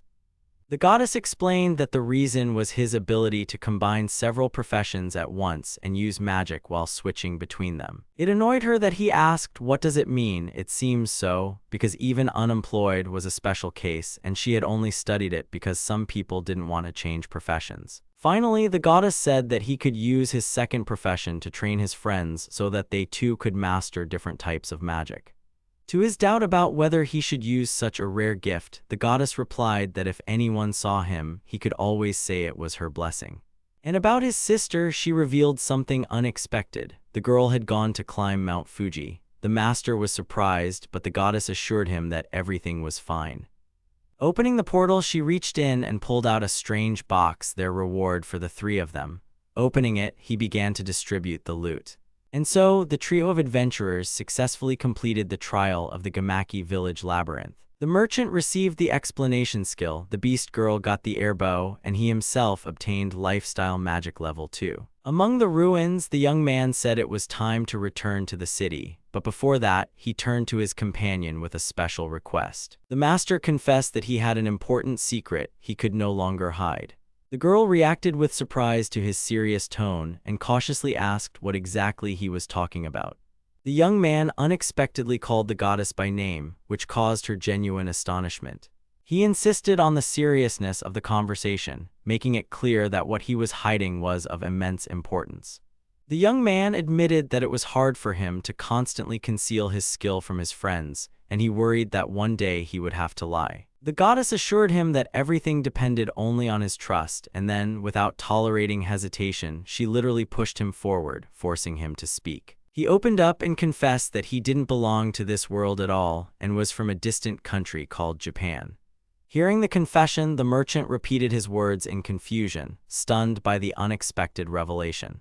The girl admitted that she had long suspected the truth, though she had never encountered anything like it before. The young man noted with relief that she had figured it out herself, and with a slight smile, he continued the conversation. He explained that after arriving in this world, he received a special blessing and emphasized that the gift was bestowed by two goddesses. The young man explained that when he defeats an enemy, his allies gain 20 times more experience, and his own experience increases 400-fold compared to normal. The girl repeated the words about the goddess's blessing in surprise and eagerly awaited further explanations. The master, gathering his courage, confessed that the next truth was even harder for him to reveal. He said that he was unemployed. He expected surprise, but it didn't bother her at all. His companion just smiled and said that he remained himself even with such a profession. The young man awkwardly tried to explain that his being unemployed didn't mean he wasn't doing anything at all. But his rambling excuses sparked a lively reaction from his companions, and the atmosphere quickly filled with light chatter and laughter. The girls calmly confirmed that each of them had their own profession from birth. The young man, however, explained that unlike them, he lacked this gift and was therefore considered unemployed. She was puzzled, trying to understand what he meant by unemployed. The master then explained that after his first victory over a monster, his profession unexpectedly changed to this one. He added that he possessed the ability to combine several professions at once. The master suggested the girls check their own professions to confirm his words. They opened their status screens in surprise. The merchant was astonished to find her professions had changed to merchant and farmer. The other girl excitedly declared that she was now a beast wielding a sword and simultaneously a swordsman. One of the girls finally understood why she had received the farmer profession. The second joyfully exclaimed that the mystery was solved. He explained that he could now set up to 5 professions and use them simultaneously. He added that this skill also allowed him to share the ability of a second profession with his comrades. The master, flustered, said that all of this was only possible thanks to a special skill. The girls were thrilled and surprisingly acknowledged that he could use 5 professions at once. On top of everything else, he could see the professions of others and even change his friends' professions. It suddenly dawned on the merchant that if this was true, then the reason for her transformation from a temptress to a commoner lay precisely in his ability. He apologized for keeping everything a secret all this time and not telling anyone about his unemployed profession. Then he asked his partner if she was upset about it. Shaking her head, she replied no and said she was happy with him, as he remained the master she respected as her savior. He explained that the divine blessing was bestowed upon him by the goddess herself, and therefore all of this was possible thanks to her. Having confessed everything, the master finally felt a true sense of relief. He concluded that this was his whole secret and said that if they wanted to change professions, they could just come to him and he would take care of everything. After that, he suggested they head home. When asked about his reward, the young man smiled and said he had reached the second level of everyday magic. His companions were surprised by such a rarity and enthusiastically noted how lucky he was. They explained that the chance of getting everyday magic was only 1%, and the second level was even rarer. The young man thoughtfully noted its simplicity, but agreed that it was indeed a rarity. He happily admitted that he was lucky to acquire such unusual magic and confidently declared that he would be able to master it at a new level. Then the merchant excitedly suggested he try the spell himself, eagerly awaiting the result. He decided to test the new spell, confident in its safety. Uttering the words, he conjured a soft light that filled the surrounding space with tranquility. He noticed that he could freely change the magic's radius, contracting and expanding it as he wished. His companions, puzzled, asked what effect it actually had. The young man thought in confusion that he was being ignored, but then he heard warm words of support from his female companion. At that moment, the other companion was animatedly waving her hands, trying to attract attention to herself. The merchant was desperately calling out to them, following the light. Finally, embarrassed, she admitted that she couldn't reach them, as if they were cut off from the outside world. The merchant explained that this magic creates a zone that completely isolates sounds. The young man, hearing her explanation, finally understood the true meaning of the spell. He noted that the new magic was perfect for secret conversations and protection from gossip. Waking up in a daze on a cold morning in his hotel room, he sleepily tried to recall his companions, each of whom was busy with their own affairs. The beast girl was taming their horse, and the merchant had gone to the market to gather necessary information. With literally nothing else to do, he decided to fully immerse himself in smelting their ore, which not only kept him busy, but also significantly boosted his level and experience. Sometime later, a familiar voice interrupted his work. It was his companion, who had returned and quietly announced her presence. Noticing her, he commented that she looked unusual in casual clothes. She shyly asked if it looked strange, but he assured her that, on the contrary, she looked very cute in them. With a warm smile, she thanked him, then asked if he had been training his alchemy skills. He agreed, but added that he had just decided to take a break. She mentioned that the innkeeper had shared some smoked meat with her and asked if he wanted to eat. He replied that he was fine and suggested she eat by herself. But she gently sat down next to him and said that if he wasn't going to eat, she would wait too. He softly remarked that she shouldn't be afraid to do what she wanted. She warmly recalled that it had been a long time since they had been alone together, and he agreed. Then, gathering his resolve, he unexpectedly grabbed her tightly and, flustered, said that since their other companions wouldn't be around for a while, he just wanted to be with her for a little bit. Looking at her wagging tail, he figured that was probably a positive answer. She blushed but said she didn't mind, only warning him that the inn walls were very thin and her voice would be audible. He then let her go, saying he understood, and regretfully admitted that he had chosen an inn with such thin walls when they arrived in the big city. She, however, patted her knees and smiled subtly, hinting at him and asking him to lay his head on her lap. She wanted to clean his ears. He agreed and, awkwardly settling in, suddenly felt his room become much cozier. She said she couldn't clean his ears while he was lying face up and pleaded with him to turn over. Carefully examining his ears, she noted they were quite clean, then remembered that he could use his purification magic. Asking him to change position, she waited for him to move, but he felt so soft and warm that he didn't want to move at all. Suddenly, he abruptly jumped up, grabbed her, and confessed that he couldn't take it anymore. Just then, an annoyed knock came from the neighboring room, and they immediately apologized. He became completely flustered, angry that the inn had no soundproofing. Suddenly, it hit him. Joyfully using light magic, he created a trouble room between them and said that now they wouldn't be heard outside the room and nothing could distract them. He was delighted that everyday magic had proven to be more useful than ever. Making sure no sound could escape, he started undressing and asked her to do the same. He then pulled her into a tight embrace, pressing as close as possible. But she stopped him, saying she had a request. Blushing, she confessed that she wanted him to rub her stomach. He agreed and gently began to rub. Suddenly, their companion walked into the room, muttering something incoherent in confusion. She immediately bowed and ran out, and the beast girl excitedly rushed after her. Catching up to her young companion, she tried to calm her down. The girl, embarrassed, just said she hadn't seen anything and apologized for returning at an awkward time. The master replied that it wasn't her fault, and he even mentally noted that in a way, he was glad she returned at that exact moment, because if she had returned a little later, the situation could have become much worse. The girls talked it over, and their companion gradually calmed down. A slight smile lit up her face. It turned out the beast girl had explained everything. A tuft of hair had appeared on his clothes while he was cleaning her ears, which was why he was half undressed, and he was only rubbing her stomach because she had a stomachache. Thus, the misunderstanding was resolved. The merchant confessed that she wanted to be useful to the master but currently felt like nothing but a hindrance. He firmly disagreed, saying that wasn't true. She then asked him to be sure to tell her next time if a bug appeared. He replied, confused, that he didn't know when it would appear. After that, he informed the girls that they would be going on a journey tomorrow and shared his plans. They would head to the Igamaki village valley and reach the border town a day later. Therefore, it would be best for them to get some good rest now. The night passed with the master lost in somber thoughts, upset by the failed attempt.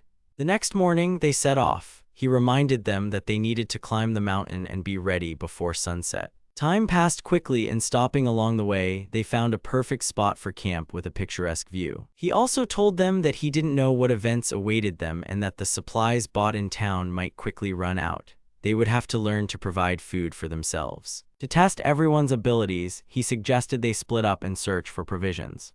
Hearing that they would have to cook for themselves, the beast girl said she could make something simple, while the merchant nervously admitted she had never cooked before. Showing them the limits of his maximum detection range, the master asked them to only look for food within that area and try not to stray too far. The girls agreed and each went about their tasks. The master went to fish in the river, using pebbles to break rocks and confuse the fish, but he had no luck. Suddenly, he noticed a strange splash. The merchant, using a wide range of skills, gathered edible mushrooms and was delighted to find fruits along the way, venturing further in search of provisions. Meanwhile, the beast girl relied on her animal instincts and went hunting, sniffing carefully. When they met back at camp, the master asked her how her search went. She turned around and proudly showed him a full basket of mushrooms. He inquired about the herb she brought, and she replied that it was manhwa grass, used for making potions. However, an apothecary would be needed for that, and they wouldn't be able to use it yet. If her level increased, she could become an apothecary herself and handle it. The master said that was wonderful, as they wouldn't have to worry about mana recovery anymore.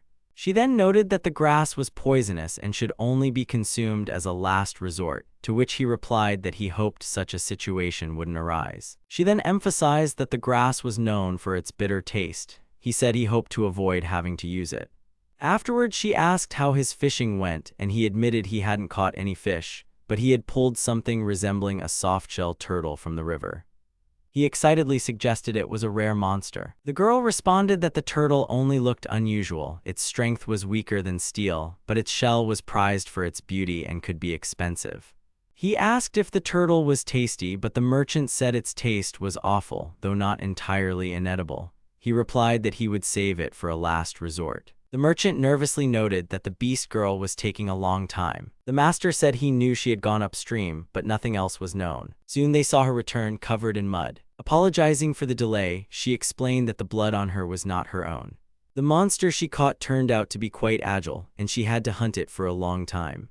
The merchant woman examined the prey and said it was a rare piglet monster, one that even experienced hunters struggle to catch. Her companions, impressed, replied that they expected nothing less from her. Their dinner consisted of barbecued meat and mushrooms, and the master clearly realized he was completely useless when it came to finding food. He was starting to think they had finally fallen asleep when the merchant woman, recalling her past as a slave, quietly mentioned that she was used to being vigilant at night. The master calmly responded that it was only natural for a man not to let a woman take on such a burden. The beast girl, reminding them of her origin from the White Wolf clan, confidently stated that she could see in the dark and therefore should be the one to take the night watch. A silence then fell between them, and they simply stared at each other without a word.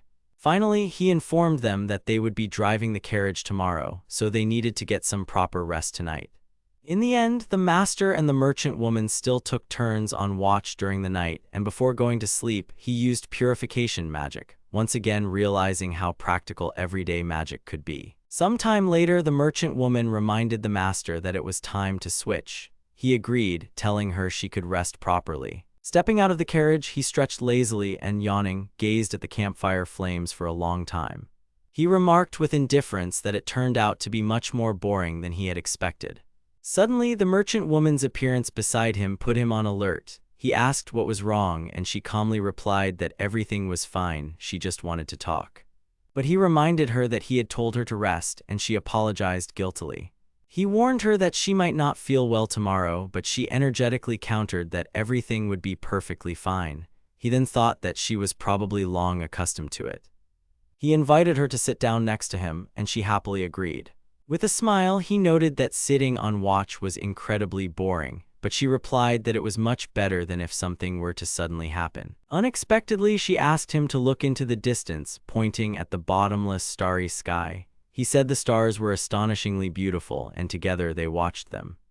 Glancing at her briefly, he thought that perhaps he would never again see such a brilliant sky. And then, the merchant woman suddenly said that her mistress had treated her quite well, though perhaps only because of her useful skills. She even gave her a room, but despite that, she still felt lonely at night. He replied that he understood her, and she confessed that she had made a mistake last night. He awkwardly said it was just an accident and suggested they forget about it. With a gentle smile, she noted that she no longer felt lonely, as they had taken her in, helped her change her fate, and the beast girl had even befriended her. She added that just talking to him made her feel happy. He responded that it made him happy too, and said she would have plenty to do in the city, calling her Miss Merchant. She readily agreed and confidently stated that she could handle everything. He then added that she shouldn't only enjoy the night sky, as there were many other beautiful things in life. He suggested they live in a way that all the bad things would gradually lose their significance. Smiling happily, she agreed and jokingly said that first, she should find out when accidents happen, as it's impossible to predict when they might repeat. The campfire burned all night, and gradually, darkness gave way to dawn. The beast girl woke up, looked around, and saw a scene. The master was dozing by the fire, and his companion was sleeping soundly on his lap, covered by a blanket. She cheerfully greeted them, wishing them a good morning. The master woke up with a start, and with him, the still sleepy merchant. And so they continued on their journey. Once on the stone road, they drew closer to their destination. Soon, the master spotted the gates and happily shouted that they had finally reached the border city. He clarified with his companions that Dakat was a federal kingdom.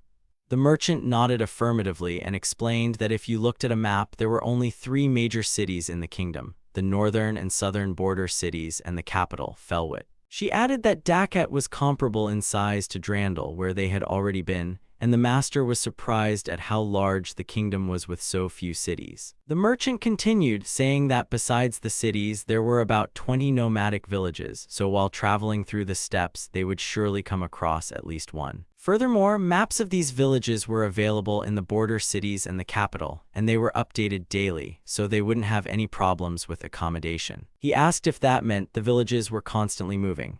The merchant confirmed it and added that they were also an important military force, protecting the western lands from attacks. Plus, rumors said that a cat village was hidden somewhere nearby.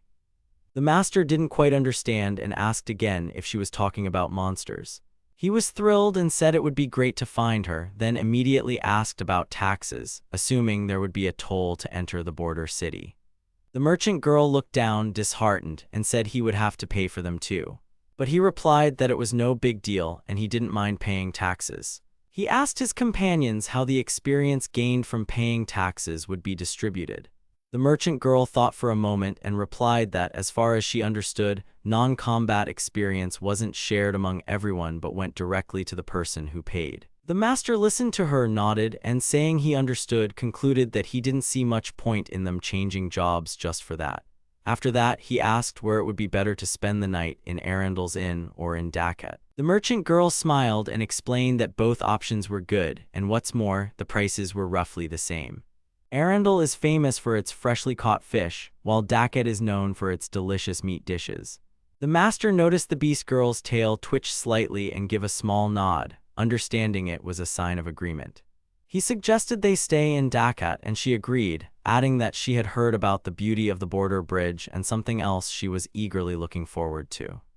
They set off on their journey once again. A considerable amount of time passed, and finally they clearly realized they were indeed close to the border city. The checks here were much stricter. After paying the taxes, the master received a special permit for the carriage. He thoughtfully examined the document, and then his partner cautiously asked what was bothering him.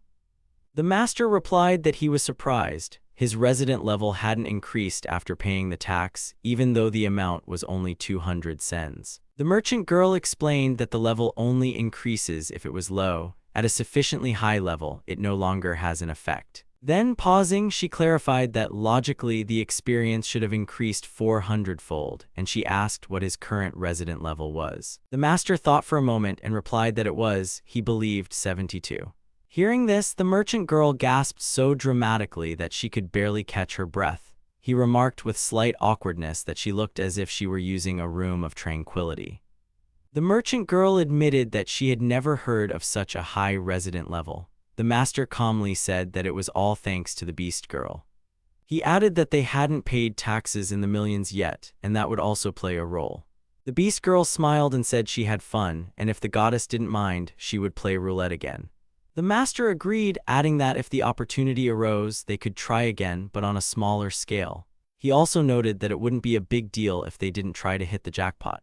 The merchant girl, however, anxiously said that it sounded like they were going to earn money at a casino to pay their taxes. The master nodded, admitting that was generally true, as they had used most of their money for exactly that. The beast girl promised to teach the merchant girl all about it next time, and the master chuckled, remarking that she'd manage even after a simple explanation. He then asked her if she was sure they didn't need to buy anything before crossing the border. The merchant girl remembered and said there was indeed an excellent place to shop. She also added that it was time for them to take all metal items out of their boxes, as leaving them inside could raise suspicion during inspection. After passing the inspection without any issues, the guards gave them permission to proceed.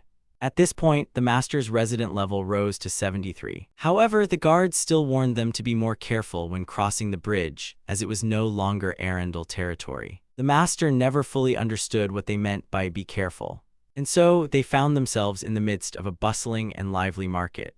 The master remarked in surprise that there were so many stalls and shops around, even compared to the city, despite them only being on a bridge. The merchant girl, however, joyfully exclaimed that this bridge was Arundel territory, not Dakat. Therefore, no taxes were levied on purchases here, making it a kind of territory without strict rules. There were many people around, and compared to the slums, it seemed much safer here. She was determined to take advantage of the lack of taxes and buy as much as possible at low prices. The master chuckled, said he understood her enthusiasm, and suggested they just walk around and look first. They left the snow-white horse nearby and eagerly set off to explore every alleyway. The bridge looked more like an entire city. The master wondered where the merchants lived, as he only saw market stalls and tents. Then the merchant girl suggested he look down under the bridge. He peered closer and saw ships and boats passing by. It struck him that the merchants used strong ropes to climb up and down from the bridge, and it became clear that they lived right on their boats. The master handed each of his companions a small pouch of money. They, in turn, remarked that it was too much and asked him to be more reasonable with his own spending. The master smiled and said that all their earnings were thanks to the merchant girl. She sighed and reminded him that on a journey you can never predict what might happen. To this, he smiled a little awkwardly and replied that at least sometimes they could certainly afford to splurge a bit, especially while they were here. Looking down, he added that he just wanted them to be happy. His companions' expressions changed, and they thanked him for his generosity, admitting they were very happy. The whole team then went shopping. The master suggested that the merchant girl stay either close to him or with the beast girl. The beast girl explained that they didn't consider the merchant girl a child at all. The master was just worried about her, and she even admitted to being a little jealous. Touched by these words, the merchant girl hugged her. The master reiterated that the merchant girl shouldn't stray from him and took her hand. He said he was worried because the beast girl might attract too much attention, and someone might try to flirt with her. But she hugged him tightly and quietly said that she would never flirt with anyone else but him. So the three of them continued their walk. As the master looked through the market stalls, he noticed a shop with cute clothes. The merchant girl carefully assessed a brooch and decorative seashells, considering their potential for resale profit. Meanwhile, the beast girl was looking at knives. They would be perfect for gutting fish and fighting sea monsters, and a wooden target could be useful for sword practice. At one point, the master felt a bit out of place since each of them was busy with their own thing. He decided he would buy them something nice himself. But then his attention was drawn to a sword that looked like a fake, even though a sign claimed it was a legendary weapon that only a hero could pull out. The merchant girl smiled and suggested he give it a try. She noted that one attempt cost only 1 cent and explained that the sword was originally on a mountaintop, but some fool destroyed the rock and now no one could get it. Eventually, the weapon was moved here and anyone could try. However, before pulling, one had to read the sign. The master immediately noticed that the sword was made of ordinary iron. He stated that it was simply painted, which made it look silver. Moreover, he pointed out the small letters at the bottom of the sign. If someone managed to pull out the sword, they would be obligated to buy it for 1,000 cents. The merchant girl confirmed that it was indeed a fake, as an iron sword usually cost no more than 500 cents. The saleswoman, realizing she had been caught, quickly rushed to stop them and asked them not to be angry.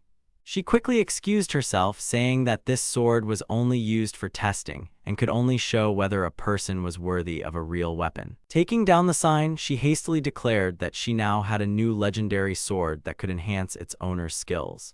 She added that the previous sign was just a warning, but the master had asked her not to hide it. The beast girl peered closer and noticed that the new sign also had the same small print about 1,000 cents. Smiling, she said that it was unlikely anyone would fall for that. The master was captivated by her joyful smile, while the saleswoman was already at a loss for what to do next. At that moment, a girl in a mage's costume unexpectedly appeared. She loudly repeated the saleswoman's words about how such a treasure was extremely rare to find. Apologizing for startling them, she added that she never thought she would see something like this with her own eyes. Without losing her dramatic flair, she declared that she was the coolest mage in the magical world and that her name was Marina. They stood there in slight confusion, not understanding what was wrong with this strange girl. The saleswoman, slightly embarrassed in front of the new guest, apologized and said that she could only give the staff to someone who could pull it out.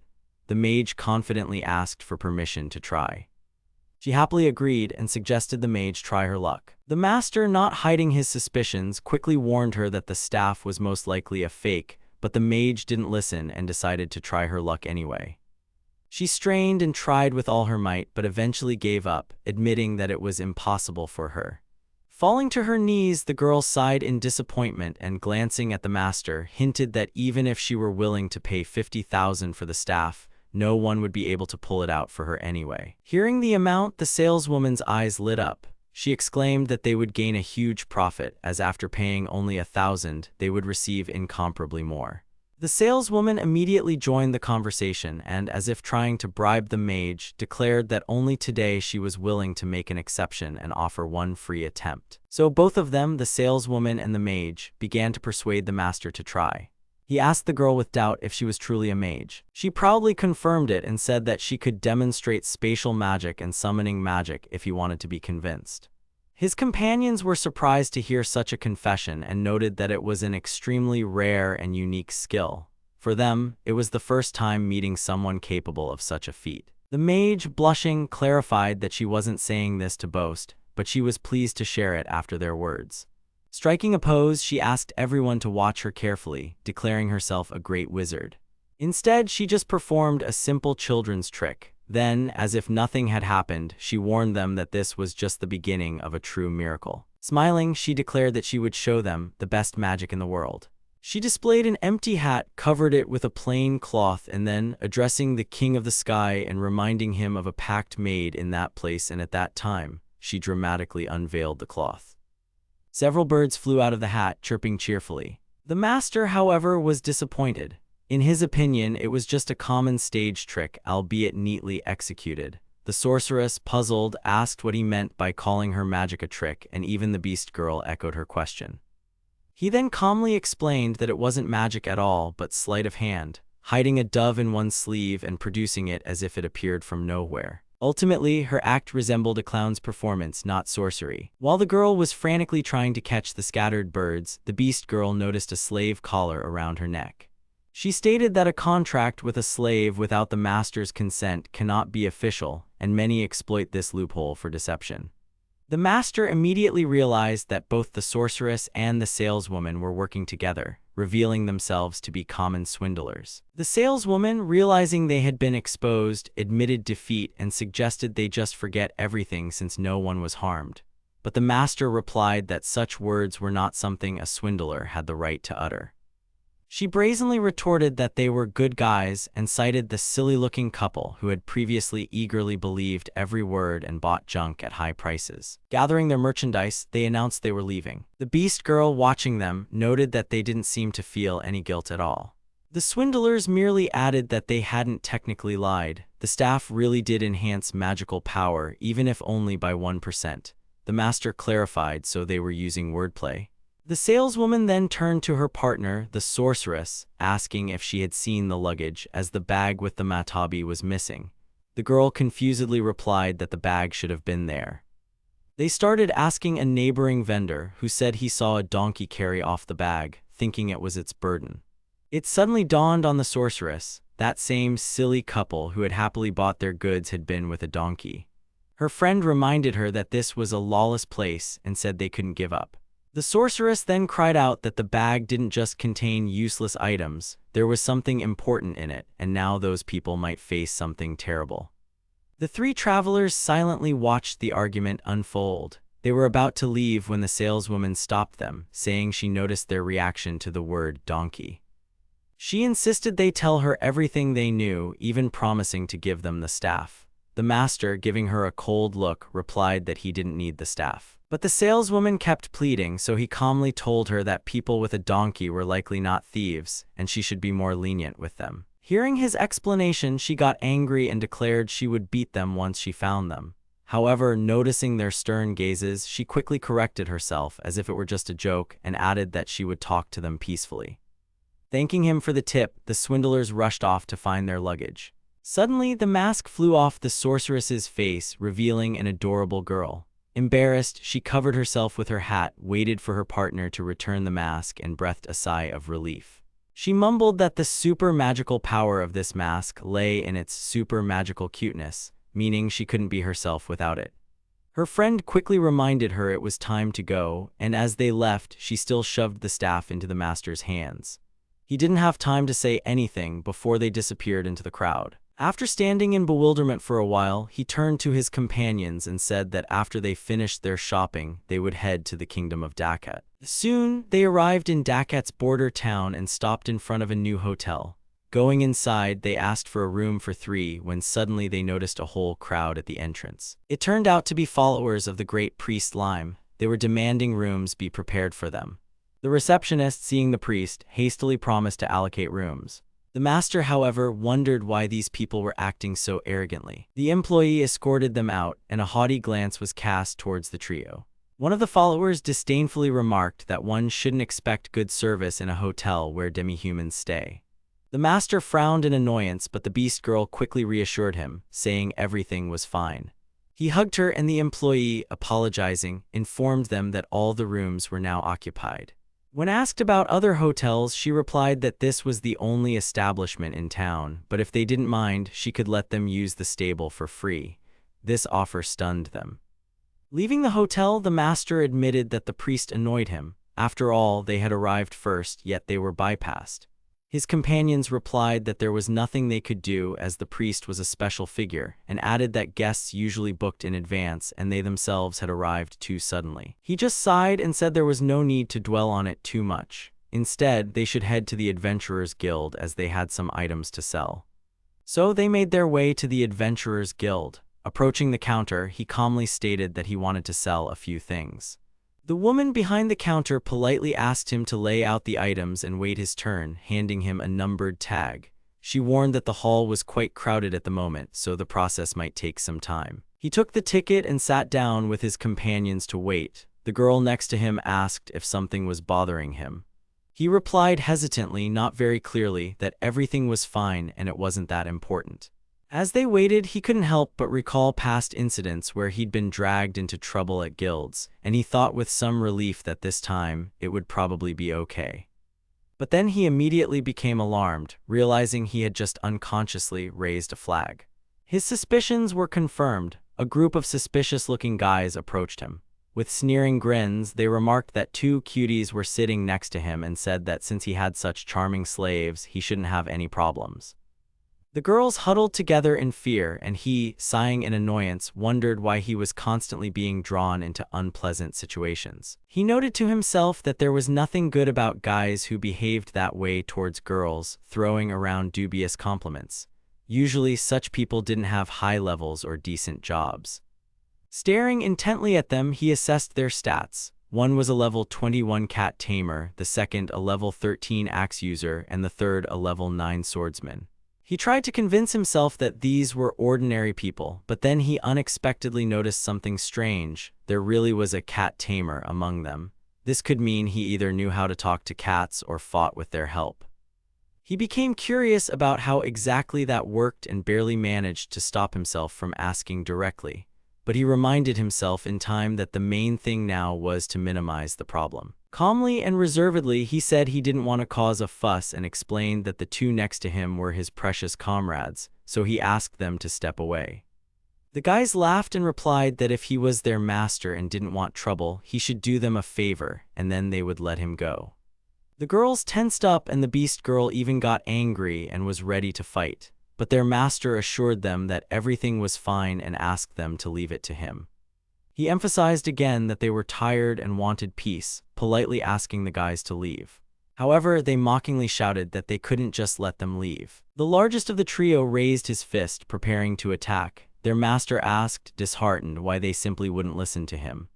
In the next moment, he literally vanished from his spot and struck each of them repeatedly.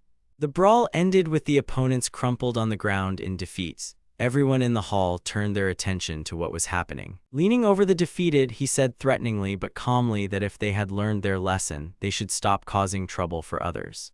After that, feeling sorry for them, he used healing magic on them. They were shocked that he used a healing spell, and passers-by whispered that despite his youth, this young man possessed great combat abilities and also knew healing magic. He was embarrassed by all the attention, while his companions, on the contrary, proudly stood beside him, making him blush even more. The guys, once healed, immediately scrambled away, shouting apologies. Watching them go, he tiredly wondered why such people always acted so cliché. It was at this moment that a book left on the floor caught his attention. Picking it up, he was surprised. Something like this seemed out of place here. Suddenly, his companion's voice rang out behind him, asking what it was. He flinched, snapped the book shut, and nervously replied that he wasn't looking at anything special. The girl then reminded him that it was the very book the church had forbidden, and even possessing it was considered a sin. The merchant agreed, saying it would be best to turn it over to the church immediately. He replied that the book wasn't his at all. Quickly flipping through the pages, he felt the attentive gazes of both girls, who were clearly waiting for his decision. Clearing his throat, he awkwardly said that he would take care of it, as the law against such indecent books was very strict. The beast girl added that she had heard about the author. Initially, the book only contained beautiful pictures that anyone could admire, but later a version with indecent content appeared. Moreover, the book went so far as to describe even two goddesses. He listened with curiosity, but when she started going into detail, he stopped her, saying there was no need to describe everything in full. She then concluded by saying that the church eventually banned this book. His companions continued to look at him as if expecting something. Then they noted that many men opposed the ban and praised him for acting differently. He laughed awkwardly and said he would never read anything like that. He offered them seats and reminded himself that he already had companions and didn't need such books.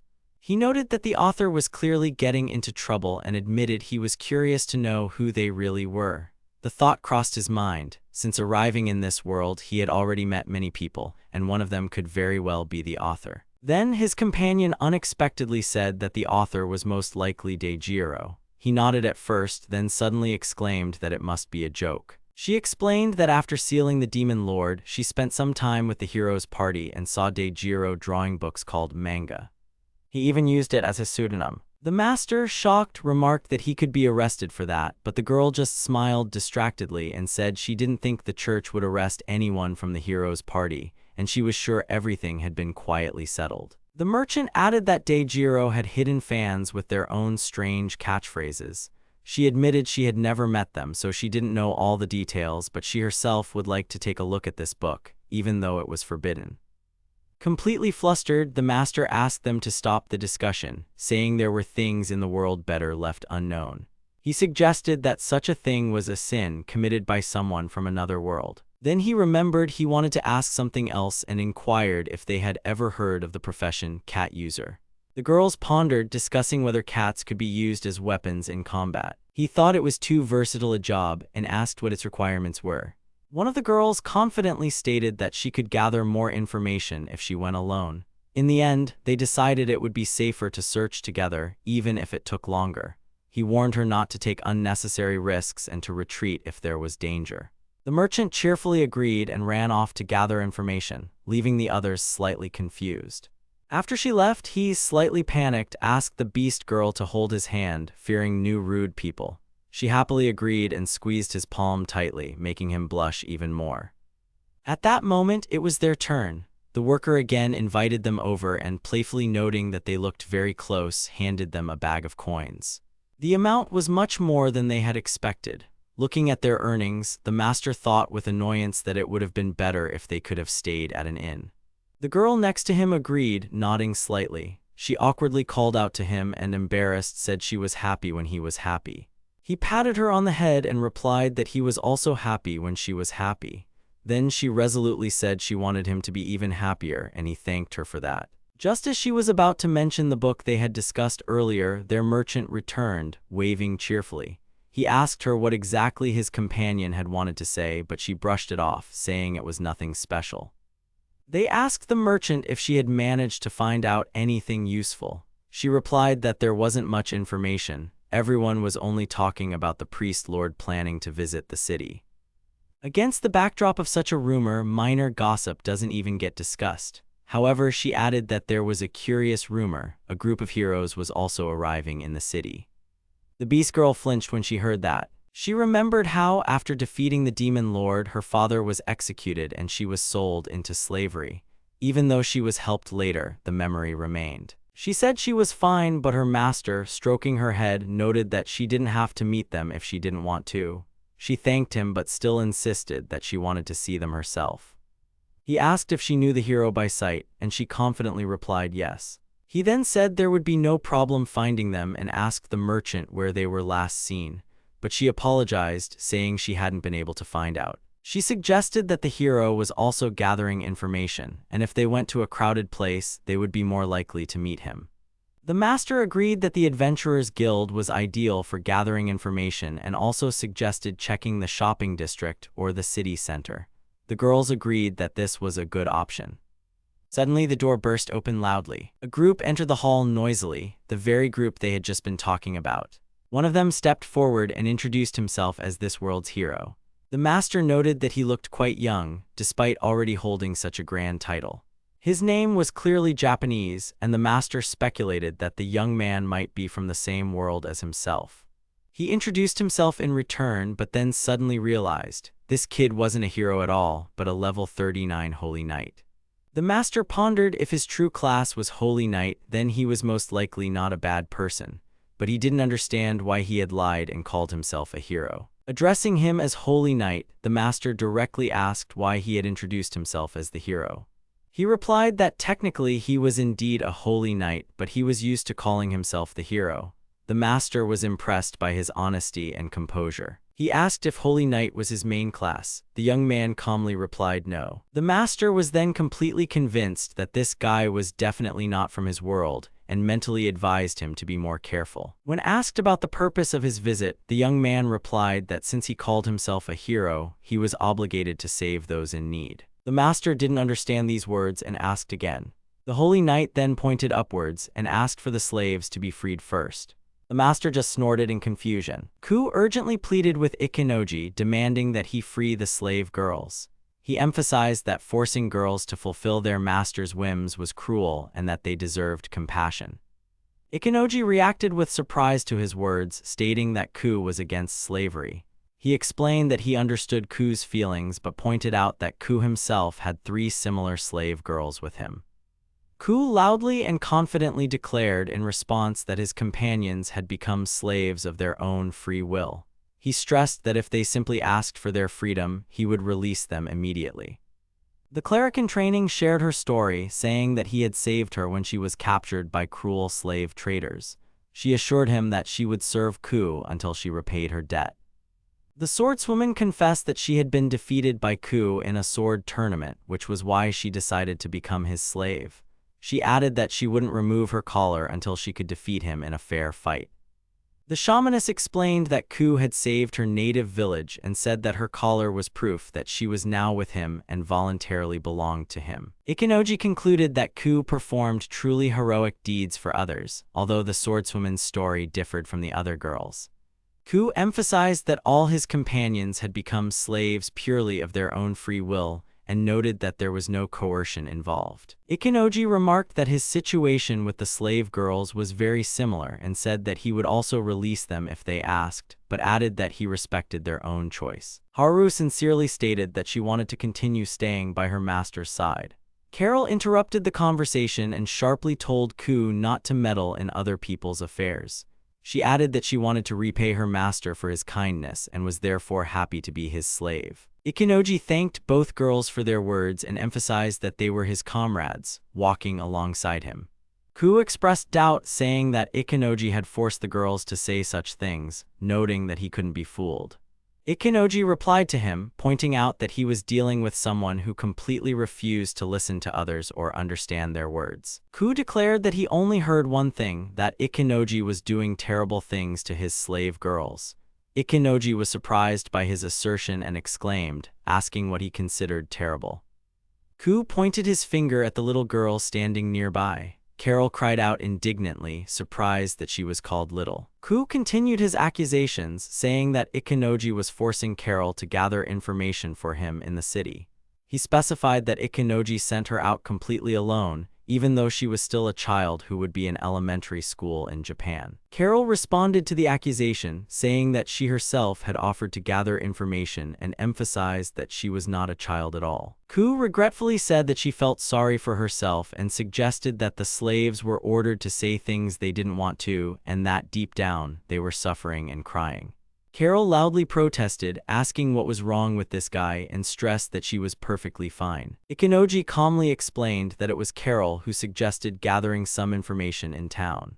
Ku sternly declared that if Ikenoji continued to act like an idiot, he would have no choice, adding that he wanted to resolve everything without violence. Ku drew his sword and said he would save the girls even if he had to use force. In response, Ikenoji ordered Carol to hug Haru. Carol tried to calm Haru, gently asking her to stay still. Ku yelled that he wouldn't let the scumbag torment a child and use her for his own purposes. Ikenoji thought to himself that Ku looked genuinely dangerous and posed a serious threat. Ikenoji tried to calm him down, saying there was no need for them to fight right there. He also acknowledged in his thoughts that Ku was a high-level holy knight and his companions were also quite strong.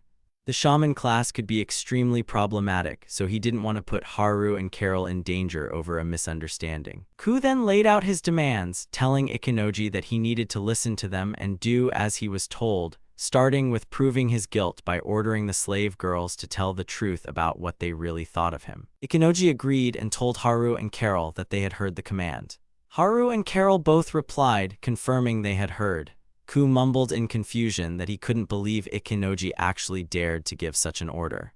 Ikenoji firmly commanded them to forget all his past orders and to state directly whether they wanted to remain his slaves or not. The girls' collars glowed brightly. Haru firmly stated that, as she had said before, she would not stop being her master's slave.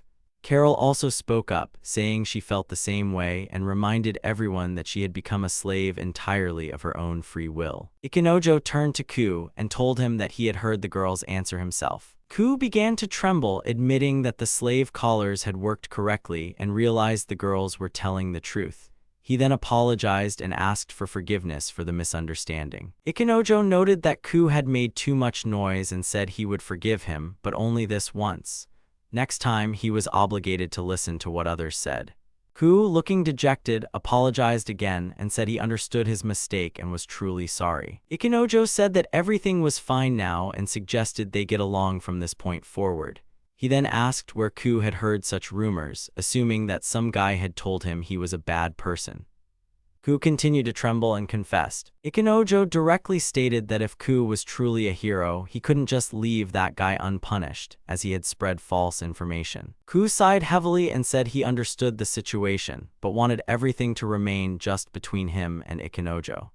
He also added that he had no intention of avoiding the conversation, and therefore asked for a promise that what was heard would not be relayed to anyone. Ikenoji calmly replied that he understood everything and noted that he had already guessed who was behind these events. A thought flashed through Ku's mind that Ikenoji's face could become scary and menacing. Ikenoji turned to Haru and Carol and said that he still had business with Ku, clarifying that what happened was just a misunderstanding, and assured them that Ku was a good guy. He then asked them to go with Ku's companions and just eat, promising to return soon, and handed them some money. Ku supported what was said and stated that they would be gone for a short while, so the girls should wait for them calmly. Ikenoji asked Haru to explain everything in as much detail as possible so that no misunderstandings would ever arise again. Haru resolutely said that he could rely on her completely. Ikenoji said goodbye, telling them they were leaving, and asked them to be careful. The swordswoman apologized for making a fuss because of Ku and suggested that they should become friends now, noting that their team also had a tiny one. Carol was indignant and exclaimed that she was not tiny. Haru confirmed that all problems were resolved and suggested maintaining peaceful relations from that moment on. Ikenoji noted that the guy who was spreading silly rumors about him had a dude, and added that he specifically had a D. Ku awkwardly confirmed that Ikenoji had indeed understood everything correctly and admitted that the person really did have a DA. Thought again crossed Ku's mind that Ikenoji had made a malicious grimace. Ikenoji said that ultimately only those people in this city were his enemies and held a grudge against him. He then asked Ku if he had come here to find someone and noted that he wasn't the object of the search. Ku confirmed that he was indeed looking for one specific person. Ikenoji said he wasn't going to interrogate him. Ku thanked him for that, saying he was grateful. Ikenoji apologized for thinking badly of him. Ku replied that everything was fine and that the fault primarily lay with himself, as he had flown into a rage when he heard that someone was supposedly bullying a child. Ikenoji concluded that those people were trying to take advantage of Ku's kindness and said that he would never forgive those who possessed a D. Ku noted that those people also didn't see the whole picture and suggested that it would be better to settle everything peacefully. A thought flashed through Ikenoji's mind that Ku was too kind, and he noted that this is exactly what a true hero should be like. Ku said that they had arrived at the location and warned that he would enter now. The adventurers greeted him with words that the hero had finally dealt with that scoundrel. Ikenoji unexpectedly intervened and greeted them with a short word. The adventurers exclaimed in horror, asking why he was there, and accused the hero of betrayal.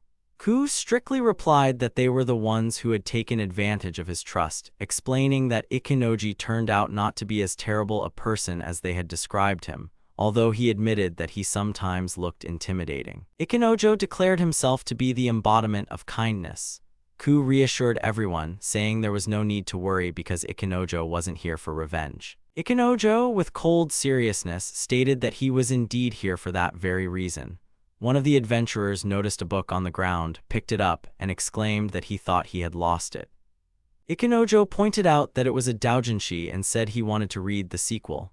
He then asked if they knew anything about the author and promised to return the book. The adventurer, surprised, asked if Ikenojo was one of them, even with such a cute girl by his side. Ku remarked that there was a saying that two-dimensional and three-dimensional things were completely different. Ikenojo was about to say something but was interrupted. The adventurer repeated the saying and commented that it was a good point. Ikenojo summarized by saying that if they shared information with him, he wouldn't hold a grudge against them. The adventurer admitted his mistake, sincerely apologized, and expressed regret for his actions, explaining that the extraordinary beauty of Ikenojo's companion was the cause, and he couldn't help himself. He added that he only wanted to impress her and appear cool. Ikenojo calmly noted that if one wanted to talk to a girl, doing it in such a foolish way was unwise. He emphasized that one should know when to retreat if a girl declines. The adventurers agreed with him, apologized, and confessed that they truly knew nothing about the great teacher. This place was once used as a residence created with magic scrolls, but over time, the project failed and went bankrupt. Subsequently, they began using a special machine that produced magic scrolls, which were then used to create doujinshi. Ikenojo said he hadn't really expected much, but was surprised to learn that there was someone else besides the second great teacher who drew doujinshi. The adventurer confirmed his words and explained that these people were called the second teacher's children. A thought crossed Ikenojo's mind that the second teacher had many students and followers. Ikenojo picked up the doujinshi and noted that the beastman's ears in it were drawn remarkably well. The adventurer blushed and shyly thanked him for the compliment. Ikenojo understood and directly stated that this adventurer was the artist who used cats, and asked if he was the one who drew the cat ears in the doujinshi. The adventurer was surprised and asked how Ikenojo guessed he was a cat user, as he hadn't even said it aloud. Ku interestingly noted that cat users were rare, and added that he had heard only those recognized by an ancient cat sith could obtain such a profession. The adventurer confirmed this, saying that cat priests were indeed the only ones who could pass on this class. He recounted that they had stolen his mat atabi, which he intended to use for medicinal purposes, and as compensation they only mocked him, talking about changing his profession. The adventurer added that members of this race were extremely rare and very difficult to encounter, so now he was forced to spend the rest of his life as a cat user. It crossed Ikenoji's mind that the adventurer was clearly unhappy with his current profession and felt a strong irritation towards it, similar to Carol's situation, as she also didn't want to be a temptress. He thought he could change everything with his unemployed skill, but he hesitated, not believing the adventurer truly had serious problems with that class. The adventurer explained that this was why he decided to get revenge on the cat sages, who looked like ordinary cats but actually hated beast people who had human forms with cat tails and ears. He stated that this was precisely why he created doujinshi, because if cat people became popular, it would surely infuriate the cat sages. A doubt crossed Ikenoji's mind, as he wasn't sure if this could truly be considered revenge. Then he said that the adventurers turned out to be pretty nice guys. He also noted in his thoughts that perhaps they were just a bit naive and foolish. The adventurer apologized again for acting arrogantly and offered to sell the doujinshi at a low price as compensation. Ikenoji agreed, saying that if this was their way of apologizing, he didn't mind. Ku, with a slight smirk, noted that Ikenoji wasn't entirely honest in his words. The adventurer asked if they liked beast people and promised to bring something right away. Ikenoji, intrigued, asked what exactly he was going to show them. Ku explained that it was a magical communication scroll. The adventurer added that it could only be used once and clarified that it was a letter from his niece, who also created doujinshi. In the letter, she asked him to send her ink, which was a form of payment. After that, he handed over the book. Ikenoji handed him the money. The adventurer looked embarrassed and said he couldn't take so much. Ikenoji insisted and asked him to use the funds to continue drawing doujinshi, expressing hope for good work. The adventurer happily agreed and promised to create excellent doujinshi about beast people. Ikenoji noted that it didn't necessarily have to be beast people, and then said it was time for him to leave. Ku apologized to him and said he had unfinished business. Ikenoji asked if that was really the case. Ku confirmed it and asked him to tell the girls that he would be back soon, adding that what happened today should remain their secret. Ikenoji agreed and said it was time to go. The guild tavern was filled with its usual noise and chatter, and upon returning, Ikenoji immediately noticed that Haru had dozed off. He calmly said that he was back. Carol was the first to react, greeting him and saying he was back. Chanty, slightly surprised, asked why Ku wasn't with him. Ikenojo explained that Ku had told him he needed to do something and then asked if the money he'd left was enough. Carol replied that there was more than enough money, adding that they hadn't even had a chance to pay yet. Nan and Chanty thanked him for the meal. Afterwards, Nan mentioned that the girls had told them a lot. Chanty added that Ikenojo turned out to be a pretty good guy. Schleil, on the other hand, warned them not to trust the first information they came across. Ikenojo said he wanted to let Haru rest properly, so he was leaving everything to Carol's care and offered for her to stay if she wanted. Carol, however, replied that she was going to go too. Ikenojo turned to the others and told them to have fun, assuring them he would pay for everything, and added that Ku should be back soon. Chanty wanted to clarify something and started talking about the swordsman and the delivery person. Nan, intrigued, said she'd like to know what Ikenojo's profession was. Ikenojo was surprised and asked if they were referring to him. Chanty confirmed it, saying they understood he was a good person, but noticed that Carol carefully avoided mentioning his class. Nan added that such cute girls were always around him, and they were especially interested in what his job was.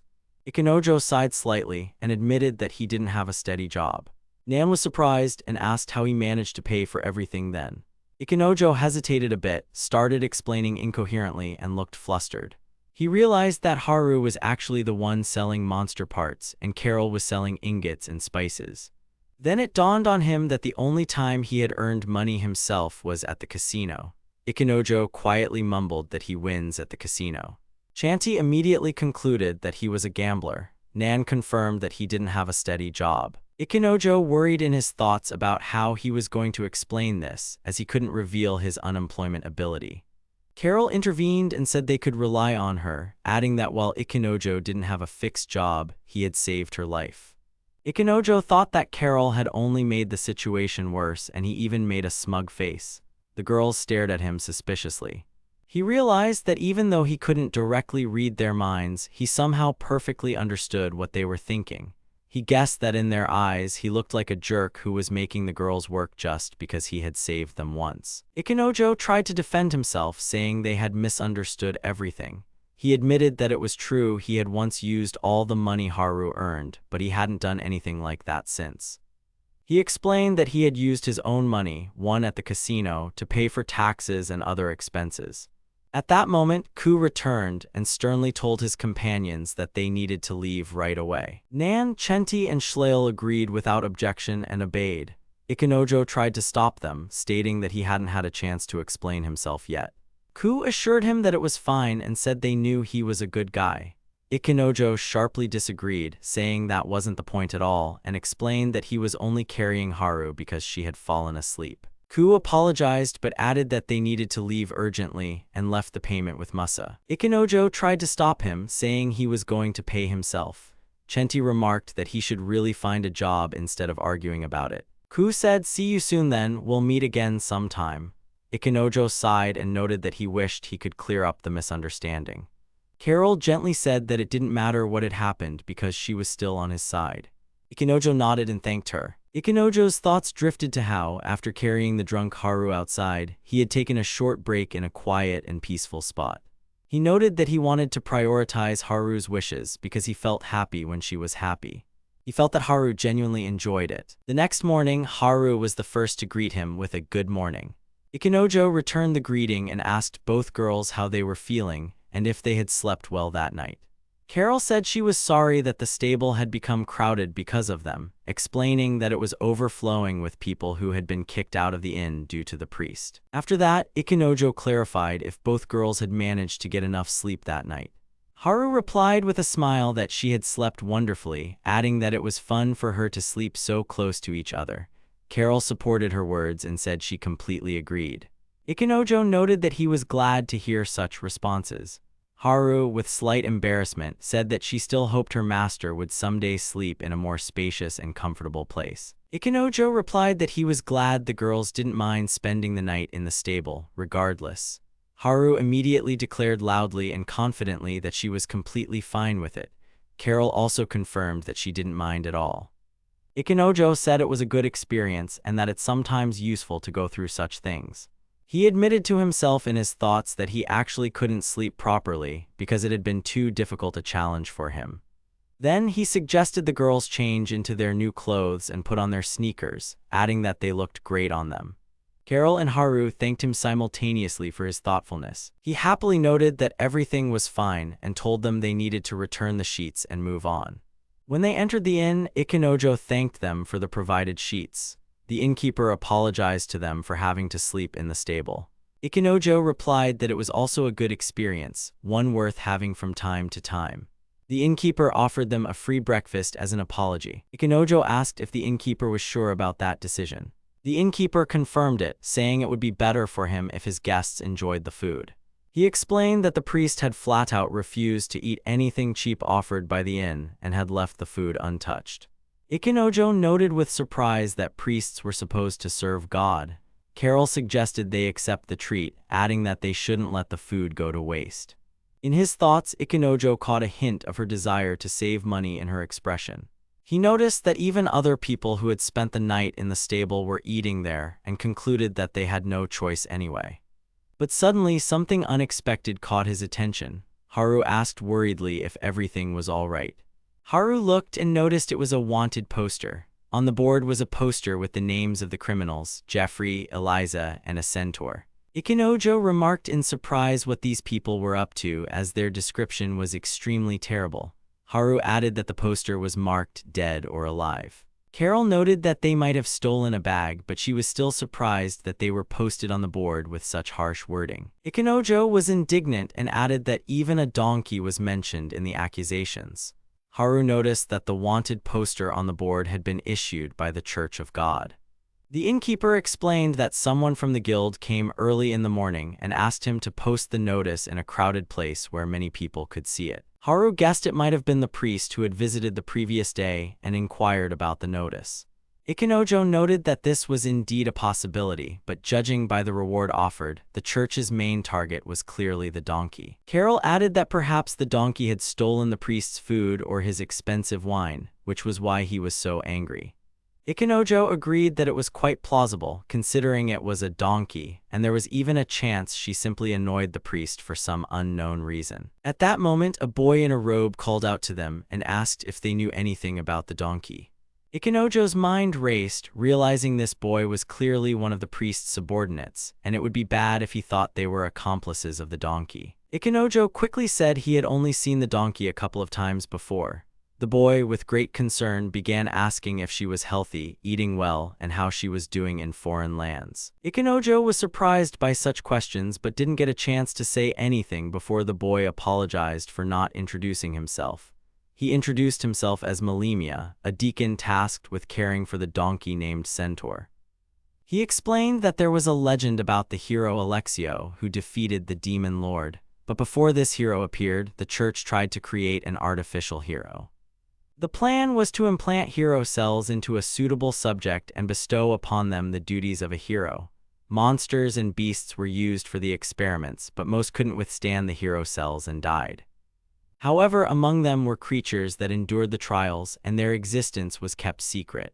The lives of many animals were sacrificed, but when the experiment concluded successfully, the hero cells were implanted into a human, and thus the hero Alexio emerged, who ultimately defeated the demon lord. However, in that environment, there was one single creature that didn't change at all. It was a slow donkey named Centaur. Malimia confessed that he was the one who let her out of the stable, but at some point he looked away and she vanished from his sight. Ikenojo thought to himself that this story sounded truly dangerous and extremely serious. He turned to Malimia and asked if he was sure he wanted to discuss such important matters right there. The innkeeper quickly declared that he couldn't hear anything and pretended to be busy with work, explaining that he had errands to run. Malimia assured him that it was fine, as the innkeeper was just a simple inn worker, and then said that any price would be acceptable to him if it meant saving the donkey's life. Ikenojo pondered what exactly the deacon meant. He even suspected that the deacon was willing to kill if it concerned Centaur. Ikenojo asked him if the church itself wasn't trying to take care of Centaur right now. Malimia responded that he didn't actually know the church's true intentions, as they had stopped mentioning Centaur 5 years ago. He confessed that he was supposed to be demoted and leave the center as punishment, but no harsh sentence followed, and he didn't understand why. However, now that the search for Centaur had begun, he suspected that the high priest was playing a major role in it, and even believed that the high priest intended to kill the donkey. Ikenojo clarified that Malimia himself did not have such goals. The deacon assured him that he only wanted the donkey to be safe and under his protection. Ikenojo then asked what exactly the deacon planned to do with the people who were near Centaur. Malimia replied that as long as she was safe, he wouldn't do anything to those people. But if the high priest found them, they would most likely be executed. Ikenojo said it would be terrible if they had to leave someone they knew to die. He asked Haru to try and find Jeffrey and the others. Haru admitted that it was impossible in such a crowded place, unless she had a specific scent she could track.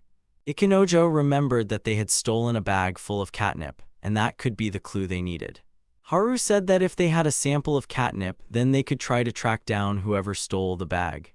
Ikenojo sighed heavily and noted that they didn't have a sample. Suddenly, Marina intervened and said that if they really needed catnip, she had some right there. Ikenojo was surprised by her appearance and asked why she was in that particular spot. Kanon explained that she had heard about the church people putting up wanted posters at the inn, so she decided to come here to gather more information. She added that since they had catnip, perhaps their help would be useful now. Ikenojo thought to himself that things were getting more and more complicated. Now the matter concerned not only the priest, and even these new allies didn't inspire much trust in him. He understood that he had almost no choice left, but at least he already knew something about the past of one of them. He apologized to Malimia and said he needed to talk to Marina. The deacon replied that it was not a problem, because all he needed was to get some information about Centaur. Ikenojo then asked Haru and Carol to wait there, adding that Kanon should also stay for now. Marina confessed that she had received that very bag of items from Daijiro. Ikenojo replied that this was exactly what he had expected. Marina, with a mysterious tone in her voice, said that she felt like a person who, like Ikenojo, was born under the same star and shared a similar destiny with him. He skeptically asked if she was playing Chunibyo and if she could also be considered Japanese. Marina calmly confirmed that she was. Kanon said in surprise that Marina was a traveler, just like her. Ikenojo hesitated and couldn't answer directly. Marina explained that it was normal for Kanon to already know her situation and what she was going through. Ikenojo asked that this remain a secret for as long as possible and that no one else find out about it. Kanon replied that she agreed, but only as long as it benefited her. In his thoughts, Ikenojo silently called her a swindler. Marina tried to say something else, but Kanon abruptly cut her off, remarking that the sun would set soon if she kept talking like that, and ordered her to speak normally. Marina was flustered but complied. Ikenojo clarified if Kanon was her master. Kanon confirmed without hesitation that she was. Marina confessed that she had arrived in this world 3 years ago when she was in her first year of middle school. Ikenojo noted in his thoughts that she looked visibly depressed. Marina continued her story. When asked about a blessing, she said that, as an introvert, she wanted an ability that perfectly matched her personality type. The result was that she became a clown. It turned out to be pure hell to work as a clown with her personality. Ikenojo expressed his condolences and cautiously remarked that if the first goddess she had met was Koch-san, she probably would have gotten a much better outcome. Marina explained that the goddess was Toril. Ikenojo immediately understood and said that was exactly what he expected. He added in his thoughts that, if he thought about it, he could have had the same fate if he had also met Toril from the beginning. Marina recounted that after arriving in this world, she found Daijiro's book and used it to get enough money to live for a while, but then she tried her best to fit the role of a clown that she had to accept. However, she had no chance to escape on her own, and eventually she lost all her money, fell into debt, and ended up in slavery. Ikenojo noted that it must have been a difficult ordeal for her. Marina continued, saying that at the moment the situation became truly terrible, she met Kanon. Kanon clarified that she didn't just save her, but actually bought her, as the seller didn't even suspect that a bag of valuable items was hidden behind Marina's back. The purchase was very cheap, which made it a very profitable deal for her. Ikenojo asked her to continue the story. Kanon explained that Marina would have been completely useless if she had remained in that state, so she gave her a magic mask that corrected her personality type. Marina added that with this mask, she became completely different and unparalleled. Her real name includes Sakura Marina, but with the mask, she is known simply as Marina. Kanon explained that Marina now essentially has 2 personality types, and that's what made her much more energetic and active than before. Ikenojo became wary and asked if the mask itself was dangerous. He thought to himself that this was why Marina had reacted so strangely when the mask flew off her face. After that, he said he now understood what was happening. Marina proudly declared that she was a true genius. Kanon added that he could now fully trust them. Ikenojo said that at the moment, he was inclined to trust them, though he noted in his mind that he had told them some things about himself but kept his ability as an unemployed swindler a secret. Kanon asked how important catnip really was to them. Ikenojo replied that it was the cause of yesterday's commotion, so it must be very valuable to them. Marina said that for her, the main thing was that her locket was in the bag along with the catnip. Ikenojo initially misunderstood and asked if she meant a rocket, but Marina clarified that it was indeed a locket where you could put a photo. She admitted that she had put it in her bag that day along with the catnip. Ikenojo pondered this and noted that there were no photographs in this world. Even wanted posters were drawings. Marina said that the locket contained a photo of her parents, and it was her only memory from Japan, the only thing that reminded her of Sakura Marina. She added that if she ever managed to return home, she would have to reclaim that memory. Ikenojo thought to himself that it seemed the goddess hadn't told Marina that there was no way home, but perhaps this very hope helped her stay calm and move forward. Marina finished her story by stating that as long as she lived in this world, she would continue on her path. Ikenojo replied that he understood her and offered to search for the locket together. He said they needed to start searching right away because it was a donkey centaur, which meant catching her shouldn't be too difficult. He noted in his mind that it felt strange to think that he would have to chase them someday. Then Ikenojo addressed his companions and millennia, saying that the conversation was over and it was time for them to set off. After that, he noticed Carol wasn't there. Haru replied that in her opinion, Carol would be back soon. Carol apologized for making everyone wait and explained that she was fine. She explained in detail that most of the assassins who were hunting Joffrey and the others had gone south. They decided to leave yesterday and had already crossed the city limits without even using the bridge. However, those who rode horses to Filwit reported that no traces of Joffrey were found in the city. The riders also didn't notice their tracks in the middle of the road. Carol confidently added that with this information they could predict the fugitives' path and that all they had to do was trust Haru.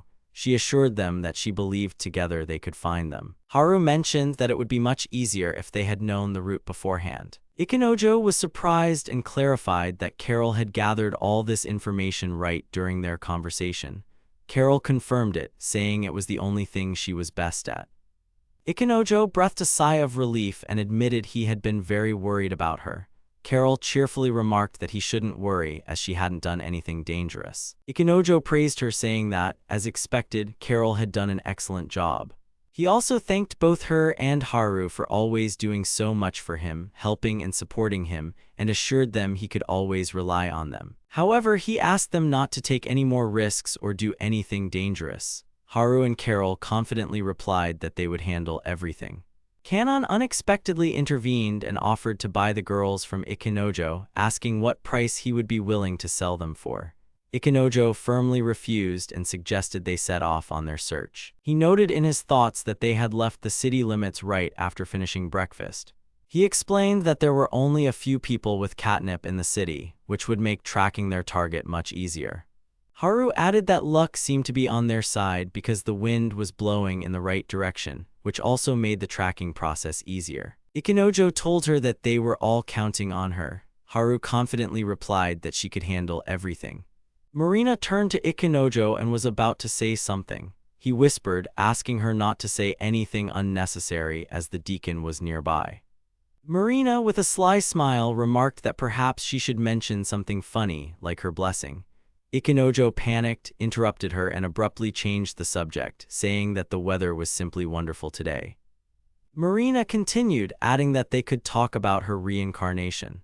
Ikenojo got angry and told her she needed to stop calling herself a genius without any proof. He called her an idiot and repeated it several times. Marina calmly retorted that she wasn't an idiot but a true genius. Ikenojo sighed, called her a disaster, and told her to shut up. Kanon laughed. Ikenojo unhappily noted that there was nothing funny about it. Kanon said it seemed to her that they got along great as they both came from the same city. Ikenojo was indignant and asked how she had even come to that conclusion. Kanon replied that it was the first time she had seen someone who could get along with the girl and she was very happy about it. Ikenojo sharply disagreed, saying they didn't get along at all. Kanon sadly remarked that after everything that had happened, she wouldn't be able to be with her anymore. Ikenojo asked, puzzled, what exactly she meant. Kanon thoughtfully noted that the final decision would only be made after Marina was freed from slavery, but given her unique personality type, it would probably be better to keep her on a leash for extra protection. Marina skeptically asked if that was really the case, and Ikenojo thoughtfully confirmed her words. Kanon continued her reasoning, explaining that slaves are most often owned by wealthy and noble people. That's why many people believe it's better not to offend such slaves, as they are under the protection of powerful and influential masters.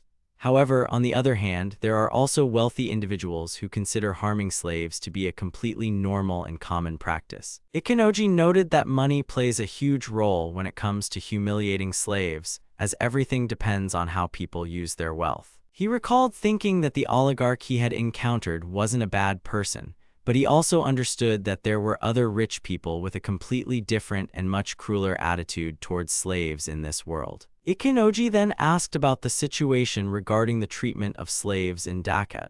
Haru explained that Dakat and its neighbors form a united alliance and generally treat slaves well. Kanon confirmed her words, adding that the treatment of slaves in this district is indeed noticeably softer and more humane than in others, but she also emphasized that the Eastern District is the complete opposite. There, slaves aren't even considered people, and their situation is so terrible that even demons treat their slaves better than the residents of that region. Ikenoji said that it all sounded extremely awful. Kanon clarified that the Eastern District was constantly fighting with demons, and there are famous demon hunters there. For them, slaves are merely expendable resources, used until exhaustion and then discarded when they cease to be useful. Ikenoji concluded that this district must have indeed had wars with demons in the past. Carol confirmed his words, saying there had been several such wars, but legends claim that a priest managed to seal a powerful demon who ruled that land. Ikenoji thought to himself that perhaps this very story was the reason why priests in this district held such immense authority and power. He then asked if there was any additional information about that demon, because if it was said to be sealed, it meant it hadn't been definitively defeated in the past. Carol replied that the church claimed this demon was a vampire. Ikenoji was surprised, saying that vampire sounded like some kind of ruler or sovereign, and that it indeed made a strong impression. Carol added that there are various stories and rumors about vampires, for example, that they have a weakness to silver, or that a person bitten by a vampire also becomes such a creature. Furthermore, there's another legend that the relationship between a master and a slave can change in the most unusual way if the slave bites their master. Kanon observed with interest that information about vampires might be considered the church's main and carefully guarded secret, and she turned to the deacon to clarify this point. Millennia, hearing her words, became flustered and exclaimed in bewilderment. Ikenoji, with slight confusion, admitted that he had never heard of this before. Carol carefully unrolled a map of Dakat and pointed to a specific location, drawing his attention. Ikenoji was then surprised and asked when she had managed to acquire such a useful item. Carol calmly explained that she had done it back when they were on the bridge, adding that for any traveler, information is always the most important resource for survival. She clarified that this map marked places where travelers could stop, rest, and eat, which is precisely why the map's cost was significantly higher than ordinary ones. Millennia became interested and cautiously asked what kind of store sold such maps, because, according to him, this map indicated places that were clearly not sanctioned by the church, including even a military facility. Carol calmly reiterated that for travelers, information always comes first, but trust is even more valuable than life itself. Hearing her words, Millennia realized he wouldn't get a specific answer and disappointedly said that it meant Carol wouldn't tell him anything more. Carol firmly replied that she truly didn't know anything and couldn't reveal what she herself wasn't aware of. Millennia then said he was willing to overlook it as long as he had the chance to meet her safely. Ikenoji expressed his gratitude to Carol for her help, but she modestly replied that it was nothing special. Ikenoji then thoughtfully stated that trust was the most important thing. However, Carol unexpectedly countered and said that for her, Ikenoji himself was the most important. Haru also quietly confessed that she felt the same way about her master. Ikenoji looked at both girls and asked them to remember that in any situation they should prioritize their own safety, but he still thanked them for their loyalty. Marina, observing the scene, noted that the girls looked at Ikenoji with respect and added that for a slave, the greatest blessing is having a good master. But Ikenoji frowned and told her not to spoil the mood. Kanon, laughing, pointed out that he was blushing, which annoyed him even more. Meanwhile, Carol returned to the map and announced that if they moved in a certain direction, they could reach a tower. Ikenoji asked what kind of tower it was. Carol explained that it was located right on the border between the states, and although Randall and Dakat had signed a peace agreement 15 years ago, the tower remained abandoned. Despite this, it was still considered a military facility, and therefore entry was strictly forbidden. Carol then asked Ikenoji what exactly he intended to do when he met Jeffrey and the others. Ikenoji replied that he intended to hand them over to the church, as the main target was Kentaurus, and the other two were more like an additional trophy. He expressed hope that they wouldn't be subjected to cruel treatment and added that, if absolutely necessary, he was willing to let the deacon deal with them as he saw fit. Melemia said that for him, it was only important that Kentaurus was safe, and he wasn't interested in anything else. Ikenoji noted that he understood his position, but he wondered to himself how close and trusting Melemia's relationship with the church was, given how calmly he even revealed the secrets of Hero Gen. Ikenojo, however, found it hard to believe that everything boiled down to just protecting Kentaurus. Meanwhile, Haru reminded him that their horse, Fion, also needed a rest. Ikenojo agreed, saying they would make camp, and led the horse to fresh water, offering him a drink. Haru gently stopped him and asked to take care of the horse herself. Ikenojo gratefully agreed and thanked her. At that moment, Marina addressed him. Ikenojo sharply asked what she wanted. Marina, with genuine interest, stated that she was absolutely sure he was a swordsman, as he had a sword hanging at his hip, and was therefore surprised to learn he was also a mage. She began to question him about his magic level and if he could fly. Ikenojo told her to calm down and ironically noted that it was strange to hear such questions from a girl who called herself a sorceress but couldn't even use magic. Marina was indignant and exclaimed that it wasn't like that at all, as she was the greatest sorceress. Ikenojo chuckled in response and said that was good because otherwise he might have thought she was just a clown with cheap tricks. Marina cried out in indignation and asked him not to say that again. Then, Marina picked up a bow and arrow, turned to Kanon, and called her name several times. Kanon agreed without a word and placed an apple on her head. Seeing this, Ikenojo frowned and warned that he didn't want to witness anyone getting hurt or bleeding because of such a stunt. Marina confidently declared that she wanted to take the initiative and asked for the opportunity to show what she could do. Ikenojo, clearly worried, said he couldn't calmly watch what was about to happen. Marina, paying little attention to his words, cheerfully said they were starting, and Kanon, with a slight smile, agreed, noting that it depended on when Marina was ready. Ikenojo sharply intervened and told Marina to at least open her eyes before she started shooting. Marina released the bowstring and announced that the arrow had flown. Ikenojo noted with relief that the arrow was headed in a direction where there were no people. But soon it unexpectedly changed trajectory, returned, and accurately hit the apple Kanon was holding. Ikenojo exclaimed that it was impossible. Marina smugly declared that such was her great magic. Kanon, looking at the result, reservedly said that one could assume exactly that. Marina, even more proudly, explained that she had established a connection with the wind spirits, and they were the ones who altered the arrow's trajectory. Ikenoji asked in surprise if that was really true. Haru cautiously interjected that Marina had actually used a string. Ikenoji asked about the string with interest, and Kanon remarked that it was surprising to hear such deductions after only one observation.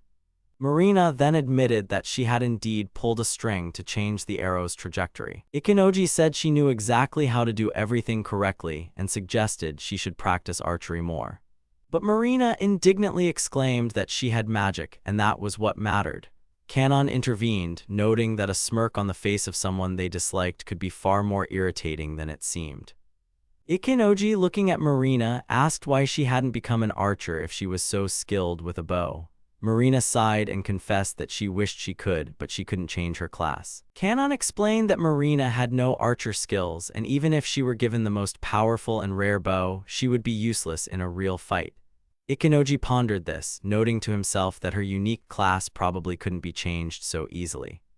Marina, however, enthusiastically stated that this was precisely why she didn't even want to think about changing classes, as her goal was to master the clown class and reach an incredibly high, ultimate level in it. Ikenoji quietly replied that he could probably understand her, though he chuckled inwardly, thinking that it seemed she wanted to master something akin to unemployment. Carol quietly uttered a phrase about mastering a job being a task in itself. Ikenoji looked at Marina and said that even so, her archery skills were quite good, and he believed she could help in battles if she increased her firepower. Marina was a little embarrassed and admitted that her fire magic was still too weak at the moment. Haru then cautiously addressed her master, saying that perhaps she should share the magic bow she received as a reward for clearing the Gamaki village dungeon. Ikenoji was surprised and asked if she was sure about her decision. Haru nodded and said she didn't use the bow anyway. Hearing this, Marina shrieked with delight, exclaiming that a magic bow was a true rarity.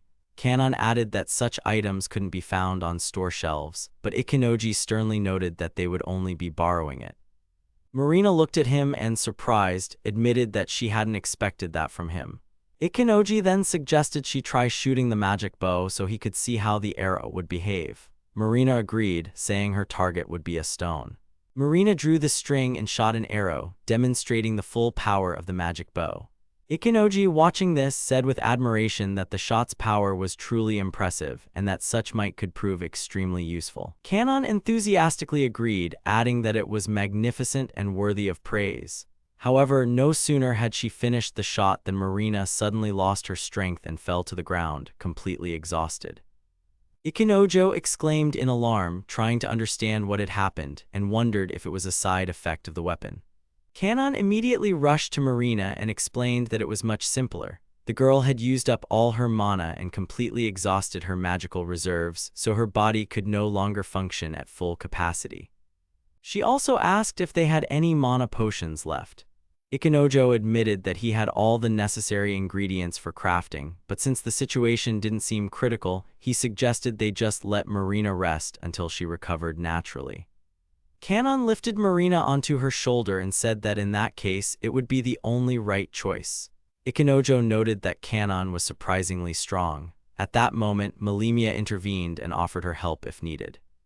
Suddenly, Haru became alert and warned her master that she sensed monsters approaching.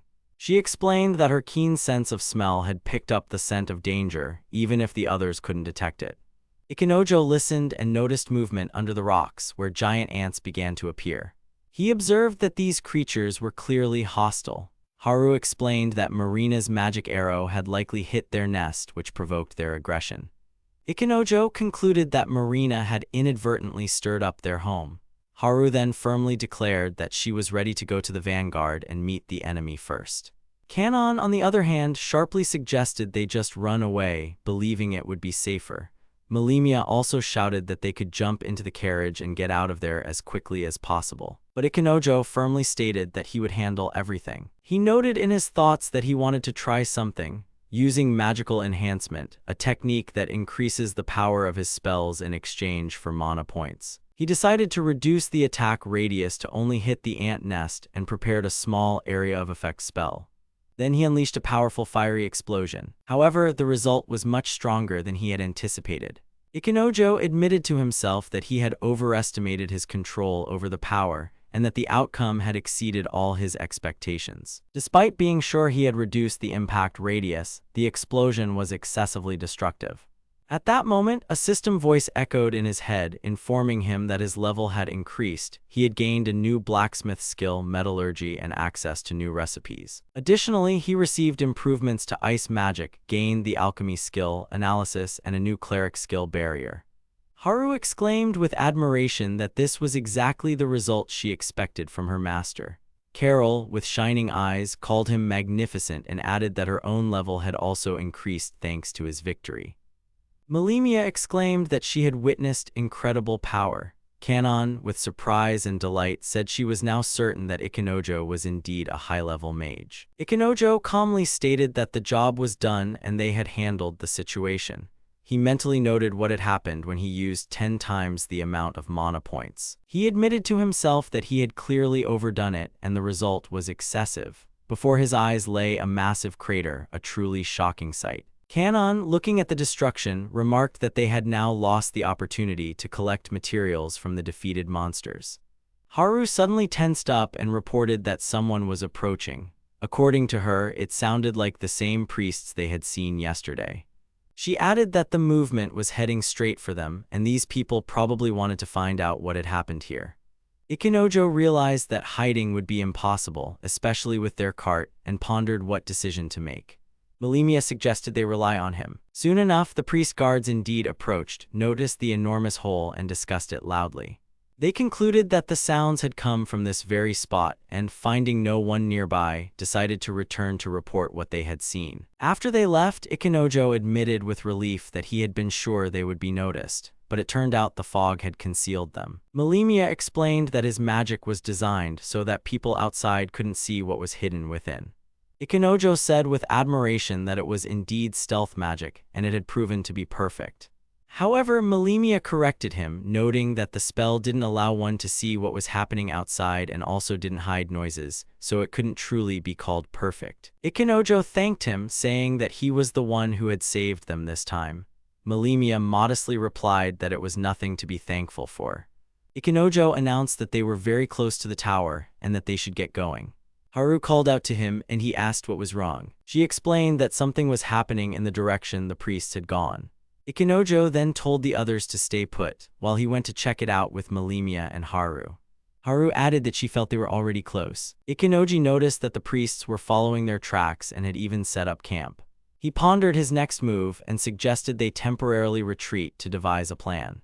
Later, Melemia added that thanks to Carol's half-human, half-beast hearing, they could easily eavesdrop on anything here. Ikenoji mentally noted that Carol was also using her skill to gather information. She was currently hiding in the fog with Melemia, and the risk was minimal since no one would hear them as long as they remained silent. Soon, Carol returned with news. When Ikenoji asked about the results, she shared what she had heard. The priests were convinced that the Centaurus was in the tower. They also believed that Jeffrey and Alice had already been killed. Finally, she added that Limestone himself was on the top floor with his attendants. Haru stated that she still believed Jeffrey and the others were alive, as their scent could still be detected in the tower. Ikenoji thought about this, noting that if that were the case, it was strange why the priests thought they were dead and what exactly they were doing on the top floor. This made the whole situation even more confusing. Kanon commented that Melemia's fog had proven quite useful. Ikenoji admitted he had never heard of it and asked how he obtained it. Melemia replied that the fog was a reward. He wasn't going to get involved in any more problems than he already had, and declared that he now preferred to work alone. Ikenoji asked what exactly he intended to do. Melemia replied that he would try to find the person he was looking for and then leave the area. Ikenoji noted that they should consider the possibility that his target might no longer be alive. Carol proposed a different plan. She stated that she had an idea. They could create a diversion and then slip away unnoticed. Ikenoji said that in that case, they would have to rely solely on luck. Carol clarified that there were only weak monsters nearby, like ants and worms and plenty of them, and that it would be best to act at night. Ikenoji reacted sharply, saying he knew what she was getting at. Carol, with a satisfied smile, told him to leave everything to her. The guards shouted that a pack of monsters had been spotted to the east and ordered everyone to grab their weapons and rush there without delay. Ikenoji calmly agreed and asked Melemia to use his ability. Melemia nodded and cast the hidden fog spell. Ikenoji gave the command to move forward. Carol wished them to be careful, and Kanon promised that they would see each other again.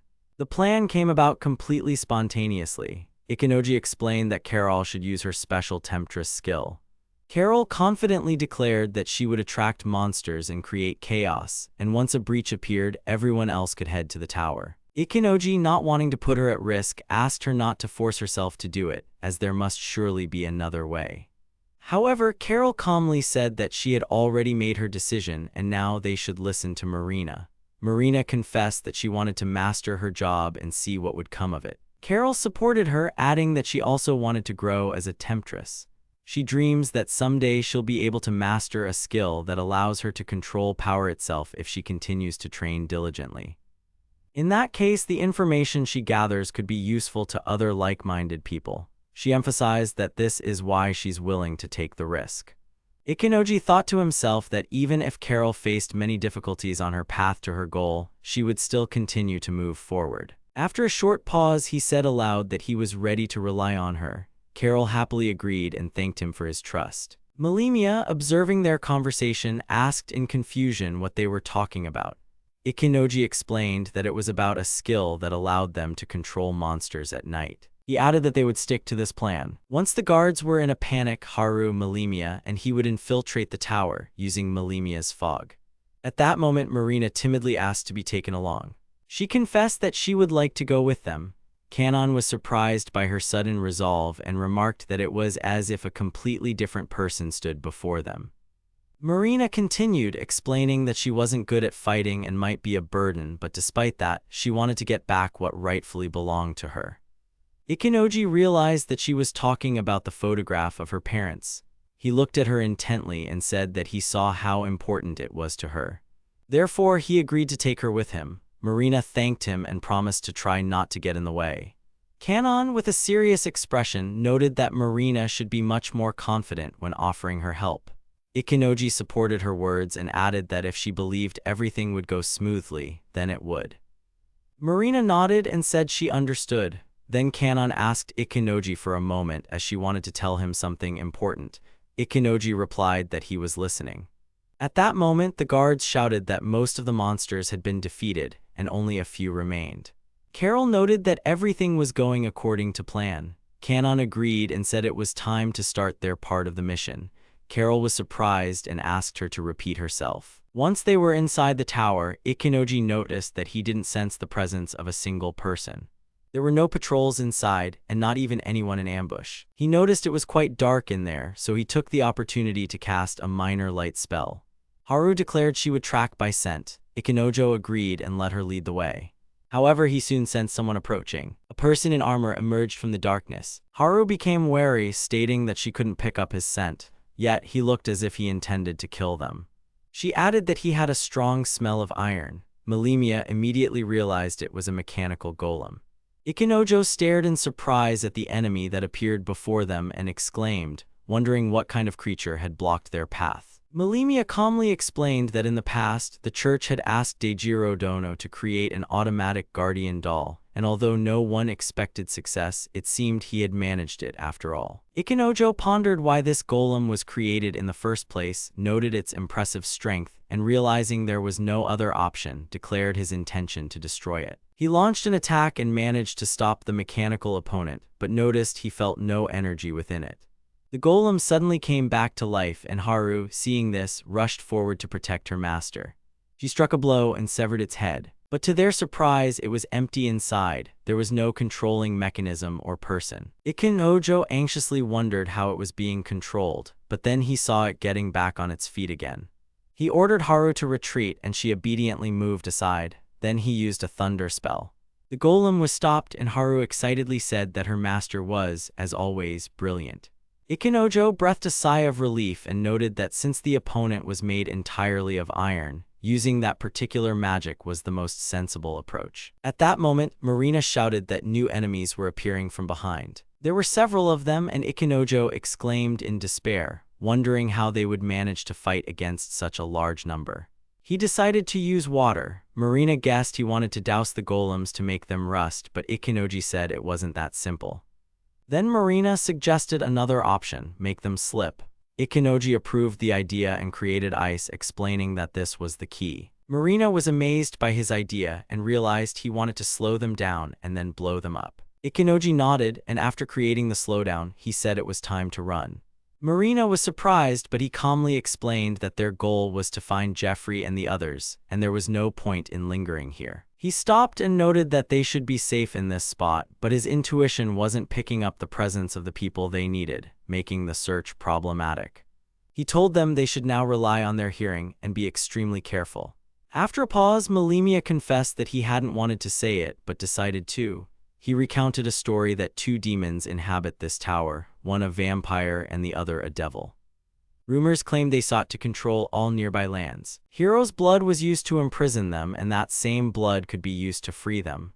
Ikenoji understood the hint and asked what that meant. Melimia speculated that perhaps the priest wanted to use Centaurus's blood to break the seal. Ikenoji frowned, wondering who could even think of such a thing. Melimia added that there's a belief, whoever is bitten by a vampire becomes a vampire themselves and gains eternal life. Everyone with any degree of power fears death more than common folk, so such power could be tempting to them.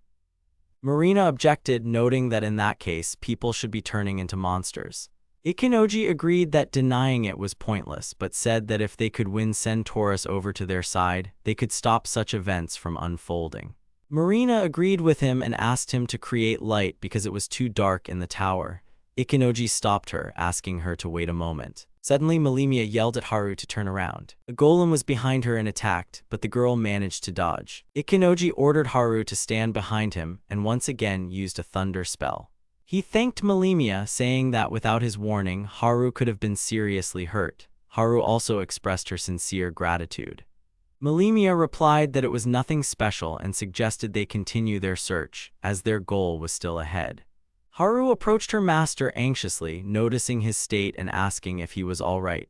Ikenoji calmly replied that nothing was wrong and suggested they continue their search. He wondered if Joffrey had truly decided to come here. Even though he had long grown accustomed to relying on Haru's sense of smell, he was still surprised. Haru lifted her nose and reported that she smelled dried meat. Ikenoji chuckled slightly and asked if she was hungry.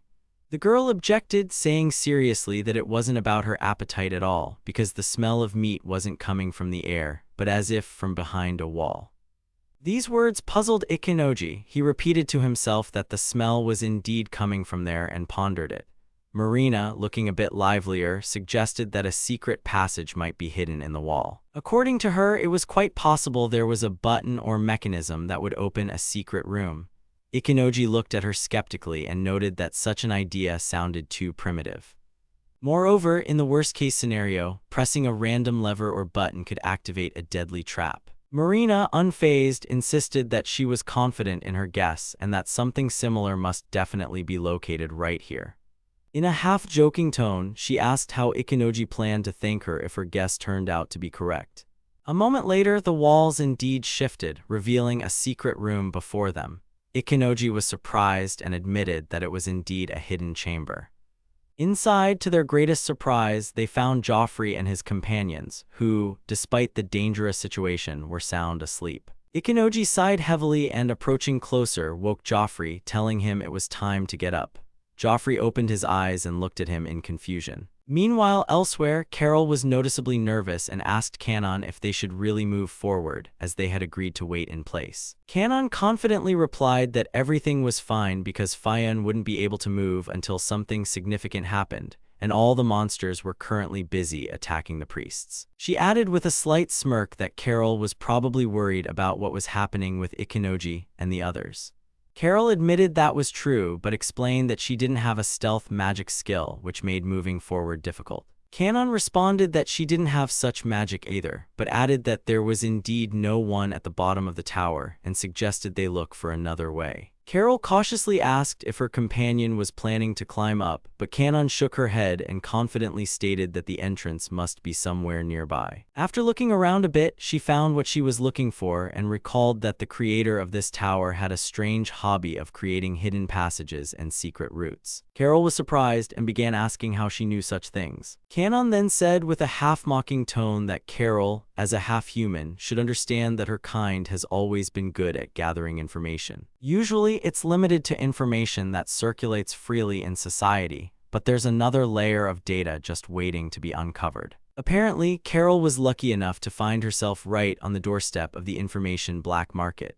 Carol repeated her words about entering the information black market in astonishment, as if trying to process what she'd heard. Kanon calmly confirmed that it was exactly as she said, whether Carol liked it or not. Carol wanted to clarify what she meant, but Kanon decisively cut off the conversation and urged her to move on, noting that they shouldn't waste time. However, she asked if Carol had night vision, because she was walking so confidently. Carol replied that she had lived in dark places for a long time and was used to such conditions.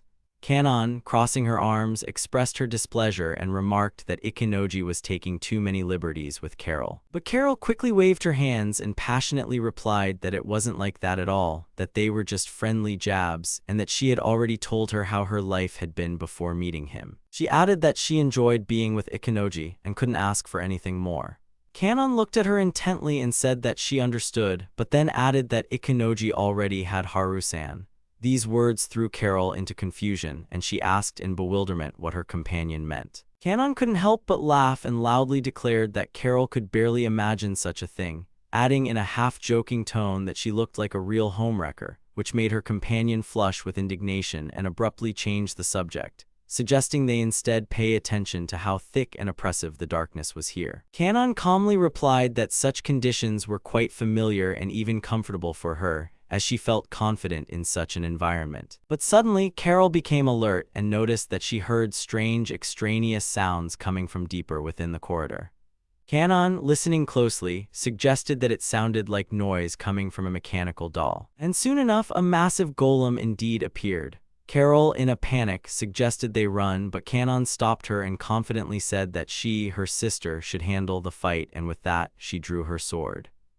Carol looked at her doubtfully and asked if Kanon was sure she could handle such an opponent, but Kanon, with a smug smile, replied that of course she could, because she had a reliable weapon. Carol irritably remarked that it looked like a cheap fake, meant only to deceive people, but Kanon took offense at her words and called them rude. Meanwhile, the golem was getting closer, and Carol desperately warned her about it. Then Kanon, ignoring her doubts, focused, cast a spell, and awakened the power of her sword, uttering the name Excalibur.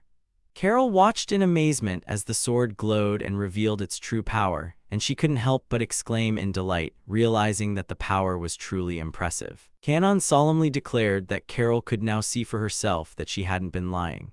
Carol, astonished, admitted that it was indeed a real magic sword, not a fake. Kanon confirmed her words, adding that she had crafted it herself, as she possessed the rare and advanced class of a mage blacksmith. Carol skeptically reminded her that, as far as she knew, a mage blacksmith was an extremely difficult and high-level class, requiring skills from 3 different areas: mage, blacksmith, and alchemist. Kanon calmly explained that by gaining access to this class, she had acquired the ability to create truly astonishing things. Carol then exclaimed that she didn't understand why Kanon wasn't using these talents for good, creating magical equipment to sell, but instead chose to deceive people. However, Kanon replied evasively that she had her own reasons for her choices and suggested they move on without stopping. Carol, bewildered, tried to ask again but didn't get the chance, as attention shifted to another part of the group. Meanwhile, Ikenoji assured his companions that he was fine, after which Haru thoughtfully offered to wipe his face, showing her devotion and concern for her master. At this time, Jeffrey and Eliza, having regained consciousness and observing the situation, were stunned by what they saw. Jeffrey exclaimed that he couldn't believe Centaurus turned out to be a hero. Eliza also repeated the word in surprise. Jeffrey was astonished and began to suspect that the power he had imbued into the sword Excalibur might have somehow transferred to Centaurus. Ikenoji remained calm and suggested they postpone a serious conversation for later, but Jeffrey sincerely thanked them for coming to their aid, and Eliza also admitted she hadn't expected such an outcome. Ikenoji reminded them that Jeffrey and Eliza were wanted, to which they thanked him for the warning. At that moment, Marina remembered her bag and demanded an explanation from Jeffrey. She accusingly stated that he was the one who took her bag when he was restoring the sword's power. Jeffrey was genuinely surprised and replied that he thought Centaurus had bought the bag. Eliza noted that she also found the situation strange. Jeffrey tried to reassure Marina, explaining that he had deliberately tied the bag to Centaurus so it wouldn't get lost. But suddenly he discovered that the bag had vanished, and along with it, Centaurus himself, who had just been there and, as everyone could see, was peacefully sleeping. Ikenoji noted with confusion that he had seen him just a few minutes ago, but now he was gone. At the same moment, Haru became alert and reported that Melemia was also missing. Ikenoji realized with shock that they had now lost 2 members of their group. With irritation and tension in his voice, Ikenoji ordered everyone to stay put, after which he had a conversation with Kanon. The girl grimly explained that a spell called Hidden Mist couldn't be obtained as a dungeon reward, as it was one of the highest dark spells, available only to a select few. And most importantly, none of the clergy could possess or use it, so they needed to be vigilant. These words made Ikenojo think deeply, and unsettling thoughts began to swarm in his mind. He remembered that the deacon had mentioned taking care of Centaurus, and now that phrase seemed suspicious. Kanon had warned him, and he now clearly felt that there might be more behind the clergyman's words. Ikenojo tried to make sense of what he heard, wondering if the hero's story wasn't just an old legend after all. If it was true, then how old was this man himself, and how deeply was he aware of the church's secrets? Moreover, Ikenojo realized that information about vampires should be completely classified, but the deacon clearly knew too much. The thought that this man could truly go unpunished while allowing Centaurus, who possessed a fragment of the hero's power, to escape, filled him with rage and anxiety. Ikenojo began to lean towards the idea that Millennia's words initially made no sense, and now everything was falling into place. At that moment, Haru turned to him, noticing that her master was heading somewhere. Ikenojo resolutely stated that they needed to follow Millennia and Centaurus's trail. However, he immediately realized he couldn't pick up their scent and concluded that they had likely used spatial magic, which greatly complicated the task and made catching up almost impossible. He clenched his fists in anger and said that it was important not to rush now, but to understand the current situation and head to Limestone first. Haru replied that she could pick up a scent and reported that it was coming from above. Ikenojo immediately said he would go alone and Haru should stay here. But the girl objected, saying she could show him the shortest path if she went with him. Ikenojo firmly refused, emphasizing that they didn't know what awaited them and it was too dangerous, so she just needed to wait. But Haru stubbornly declared that she would go and stay by his side. Ikenojo tried to stop her again, saying it was dangerous, to which Haru replied that was precisely why she had a good reason to be with him. Ikenojo ordered her to obey, but Haru did not back down. She said that if her master ordered her to return, it would mean she would no longer be his slave. Ikenojo was stunned by her words and exclaimed, not understanding what she meant. Haru explained with a serious face that her collar was her pride and she was obligated to obey her master. But if she left him and something bad happened to him, she would never forgive herself. She begged him to remember that she was his shield and sword and asked him to take her with him, regardless of the danger. Haru said that no matter how terrible the trials, she was obligated to be by his side. These words touched Ikenojo's heart. He hugged Haru and told her that while new shields and swords could be bought, she was irreplaceable and unique. He asked if she was ready to go with him, and Haru firmly replied that she would stay with him until the very end. Ikenojo then asked her to lead the way, and Haru confidently guided him forward. After some time, they reached a spot where they found Millennia, who had been captured by enemies.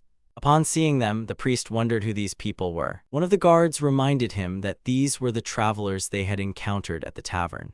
The priest thanked them and explained that they had come there precisely because they saw the wanted poster. He confessed that it had all been a trap set specifically to catch them. The priest added that perhaps it was fate and they were there to witness the end of the mistake known as a vampire. Ikenojo was shocked and in disbelief, uttered that Millennia was a vampire. The priest confirmed with a cold smirk that one of the lower vampires was indeed sealed within Millennia's body, though he immediately added contemptuously that even calling him that was too much, as he was merely a pathetic piece of trash. A heavy realization flashed through Ikenojo's mind. The seal required a hero's blood to be broken. He clearly understood that the only one who had ever spoken about the need to break the seal was not the priest, but Millennia himself. Only that person had mentioned such a thing. The priest loudly commanded them to begin, and the guards immediately plunged a spear into Millennia's throat. Then, bleeding, he laughed and said that humans had finally done what he had been waiting for. He announced that the seal was finally broken and confessed that he had secretly managed to collect some blood from the very donkey everyone considered immortal. Now, he said, the long-awaited moment had arrived for his king, Valf, to resurrect, and Millennia's own blood would be the catalyst for this resurrection. For a moment, the symbol of the seal appeared in the air, but then it vanished. The priest, in response, burst out laughing, calling the situation excellent, and said he hadn't expected it to be so simple. He gave Millennia a cold look and called him a fool. Millennia, confused, asked what he meant. The priest then calmly explained that Millennia was mistaken in thinking the donkey was a hero.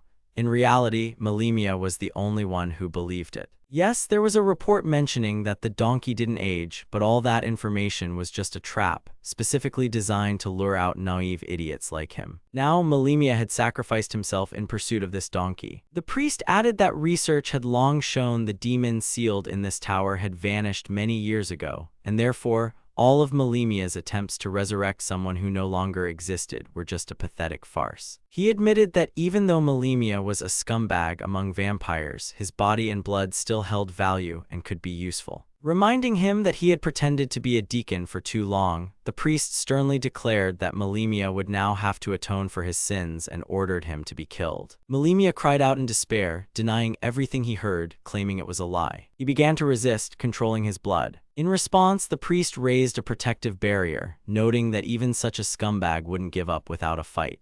Meanwhile, Ikenoji and Haru helped the guard who was severely wounded in the fight with Melemia.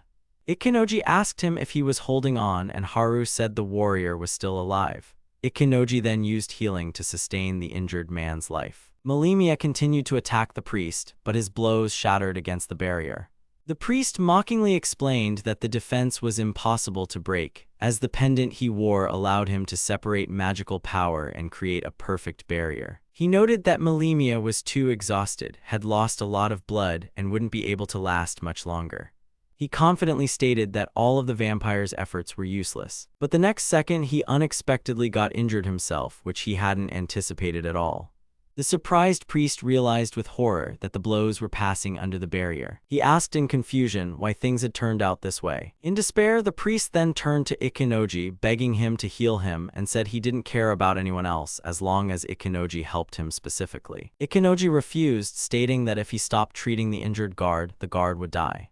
The priest, losing his composure, then promised to grant Ikenoji any wish if he agreed to heal him. But at that very moment, Melemia plunged his weapon into the priest's throat, killing him. The priest collapsed to the ground, dead. Melemia picked up the priest's pendant. Ikenoji called out to him and tried to stop him, reminding him that he had recently saved Haru and saying he didn't want to fight him. He then ordered Haru to take the wounded downstairs to the lower floor. But Melemia cut him off, saying he no longer wanted to be called by that name, and declared that he had waited his entire life for the moment of Valf's resurrection. According to him, today was the day Valf would grant him his true name, as he had never had one of his own before, remaining nothing more than a pathetic fake all this time. If he didn't resurrect Valf, he would regret it for the rest of his days. Ikenoji, straining, reminded him that the priest had clearly said there was no one left in this tower. But Melemia adamantly refused to believe that Valf had simply vanished, stating that if the seal couldn't be broken with a hero's blood, he would destroy the entire tower where his master was sealed. Ikenoji tried to reason with him, pointing out that it wouldn't be so easy to do. But Melemia, with madness in his eyes, replied that it was indeed impossible by ordinary means, but now he had the pendant, which would allow him to achieve his goal. Ikenoji realized in his thoughts that the pendant contained an enormous amount of magical power and needed to be destroyed immediately. He cast a fire spell, but the spell didn't work. Melemia smirked and revealed a terrible truth. Ikenoji had no magic left because, throughout their journey, Melemia had secretly drained it all away. This was one of his vampiric skills. Melemia confessed that Ikenoji posed a threat, and therefore he needed to be stripped of his power. Now he suggested they enjoy Valf's resurrection together, adding that if Ikenoji didn't mind, they would witness this great event. Behind Marina, Joffrey, and Alice, a massive suit of armor was chasing them. It hadn't moved before, so they thought it was a poltergeist, and Alice suggested exorcising it. Marina asked if this wasn't their chance to show how strong they were. Suddenly, they stopped and declared that they were the strongest of all. Joffrey pulled out an exorcism item, a small vial of holy water, and threw it at the armor. Marina thought it wouldn't work because it wasn't human. But the armor suddenly calmed down and crumbled apart. He said that holy water was the best remedy and always helped against evil spirits. Then Marina decided to check something. Looking inside, she saw that it was being controlled by a talisman. This meant its creator was most likely Milky, not Dejiro. Now everything made sense to her. Marina wanted to explain about the mechanical doll, but the other two interrupted her. The doll and the talisman got wet from the water, though the result would be the same, so it didn't matter. Marina told them to aim for its neck and keep pouring water on that specific body part. Joffrey pulled out another vial, while Alice boasted about buying a whole bunch of them. Suddenly, the vial slipped from his hand and shattered as it hit the floor. Marina thought they had wasted the bottle, when suddenly Joffrey noticed something. The water had seeped under the wall, and he thought there might be a secret room there. Marina was about to boast that her specialty was finding items, when Joffrey already found a button himself and opened the door. He has pretty good intuition, and together they went inside. But there was absolutely nothing here except for an inscription. Marina decided to look at it and thought her moment of glory had arrived. However, neither Marina, Joffrey, nor Alice could read the inscription. Still, they were curious about what it said. Suddenly, someone approached from behind, drawn by their voices. It was Karen and Carol. Karen asked where Kusunoki was, and Marina replied that he had run away. And this was after she had asked him to look after Marina. But given the circumstances, she couldn't blame him. Something was happening upstairs. She asked what they were doing there, and Marina pointed to the inscription, asking if Karen could decipher it. Carol came closer and said that if they were words, she could do it. Marina suddenly started shaking her, begging her to decipher it, then let her go. Carol possesses the ability of a decipherer. After reading the inscription, Carol said that something sealed was lying there. Marina really wanted to know what it was, but Carol needed time to decipher it. After some time, she finished deciphering it. Someone took the girl who was sealed here, the Demon Lord's familiar. That's what it said. It turns out these were the Demon Lord's words. Joffrey thought it must be worth a lot of money and suggested carving out the inscription to take with them. Suddenly, the entire room began to shake. It seemed to be an earthquake, and Marina covered herself, explaining that after an earthquake ends, they should evacuate. She also reminded them not to forget about Akashi. Karen remarked that it wasn't the time for sweets, though Jeffrey had some with him. However, Marina meant that during an earthquake, they should remain calm, avoid pushing, and talk less. But apparently none of them knew this, and the earthquake only intensified. It got pretty strong. Jeffrey and Alice held onto each other while Marina fell. Karen asked if she was okay, but Marina was looking for her glasses, which had fallen off her face. Looking at the ceiling, Karen began to guess what it might be. Meanwhile, Kusunoki was exhausted. He hadn't realized that a lack of mana could have such a severe impact, barely able to move. In this situation, the tower would be destroyed, when suddenly Haru rushed in. But Kusunoki stopped her, preventing her from running headfirst into danger. He told her to run away, but she just took him and asked him to lean on her shoulder. Kusunoki refused, saying they couldn't leave together, but she could easily escape alone. However, Haru didn't want to abandon her master, and since there was no time, she reached for her sword. She intended to defeat Mylymia, destroy the pendant in the sky, and stop this. Haru asked him not to tell her that she should abandon him and flee. In moments like these, Kusunoki needed to rely on her. Haru crouched down and charged forward at Mylymia. He attacked her with black slashes, but Haru dodged them, and the ones she couldn't dodge, she deflected with a flash of her sword. Mylymia created more attacks which looked like a hand. Haru destroyed them again and managed to get closer to Mylymia. She was incredibly fast, so much so that Mylymia couldn't even react. After wounding him, she started thinking that she needed to figure out what to do about the pendant in the sky. She couldn't do anything from this distance. She needed to get closer when suddenly Mylymia's attack flew at her. She barely managed to dodge them. Haru jumped and realized there was no way for her to avoid such an onslaught.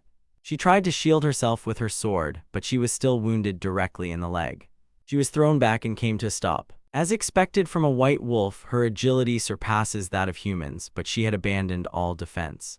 Mylymia asked if she had forgotten that he was half human. Haru was no longer able to move. Kusunoki decided to ask Mylymia why he was acting this way. Valfa is no longer in this tower. If he could be freed by simply destroying the tower, then he wouldn't have needed Kentaras's blood. And he should have known this, but Mylymia suddenly said that he didn't understand.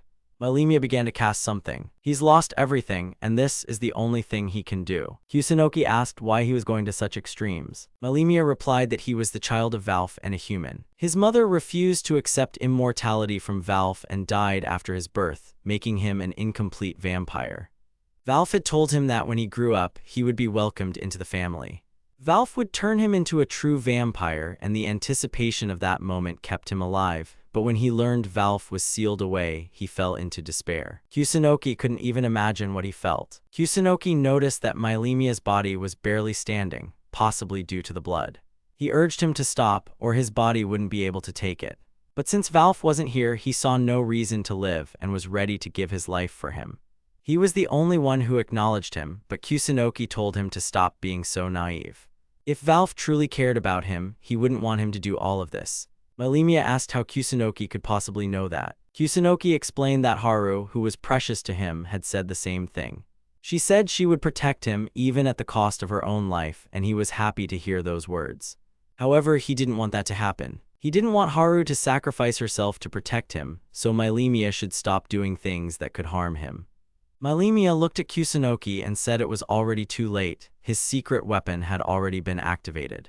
He would have to kill him to stop it, but if he did, all the magical power contained in the pendant would burst out and destroy the tower. Kusunoki began to wonder what he should do. Kanon arrived from behind, a sword in her hand. Heroes always show up at the last minute. It's a well-known trope, she remarked. Telling him to just watch, she awakened the sword in her hands. She then attacked the pendant with Accessar, firing energy from the sword upwards. However, the attack merely curved around the pendant and dissipated. The magical flow was too immense. Their goal was a rupture and another shot was needed, but there was a problem. She needed a break before she could fire again. After such a dramatic entrance, she was now leaving everything to him. Mylymia was not pleased about being interrupted, but Kanon told him to wait and stop looking at her like that. At that very moment, Marina laughed. She said that the true hero had arrived to help, and it was no problem to shoot from that distance with a demonic bow. Marina aimed at the pendant, preparing to make a precise shot. She has eagle eyes after all, Kanon said, asking her to stop narrating her every move. Mylymia tried to attack them again while they were defenseless, but he was interrupted once more. This time, it was Carol who yelled at him not to dare move, as her magic sword was too powerful and would inflict irreparable damage if it hit. But Mylymia was sure she was bluffing, yet he wondered, what if it really was as she described? He couldn't ignore that possibility. Kusunoki asked if Kanon had given her such a weapon, but she hadn't done anything of the sort. She's simply bluffing. That sword is even too heavy for her to wield properly. Carol had asked her for a sword for protection, so Kanon had given her an ordinary one. She's quite brave even in this situation. If he's seen a magic sword in action before, then he won't make any reckless moves. Haru couldn't move, but she could definitely put pressure on Mylymia.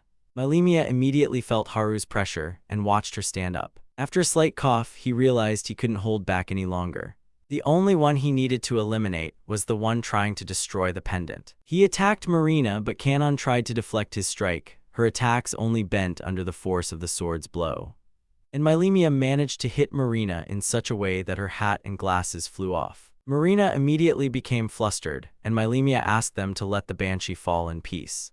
He's quite weak if he's scared of a magic bow. A lot of magical power surrounds the pendant, protecting it, so even a magic arrow can't cause it any damage.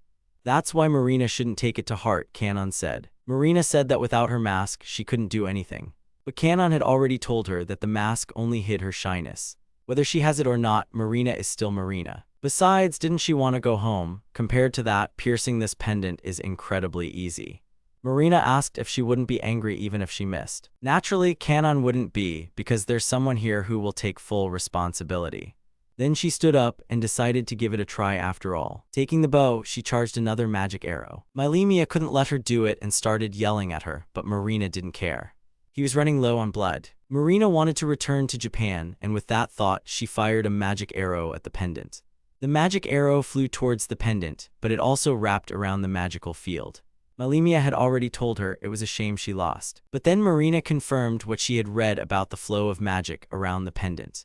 The arrows began to gather in one spot. With that, she victoriously shouted after the flying arrows. That's how she hit the pendant directly with an arrow and destroyed it. She managed to do it, but she lost all her strength. Fortunately, Kanon caught her just in time. She praised Marina and told her to rest. Mylymia couldn't believe the pendant was destroyed, but all his attempts were in vain, as the pendant's magical power was still inside him. As long as he was alive, the secret weapon would be completed, and that would be the end. Suddenly, Kusunoki said it was time to finish this and thanked Marina for her heroic deed. It was his turn, and he slowly began to stand up. Mylymia asked how he had the strength to stand up, as he had no mana potions left.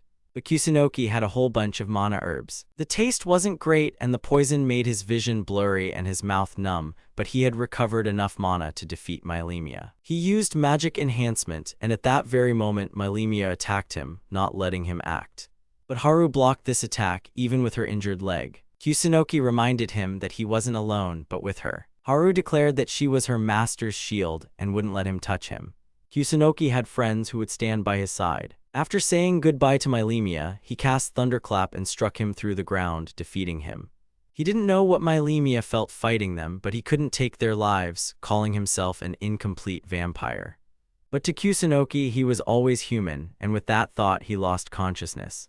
After some time, Kusunoki finally opened his eyes. Seeing that he was lying on Haru, he immediately asked about her wound. She replied that a priest had helped her and she was fine now. Kanon also added that Kusunoki should be grateful, as she had lent him a mana potion. Kusunoki asked what happened after he lost consciousness. In general terms, the clerics went up to check the roof, then they gave them first aid, collected the deceased, and went back down. Carol added that they had forgotten Kentarus's and the others' belongings. In truth, this was all the work of Priest Lanestone, who wanted to lure people like Mylemia, who were planning to use the hero's blood. She thought it was all connected to the demons who had become active recently. It seemed he was hunting demons to increase his influence among other clergy. Also, by the way, the real priest Mylemia died 3 years ago of old age. They had no idea how he got information about him or how he became him. Kusunoki asked if they would be punished for this. They didn't talk about it because he had saved the priest. He had defeated the fake deacon who had killed the priest. They should demand a reward, Kanon said. At that moment, Marina suddenly woke up with a scream. Looking at everyone, she immediately got shy and covered her face. Kanon understood and handed her mask back to her. Putting on the mask, she instantly transformed, exclaiming that she was back and began searching for her bag. Kanon had been keeping it safe for Marina, who then approached and frantically started looking for something. Finding it, she breathed a sigh of relief. Kusunoki suggested she keep it with her, and Marina didn't object, as she didn't want it to get lost again. She needed to preserve all of Marina's memories. Kusunoki then asked what had happened to Jeffrey and Alice, as he hadn't seen them around in a while. Haru offered to track them by their scent, confirming they were still in the tower. When the carriage was mentioned, Kanon instantly ran off, wondering if Fune had been well-behaved and was waiting for her. He then told Haru and Carol to inform them, while he would follow behind. Upon exiting the dungeon, he admitted that being without mana was incredibly difficult. Looking at Marina, he asked her if her alter ego wanted to return to Japan. Even though she didn't have many good memories of her homeland, her parents still loved her. It would be hard to say goodbye to Kanon. Kusunoki asked if he could speak with her. Marina then took off her mask and shyly thanked Kusunoki. When he asked if the photo was okay, she nodded a couple of times, indicating it was fine. He thought Haru and the others were also worried, which was why he wanted to speak with her alone.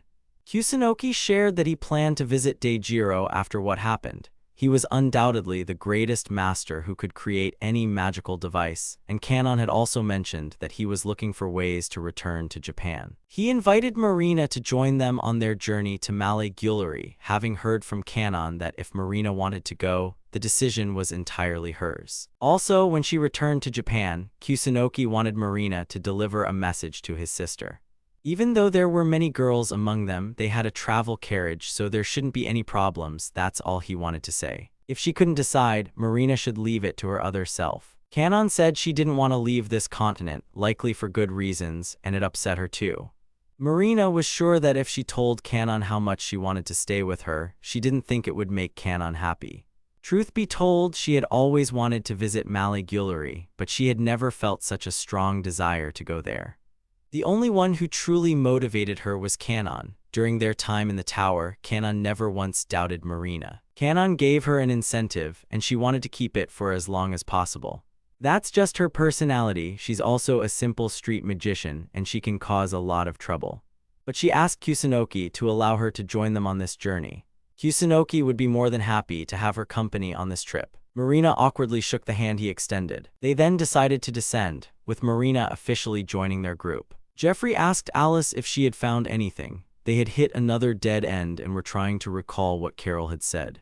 If her deciphering skills were correct, this inscription was between 12 and 15 years old. It was possible it had already been found, as the other inscriptions mentioned that the payment for the sealed girl was hidden somewhere. He didn't want to give up and kept trying to find a hidden entrance, when suddenly he pressed the right brick. A secret door abruptly opened before them, and they were both overjoyed. Inside, they found a strange item, something resembling an ornament. Joffrey decided to just take it when at that moment they heard a voice from behind, saying they were being looked for. It was Haru and Carol with Kentarus. They had come for both of them. Stepping outside, they were met by Kusunoki. Seeing that Joffrey and Alice were also missing, he asked where they were. Haru said that when they headed for the exit, they found another passage, after which they started mumbling about some wind or something similar and went in a different direction. Kusunoki waved them off and let them do what they wanted, then his eyes were blinded by the sun. Looking up at the sky, he realized it was at least noon already. That meant they had spent an entire night inside. It was good that everyone was safe and all charges against Joffrey and the others had been dropped, so everything ended well. Kusunoki was extremely tired, and Carol and Haru praised him for his work. He thought about thanking both of them for their hard work when they returned, too. He's always himself, pure generosity, they both said. Mylymia, the nameless half-vampire, even though he defeated him, why hadn't his level increased? The probable reason was that he was already dead. Stopping his thoughts, he said they should proceed with breakfast. Marina thanked Kanon because if she hadn't met her, she would have been a slave her whole life. She was very happy they met. Kanon hugged Marina and asked her to stop saying such things. After all, there's no need to fill her head with such nonsense. Now she should work hard for herself. If Kanon stayed here, she would want to go with her. She's also worried about Haru, seeing as Kusunoki's harem keeps getting more girls. He said it wasn't a harem, though Haru herself wouldn't mind if Kusunoki wanted it to be. Kanon then laughed, revealing she was just joking. It was time for her to leave, and Carol asked if she wasn't going to travel with them to Ferut. She replied that she needed to check something at the tower. As a blacksmith, she was interested in seeing the tower's architecture. They shouldn't worry, she'd find her way back once she was done, and she wasn't going to Ferut anyway. Also, the bag Marina has is a gift from Kanon. Suddenly, Marina took off her mask and called out to Kanon. She thanked her again for everything and said she was truly glad to have met her. Kanon waved goodbye and headed towards the tower. Kusunoki was surprised she didn't look back, and Marina suddenly looked at all of them. She addressed Kusunoki, Haru, and Carol, asking them to take care of her from now on. She was warmly welcomed to the team, but Carol asked them to stop treating her like a child, as they were both the same age. Kusunoki was very surprised by this, and then they all laughed together. They decided to set off when the horse nudged him in the head. Their next stop is the capital city of Ferut. Their final destination is Male Gyuluri, a magical city where Dejiro is located, and once they arrive there, Marina will return to Japan. Their journey finally continues, and he should write to his sister about it. He created a bottle out of thin air, and Marina was surprised that Kusunoki knew how to use alchemy. Carol bought a lot of trinkets, and by the time they arrived in Ferut, he had already managed to turn iron ore into iron balls. Suddenly, he heard his level increase, yet their journey through Dakat had only just begun. In the tower, Kanon was checking something on the floor, specifically the cracks between the tiles. The priest said no one was sealed here, and it was true. She didn't feel any magical power around. She had already thought that this Valve had died. Even the Demon Lord expected great things from him. She shouldn't think about it, but what if he wasn't sealed here? Suddenly, her shadow stood up and said that Kanon had figured it out after all. Valve was never sealed here. Kanon couldn't move. So all this time, he had been hiding in her shadow. But there was no point in her saying anything about it. He was a vampire who could control darkness and hide within it. Valve looked at the sky, bothered by the sun. So he flew up and drifted into the darkness, far away from the sun. Even if he had been sealed here, the seal wouldn't have been easy to remove, because all the spellcasters who could have sealed him, and who were trained in sealing magic, were his students. This meant Count Valve was pretending to be sealed, and decided to observe the battle between humans and the Demon Lord from the sidelines. Valve felt a wave of nostalgia. She had called him Count with such respect. She hated her past self for not being able to accept his disgusting attitude, but he merely replied that he was only worried about her. He had watched her fight that man in this tower, and when she used the sealing technique he taught her on him, she undoubtedly believed she could seal him. It was very amusing to watch. Still, he decided to ask how she managed to break the seal. Valve called her Devil Kanon and said he wouldn't mind if she stayed silent. It would be fun to find the answer another way. Kanon noticed that a part of the Demon Lord's seal had been broken. That's why his subordinate was trying to find a way to break his own seal, fighting to the death to remove it. Valve replied that it was common for someone to risk their life for their master. Kanon couldn't believe he dared to say such a thing after everything he had done for him. But he doesn't need someone who can be defeated by even a simple human. After all, he's just a pawn. He's sure Mylymia died with dignity. Kanon asked if Valve had killed him. He responded that he used the shadows of his own dark robe, as it was the easiest way. Now, Kanon would go to the kingdom of Arundel and find that broken Demon Lord's seal. This job was perfect for her, given her abilities, and she could also sense magical power. Kanon asked who would even obey him. The Demon Lord's army was falling apart with no commanders or subordinates, and she wouldn't follow someone who could easily kill their own subordinate. But Valve said the army wasn't destroyed because a new demon lord had been born, and he would take the place of the third general beside him. Then he opened a portal, and inside, Kanon saw Marina. He asked Kanon if she cherished Marina. She replied that it was just a whim and she had no more regrets, at which point Valve threatened to kill Marina. Kanon didn't want to let him do it, as Marina hadn't done anything to him. Valve asked where the respect in her words had gone. She then gritted her teeth and begged him not to do it. Addressing him again as Count Valve, she promised to do anything and he agreed, then aimed for her neck. Suddenly, a collar appeared on her. This would be their agreement, and now she would serve under him. Powerless, Kanon fell to her knees and thought of Marina. Kusunoki's group arrived at the border town of In. After registering Marina as a new party member, they booked 2 rooms, he with Haru and Marina with Carol. That's how he wanted the room assignments to go, but in the end, they ended up in one room together and he was alone in the other. Haru is probably taking care of Fune's horse right now, while Carol is running around town gathering information. Marina is most likely resting in her room, which means it's the perfect time for him to read the magazine with the cat girls he bought, even though he'd already experienced something similar. He still had a lot to learn. He was just about to start reading, when suddenly Marina knocked and peeked into his room, wanting to come inside.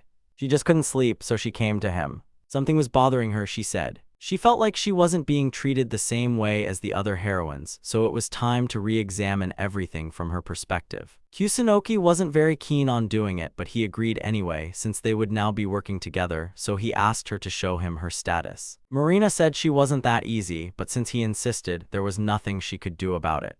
Then Kusunoki turned away and said it wasn't necessary anymore, but Marina frantically begged him to look at her status anyway.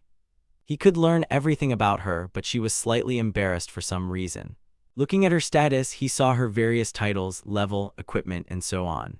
He had a lot on his mind that he wanted to say. She had a witch costume and a mask, but there was probably no point in telling her about it, and he didn't want to cause any glitches. So he just told her that her status was fine. But he still asked why other jobs that should be unlocked with a citizenship level up were already open. And Marina replied that she got them for leveling up street artist since she had completed the labyrinth 5 times. And it was all because she was a genius, she said, striking a pose. Now it was clear how amazing Kanon was, though there was something here that he didn't understand. Marina cringed and asked why he said Tawashi's favorite so loudly, wondering what the title even meant. She then explained that it's a very rare title, only obtainable by someone who receives a Tawashi as a labyrinth reward. This title grants 20 agility and prevents Tawashi from dropping as a reward in the future. It turns out she had received 5 out of 5 Tawashi, and then she took off her mask. Her true identity was trying to escape, but it actually worked out well for him. This was because Kanon had given him the key to her slave collar, and he asked if she wanted to take it off. She thought about it and replied that she was fine as she was. Kanon had simply told him that with the collar, all her future actions would be less risky, but since she's Japanese, wouldn't it be easier for her without it? Marina admitted that she didn't like it at first, but Kanon had been kind to her, and when she met Haru and Carol, they seemed happy. Besides, Kusunoki himself is a kind person. He didn't know how to respond. To him, they were probably more like best friends. Marina then asked him if he would take care of her the same way he took care of them. Even though it sounded strange since Kanon asked him to look after her, he would definitely take her to Daijiro. Although he appeared self-reliant, it was still difficult for him to do things on his own. It was a shameful story, but he had a special skill and thought he could do something by himself, but it turned out he was useless alone. Perhaps someday he would need her strength, and when that time came, he would have to rely on her. Marina was fine with helping. Suddenly, as Kusunoki stood up, his book fell to the floor right in front of Marina. Marina reached to pick it up, but he tried to stop her in time. He wasn't fast enough, and she saw the book's cover. This made her blush and almost fall backward, and Kusunoki couldn't let that happen. Kusunoki's sister asked how much longer she had to wait, and the goddess replied that transferring people wasn't an easy task. She would have to stay there for several days until the process was complete. Therefore, she simply needed to be patient. She wanted to ask about someone they sent about 3 years ago, a girl named Sakura Marina. She saw Marina fall out of her apartment with her cat, but when she went to check, she only found the cat. No one else even remembered Marina, and the same thing happened to her brother. At that moment, the other goddess who had sent Marina appeared. Marina wanted to hide her shyness, so the goddess blessed her with a corresponding skill. This rarely happens, but in this case, it happened to two people who were close to her. She believes this was a deliberate incident, and it's not something she wanted to hear about Sakura Marina. She asked if the people who end up here are truly dead. The goddesses were supposed to tell her that she died on Earth, which is why she couldn't return. They had told her brother the same thing. But it was all a lie. Her brother didn't die, he simply vanished. They didn't die, they were just teleported here because their lives were victims of an accident. That's why the goddesses use the word transfer instead of reincarnation. The goddess then asked what she intended to do. She wasn't going to do anything, she just thought it would be useful for Deijiro's research as she owed him a favor. If she calls it a favor, then she should be grateful to her for not killing her brother. She wanted to ask Toril for help, but Toril was already gone. The goddess sighed and began muttering that everyone does as they please. The familiar of Demon Lord Laridi and the vessel for Kusunoki Miri, she hides not only her memories from the goddesses but also immense power. She lived with Kusunoki like a sister for almost 10 years. After being betrayed and killed in Japan, what made her change her mind about returning to her homeland? Not to mention the skills of the unknown, unemployed person. If only the goddess could foresee the worst-case scenario, but she can't allow the two of them to meet until her investigation is complete. She can only delay for a maximum of 2 or 3 days. It seems she has no choice but to tell everything to Libra, the goddess of order and balance. Kusunoki Ikenoji, who acquired the unobtainable unemployed skill, and Kusunoki Miri, whose body serves as a vessel to send the current demon lord to the world of Aza. Libra received the message about Kashimale and realized it needed to be dealt with as soon as possible. If the unemployed skill surpasses all their expectations, and if the demon lord can analyze it and make it available to everyone, the world's balance will be disrupted. The same outcome would occur if the goddess descended into the human world. They needed to come up with something else. As for Kusunoki Miri, it would be better for her to meet Kashimale. If they were going to establish contact with anyone, it would be better to do so with Kusunoki Ikenojo. The goddesses began to ponder what they should do. They were heading towards Ferut. He had experienced ups and downs, but now he had 3 friends. There was Haru from the White Wolf clan, Carol the demi-human, and Sakura Marina from Japan, just like him. Marina was a bit eccentric, as her personality changed drastically whenever she took off her mask. This personality was created to survive in this world. Her alter ego had a very different character, becoming more carefree. Her job as a street performer was difficult to change. Kusunoki asked her what she would do if she could change her job. Marina, of course, would refuse. Carol decided to ask why she would refuse to change her job. It was all because she wanted to achieve her maximum potential as a street performer. She had mentioned it before, she hadn't seen the full potential of this job until now, even though she had initially hesitated. But after seeing all those smiling faces watching her super magic, she realized she wanted to move in that direction. It was an indescribable feeling. Then Kusunoki asked what if she could have a second job. That would be amazing, and she asked if Kusunoki could really change jobs, but such a power was unlikely to exist. Kusunoki said that it was his blessing. From the moment he saw her as a friend, he felt obligated to tell her about his unemployed skill. Marina speculated that he could change his profession because he was unemployed, but she just needed to listen to Kusunoki. After hearing the full explanation, she happily agreed to it. She wanted her second job to be a huntress, but Kusunoki thought she'd pick something magic-related. Marina can't deal much damage with a bow because she lacks the necessary skill. If she had it, she could handle a bow in various ways. She was using a lot of mana not because she had little of it, but because she didn't have the skill to use a bow properly. When she teamed up with Kanon, she started to understand how crucial this combat technique was. Kusunoki didn't mind, especially since all his party members could get another job. He simply set her second job to civilian and asked her to check it. Since he couldn't do it himself, Marina then opened her status screen. She confirmed that she had indeed received the second job of civilian. Kusunoki told her not to overthink it or she'd go bald, but Marina asked him to stop pointing out such things. Besides, if anyone was going bald, it would be him. Haru replied that she would still love him, even if he went bald. Marina said she was happy for him as he no longer had to worry about losing his hair, but he wasn't even planning on going bald. He told her to stop spouting nonsense and shut her up. Right now, he plans to defeat the nearby monsters, so Marina needs to learn the archer skill and some simple magic. With her help, she'll be able to expand her list of tricks. But she asked him not to call her magic a simple trick or she would curse him. Kusunoki apologized for that. Suddenly their carriage began to shake. Haru stopped the horse and said that monsters were approaching. When he looked out of the carriage, he didn't see anyone, but Haru then said they were above them. Kusunoki looked up and saw a flock of vegetarian birds. At first glance, he thought they were harmless. But Carol said they were vicious monsters that could devour entire fields of vegetables in one go. She added that if there were many of them, they could easily attack a whole country, and since there were so many, the guild must have issued a quest to eliminate them. This was pretty bad news, but those birds were flying way too high. Marina offered to use her bow, but Kusunoki had already mentioned it was Haru's bow, not hers. He asked them to wait there, saying it would be bad if they used up all their mana and collapsed from exhaustion. Besides, if someone else defeated them instead of him, they wouldn't get the 20x experience boost from his blessing. He decided to use magic and began charging lightning in his hand. Suddenly, he struck the area where they were flying with lightning. Not even ash was left of them, and the girls were amazed by his power. Marina commented that it wasn't bad, but he couldn't compare to her strength. Just as Kusunoki wanted, their levels increased, and they learned a couple of new skills and a new recipe. He asked Haru if her level had also increased. Her swordsman job level had risen to 10, and she also gained a new skill. It was called Beast Blood. If she used it, her physical attack and speed would increase for 10 minutes, but after it wore off, she wouldn't be able to move for a full minute. Also, her second job, Lumberjack, had leveled up, so she wanted to change it to Fighter, which Kusunoki did without any issues.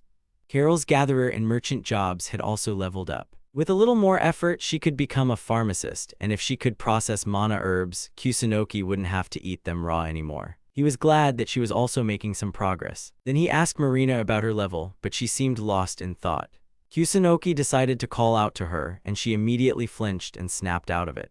Marina mentioned that she had also leveled up. She thought it was some kind of mistake and couldn't believe her eyes. Her civilian job had suddenly jumped to level 8, and now she could change it to farmer, hunter, or lumberjack.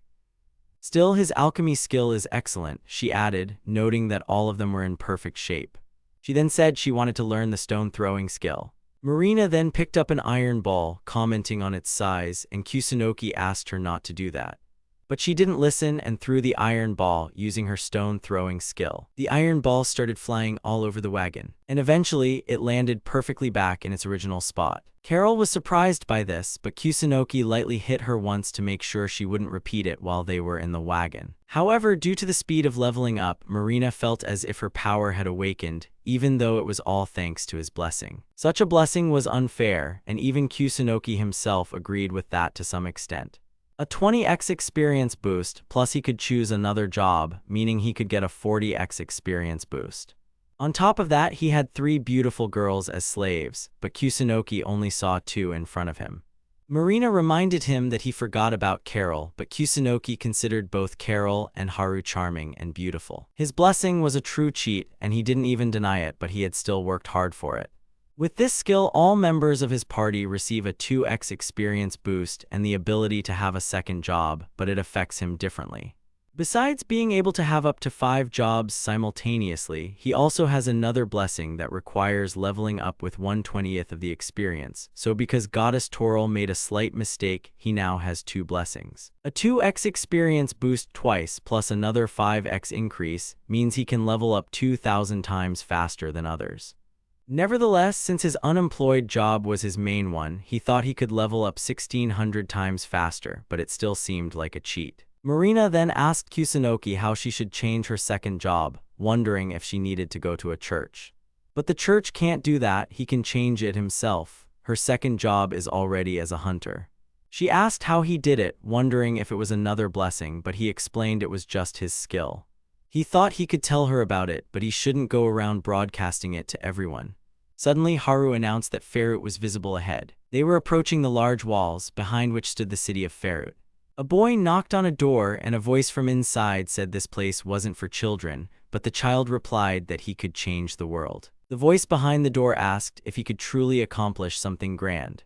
He admitted it was hard to do alone, but if he didn't try, the world wouldn't change itself.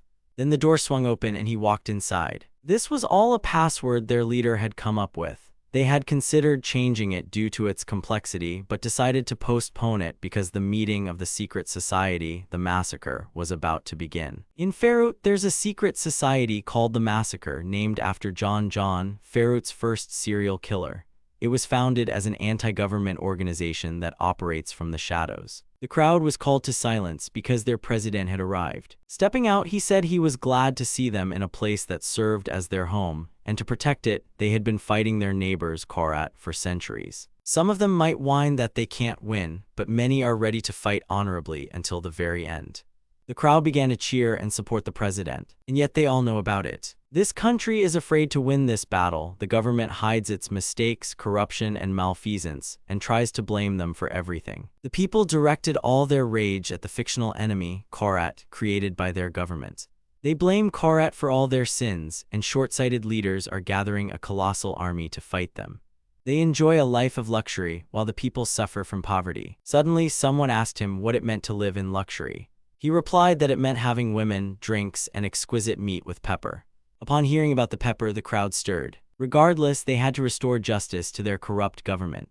Just then, a man walked in on them. He started to kick them out and curse, claiming the warehouse was his property. The president told everyone to run, and the guys ended up getting in the man's way as they fled. After finding a secluded spot, two of them were confident they had gotten away. Yuliyo, the president of the Secret Society of Slaughter, asked what he thought of today's meeting, saying it was magnificent. Vice President Sakino replied that it was indeed not bad, but it would have been better if that old man hadn't shown up. Then he remembered the rumors that Narub had finally been arrested. Sakino had heard he was arrested in Florence, a city north of there. Yuliyo had only heard rumors. He'd heard Narub was a hero who started a rebellion against this rotten country. He was only 3 when Narub was deported, so there wasn't much he could do. But now, just as he was thinking about how he could help, this happened. Sakino also heard that Narub was caught by someone named Ikinoji and a girl named Haru. Yuliyo didn't want to forgive them, as they had brought down someone he admired. Narub is apparently still alive, Sakino said as he began to leave. But Yuliyo was thinking of inviting him for a drink. He apologized, saying he had some work that he couldn't just turn down, and he just wanted to find out what they wanted from him. And if Yuliyo wanted to drink with him, he shouldn't go to his father, or he would get scolded later. It seemed Yuliyo had no other choice. The labyrinth near the city of Balasra. Adventurers arrived here, and the mage said that thanks to someone, they wasted so much time getting here. But one of them had no choice. His face was very well known, so he had to disguise himself for the journey to go smoothly. As expected of a hero, he truly is very popular. Long live the hero Alessio, he said. But Alessio asked him to stop acting that way. The sorcerer's name is Hag. When he removed Hag's hood, his bald head was revealed, and Alessio apologized for it. Hag didn't understand why he was going bald, and the hero replied that there was nothing to be done about it. It was a natural phenomenon, and he should look on the bright side. But Hag asked where to find the bright side when you're bald. For example, people would perceive him differently once they learned he was accompanying the hero. Hag asked if Alessio wanted him to make him bald so people wouldn't recognize him, but it was just a joke, and they saw the entrance ahead. It seemed the seal was broken when the ornament that sealed the demon lord was taken. Someone managed to get in and style it. Hag had said that the seal was too simple because you just had to push the sword. Alessio asked if he agreed with him, meaning that swords should be pulled, not pushed. It looked like the trap had already been triggered, and the goddess statue had also fallen. And the bag with their belongings was also gone. The ornament was definitely inside it, and it also contained his magical power. Since the demon lord's army had fallen apart and other locations with jewels were still intact, they weren't in such a bad situation. Speaking of which, they still didn't know who took it. Perhaps Toril could tell them who was here when the seal was broken. The priest could definitely contact the goddess directly. Although a special ritual was required for this, Alessio thought he would help them, and it would be better if they could find the Japanese person Toril had blessed. When someone arrives in this world with the goddess's blessing, they can easily clear the labyrinth and receive a reward, so it's worth meeting the goddess who blessed him. Dejiro was blessed by Minerva. Suzuki, on the other hand, was blessed by Setrans. And Murray was blessed by the goddess Kashimale. It looks like Toril didn't bless anyone. For Toril, it's a real pain. She's always busy, and Hag is sure she rarely bestows her blessing on anyone, though it shouldn't be ruled out entirely. Alessio suddenly asked what he meant by it being a problem for Toril, and Hag immediately started to backtrack. He recalled a rumor that a child had received a blessing from Toril, supposedly a girl with the job of street performer. But he didn't know if she was strong or weak. It would be difficult to pinpoint her location. It seems they have no choice but to comb through every possible place. When they exited the labyrinth, Alessio suggested they take a break. And during the break, they could play cards. Hag said that was an excellent idea. So they decided to stop at Queen's. Perhaps they could find some information there. When Kusanoki's group arrived in Ferut, as expected, there was a huge line at the entrance to the capital. Passing through the main gate took a very long time, and it had already gotten dark outside. After all, they were having a festival and also a war with Koret, so it was no surprise that the guards were thoroughly inspecting arriving caravans. Kusanoki suggested they hurry and sell their iron, but Carol said the shop was already closed, so they would have to wait until tomorrow. Kusanoki couldn't believe that everything had turned out this way. Then they would have to go tomorrow. First, they would head there and from there to the Adventurers Guild, where they would take on a few hunting quests and gather information about monsters. And that's how they'd level up. Marina wanted to go with them and started swinging her bow in the middle of the city. Kusanoki would take Fion and the cart to the stable, while the others were to go to the inn. Marina then remembered something Cannon had asked her to do. Cannon had asked her to deliver something when they arrived in Ferut. They wouldn't have to search for the recipient, it was for the innkeeper. The inn had a bar on the first floor, so it was bound to be noisy. As they started heading upstairs, someone was looking for Sakino. Upon seeing them, a woman greeted them and asked if they wished to stay at her establishment. Kusanoki confirmed this and pointed to the four of them. Marina's first order of business was to give the innkeeper what Cannon had asked her to deliver. From a small case, she suddenly pulled out a kitchen knife. The innkeeper was delighted with such a high-quality knife from Cannon, and Marina agreed with her. She led them to their rooms. Kusanoki asked if it was possible to get 2 rooms. The innkeeper then gave them 2 rooms, but only for a week. The letter stated that she could pay for their lodging and food with the knife, and Cannon also wrote that a week was a fair price for the knife. If they didn't want to use the whole week at once, they could come back whenever they wished. Cannon had taken good care of all of them. Kusanoki then accepted her offer. Carol asked if she could find out how much a week's stay would cost. 1 day for 4 people including food was 140 cents, so 1 week would be 980 cents. However, since the annual festival was currently underway, it was even more expensive than usual. It turned out the knife was that valuable. Marina explained that Cannon's knives are magical, making them highly prized by chefs and homemakers alike. Many people want to buy them, even if a single knife costs 1,000. This was surprising, and Carol even considered buying one for herself. Marina was very proud of Cannon and laughed. She asked the innkeeper if Cannon was amazing, and the innkeeper confirmed that it was true, saying such a knife would never break or dull. Thanks to its magical properties, when cutting, it allows food to retain its nutritional value. You could slice an apple and it wouldn't change color even the next day. Dinner would soon be served downstairs in the bar, and the innkeeper planned to use this knife for cooking, so they would get to see the results. Once she left, Kusanoki decided to bring up another topic, specifically how they would be assigned to rooms. Everyone immediately tensed up, while Marina thought she would get a room all to herself. They could rest until dinner. The room was wonderful and smelled pleasant. Kusanoki and Haru were together in a room with a double bed, and she went to change while her tail wagged excitedly. Meanwhile, Marina and Carol were in another room with separate beds. It had been a long time since they had slept in a proper bed. Haru asked Kusanoki if he was tired and suggested he rest, but he replied that Haru was definitely more tired than him.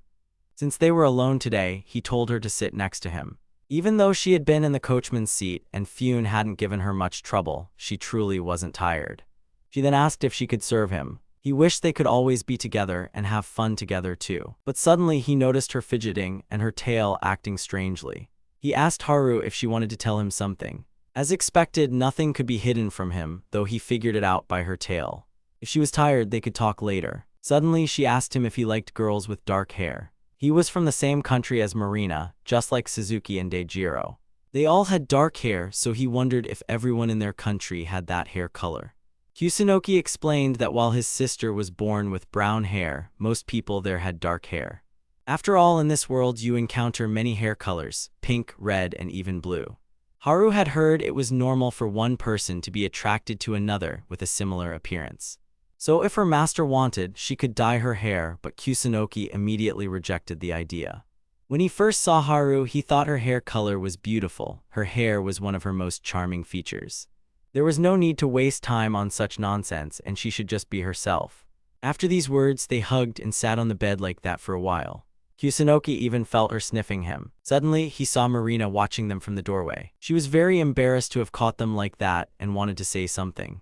Kusunoki told her for her own good that they weren't doing anything like that, wondering if he had to be this way with everyone. Marina pretended not to understand what he was talking about, essentially playing dumb. He asked her why she was embarrassed and where her mask was anyway. But Marina replied that she hadn't put it on, and since hugging was normal, there was nothing to be embarrassed about. She had come to deliver a message from Carol, who had gone to gather information, so they would be having dinner without her. Kusunoki understood everything and suggested they still go to dinner. They went down to the first floor to the bar. Just as he thought, it reeked of alcohol, and it seemed like Haru was okay with the smell. He needed to find a place with good ventilation. Suddenly, he spotted some familiar faces at a table. They hadn't seen each other in quite a while. He walked over and asked if they could join them. Shanti started pouring them drinks as a treat. As they sat there, Kusunoki felt someone staring at him. It was Mile and Cheryl, who were unhappy that he had yet another girl with him. Marina asked if he knew them. Kusunoki replied that their master's name was Suzuki, and he was a traveler just like them. She understood and greeted them, introducing herself as Kusunoki's slave. She also mentioned that she was from the same country as Kusunoki and Suzuki. Shanti poured him a drink but slammed the glass on the table loudly, because having a girl from the same country as a master was embarrassing. But Kusunoki said that wasn't the case, that there were reasons, and he asked Marina to explain. She suddenly stood up and wanted to start from somewhere far away, which was clearly not a good sign. When he stopped her, she flinched and apologized, and Kusunoki frantically began to explain that he wasn't angry with her. If she did that, it would, of course, all become a misunderstanding. It was a rather long and very complicated story. Cheryl asked where his third girlfriend was, referring to Carol. Just then Carol walked in. Carol had gathered some information for Kusunoki. He praised her for her effort and hard work. Kusunoki pointed out the unexpected meeting, and Carol mentioned she had bought what he asked for. Suddenly, he felt the other two were furiously displeased, making faces that girls shouldn't make, upset that he had left a girl alone while he enjoyed his dinner. Shanti even pointed out that he said he cherished them. No matter what he said, he would still have to apologize. No matter how he tried to get out of the situation, they would still condemn him. Nevertheless, he decided to ask where Suzuki was. The girls replied that he had finished dinner earlier and gone to the Adventurers Guild to help train the rookies. They had wanted to go with him. But he told them it would be difficult for the rookies to focus on their training if girls were there, so they stayed behind.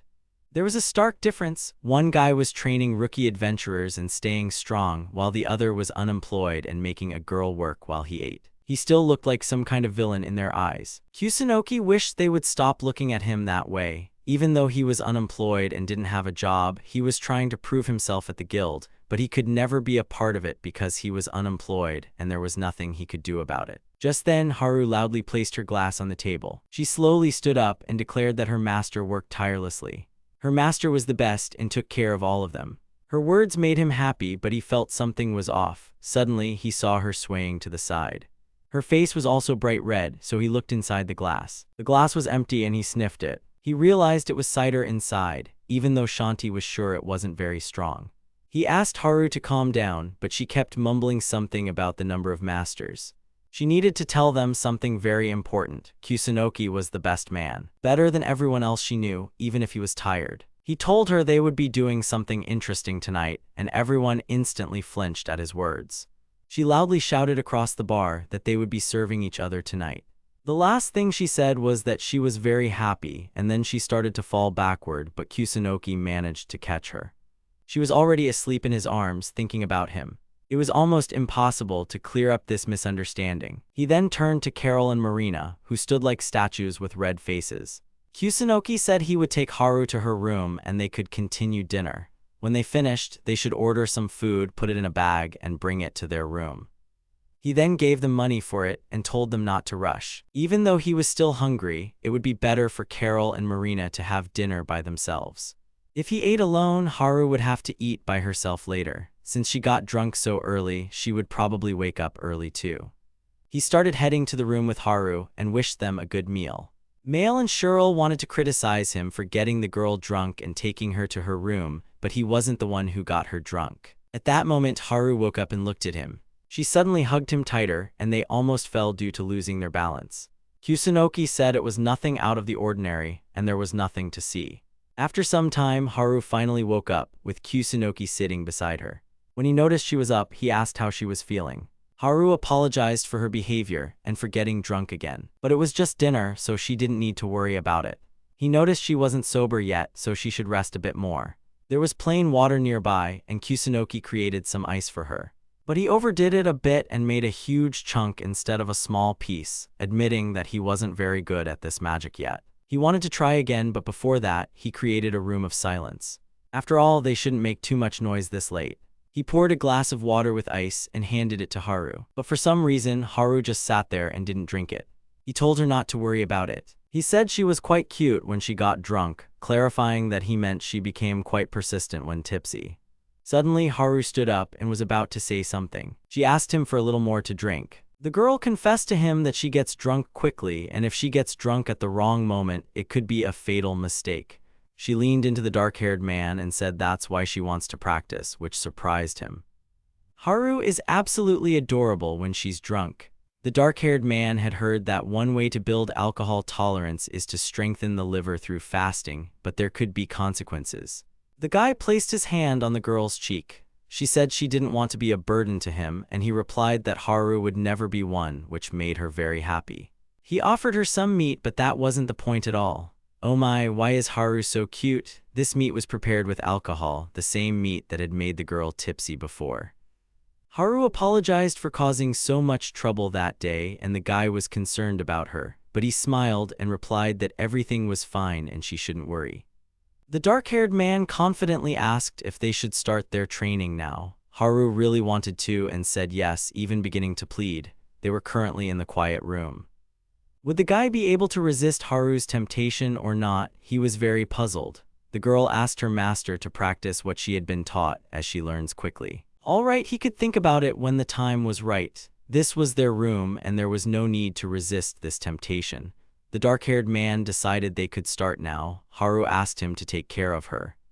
The guy decided to change his second job to a playboy. The dark-haired man is someone who can't resist. The girl said she would try her best and tried to convince him. Then he sternly called out to Haru. If the girl gets tired or dizzy, she should tell the dark-haired man immediately. If she doesn't, they won't be able to continue their training in the future. Haru replied, as you say. Haru started eating the meat, which contained alcohol, and thanked him for the meal. She was very pleased, and they both smiled at that moment as the girl began to chew. The dark-haired young man started to get nervous, wondering if something was wrong or if she felt unwell. But Haru replied that no, she was fine, just suddenly feeling hot, and asked for permission to take off her clothes. The guy got embarrassed and blushed, which wasn't good. He needed to remember this was training, so he nervously started repeating to himself to calm down. He poured water into a glass and handed it to Haru, asking how she was feeling. Was Haru trying to seduce him? No, he'd do that at night. Now was training time. The guy figured if she wanted to, they could do it. He said he understood and that it was good. It was a good thing the meat had a low alcohol content. It had been strange to see the girl get drunk from it the first time. It seemed Haru was fine now. She was cheerful. The guy started slapping his cheeks, thinking, wait, why do I feel disappointed? He tried to shake off those bad thoughts.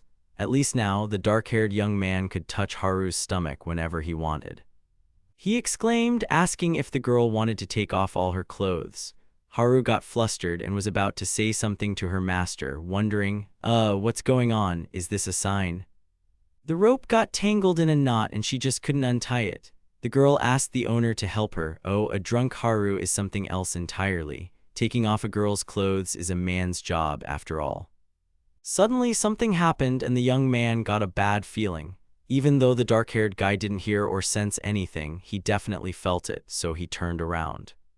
Just then, two girls entered out of nowhere and immediately blushed, seeing Haru without his upper clothes. The dark-haired guy knew this would happen, so he greeted them and one of the girls covered her eyes. The guys weren't doing anything like that. He was trying to find the right words. They weren't doing anything indecent. It was just, The tension was building around them, and the guy kept glancing back at Haru. Then he started explaining that they were just training to build up alcohol immunity. He turned to Haru for confirmation, but she looked surprised. "Haru, is she already asleep? How did that happen so fast?" Suddenly, everyone present turned towards the door. The guy turned around, wondering why they were there. He greeted the guests, and what was with everyone's faces? Someone covered the little girl's eyes with a hand. Carol explained to the woman that it was all a misunderstanding and they had all come to apologize. Why were their gazes so terrifying? The guy started to cover Haru. "So those girls were right after all, but seriously, she's just his slave. That's no reason to strip Haru when she's drunk." The girl kept her hand over the child's eyes. Haru called out to her master. She had woken up and said she knew her master liked taking off her clothes, asking him to take everything off her. That's true, but now was definitely not the right time. The girls knew there was something between them. He was completely different from Suzuki. They wished Suzuki would treat them the same way. The dark-haired man loudly repeated that they had all misunderstood. The president of the secret society, Giulio, asked if this mission was really legitimate. Vice President Tsukino replied that yes, he had already received the down payment. This was definitely the most expensive job since the society was founded. The reward was 100,000 sens, and he had received 20,000 as a down payment. Still, Giulio thought the mission was a bit strange. They needed to infiltrate a military-guarded labyrinth and place a glowing orb in a statue. It seemed too simple, too suspicious. So who was this client? Tsukino turned and smiled at the boy. Tsukino was so stunned by the amount of money that he didn't ask too many questions. Maybe that's why he's paying so much, because the mission is dangerous. Although the labyrinth was guarded, it wasn't used very often. Mostly, it was used a couple of times a month for training, and adventurers could also enter it. The client probably mistook them for people with military connections. There was nothing dangerous about it. In that case, they just needed to complete the mission and they would get the reward. Tsukino asked the boy if he agreed. Probably, but what about the military? That wasn't their concern. Even if something happened, it would benefit the society. Milky's childhood friend was thrilled. The friendship between men was priceless. They both looked at her. The boy, as always, didn't understand what the girl was talking about. Giulio asked why the boy had called her. If Tsukino brought someone else, his share would decrease. But if it was Milky, as she had thought, Tsukino and Giulio were the best. That's great, they would be the best couple, oh my goodness. The girl just went with them for fun. If she was with the boys, the monsters wouldn't stand a chance. Milky was a little scary. Giulio heard that the uncle, the creator of cat ears, Daojin, he wondered if they were real. Tsukino advised him to ignore Milky. Honestly, the guy wanted to keep the entire reward for himself, but he couldn't reach the goddess statue alone. Tsukino had planned to take only Milky, but the girl said she would go with them. Giulio was just a bonus. Besides, the boy needed him to open the door. Tsukino smiled and hoped the guys would get along. Maybe the guy should just leave him to die in the labyrinth. Suddenly, night monkeys appeared out of nowhere, approaching in a large group. The boy told Milky it was her turn, and she replied, "All right," before getting to work.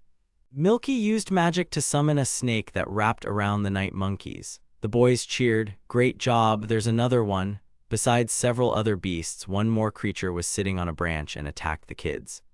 The girl hit Tsukino and wounded him. His friend got worried and asked how he was, saying it looked like a painful fracture. The boy knelt to check and help, asking to see the wound. Tsukino was in a lot of pain but said he was fine and would go to the hospital when they returned. Tsukino held his hand over his wound and chuckled, asking if he could get a bonus for his medical treatment. Giulio agreed and the boys shook hands. It seemed his friend's hand was fine. He could have at least pretended to be in pain. Tsukino thanked him. The girl lay on the ground. The boys rushed to her, asking how she was and telling Milky to hang in there. She uttered the word brush. "What?" they exclaimed, surprised. The girl had managed to create ink, so she needed a brush. They needed to hurry and give her sheets of paper.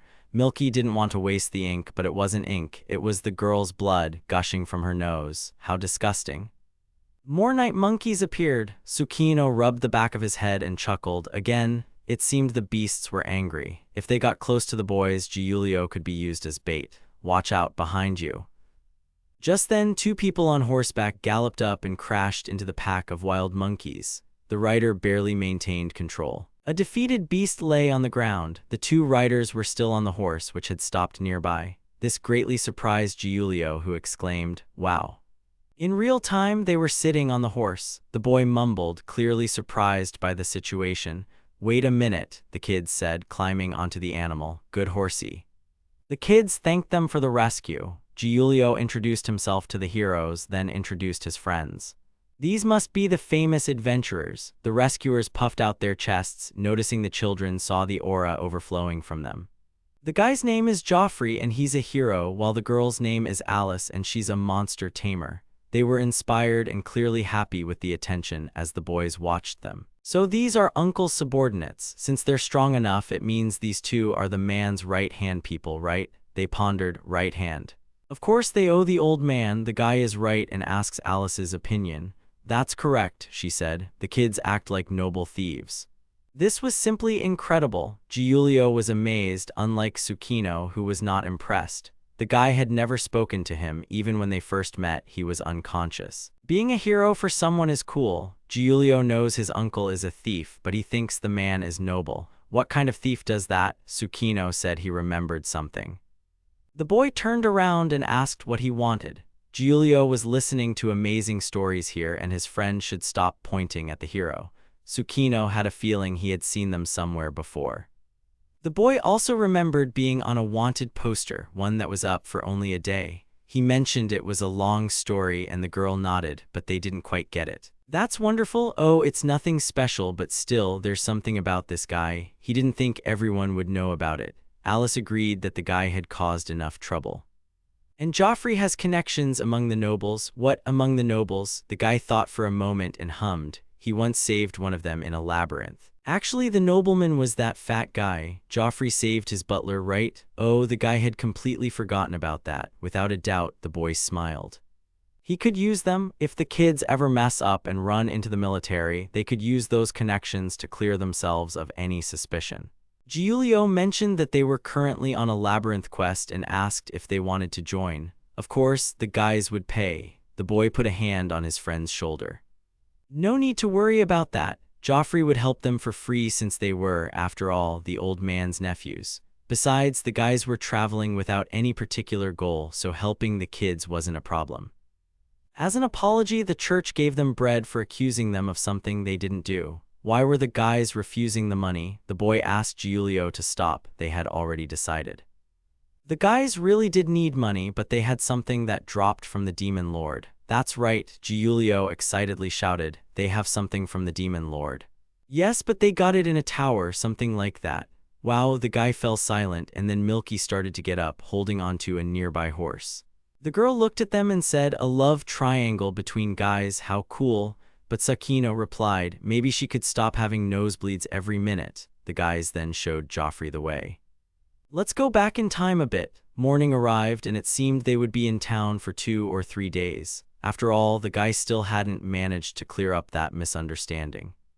The dark-haired guy asked Marina if she was okay with that. She said she wasn't in a hurry and would leave all decisions to him. Didn't they want to visit the horse racing festival? The guy had a distant look, right, maybe a little, because a horse once kicked him to death. The dark-haired guy started to dislike them, so that's how it was. Didn't they want to try the meat that would be sold at the festival? No, there was a suspicion that jerky would be sold at a discount for another month after the festival ended. The girl giggled. Haru was as wonderful as ever. She was sure she'd buy one. Well, as planned, they would first go to the iron shop and then to the guild. The girl called Akino over. He was on his way. She looked excited, and it was likely related to her own business. At the shop, Marina and Haru were told to go to the guild without them and pick up any quest they deemed suitable. Since the guy was unemployed, he had nothing to do there. At the entrance, they were greeted and welcomed. Was it a merchant? They wanted to see a certificate, but no, it wasn't a merchant. The girl wanted to discuss something. Carol looked so happy. This man seemed like someone who wouldn't compromise his principles when it came to others. The man complimented the quality, saying it was pretty good and looked like it was made by a skilled alchemist. The dark-haired young man chuckled, scratching the back of his head, impressed that the man had such a keen eye. He confirmed that it was originally an iron arm. They had bought 7 boxes, and after the enhancements were finished, the girl repacked them, though the last box was only half full. The man grunted, leaned his hand on a crate, and asked the guys if they happened to have any salt. They apologized, saying they didn't, and he looked at them. He said it was a smart move, as salt wasn't very profitable right now, but pepper and chili were perfect. He thanked the guys, and the dark-haired young man praised the girl for her excellent work, saying she was reliable. She thanked him. After all, she was Akino's slave. He blushed, and the man informed them they needed to sign here. The dark-haired young man gave a thumbs up and said he'd leave it to her, and she understood. 35,000 cents for the pepper and chili and 85,000 for the iron. That was pretty good. The guy hadn't expected such a high price, but the alchemist's skill was superb, so it was somewhat anticipated.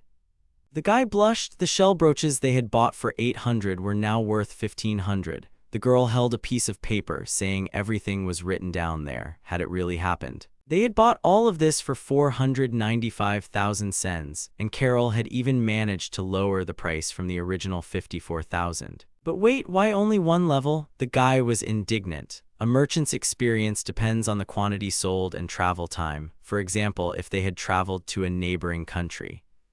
So that's how it works. It's good that experience from buying and selling can be accumulated regardless of distance.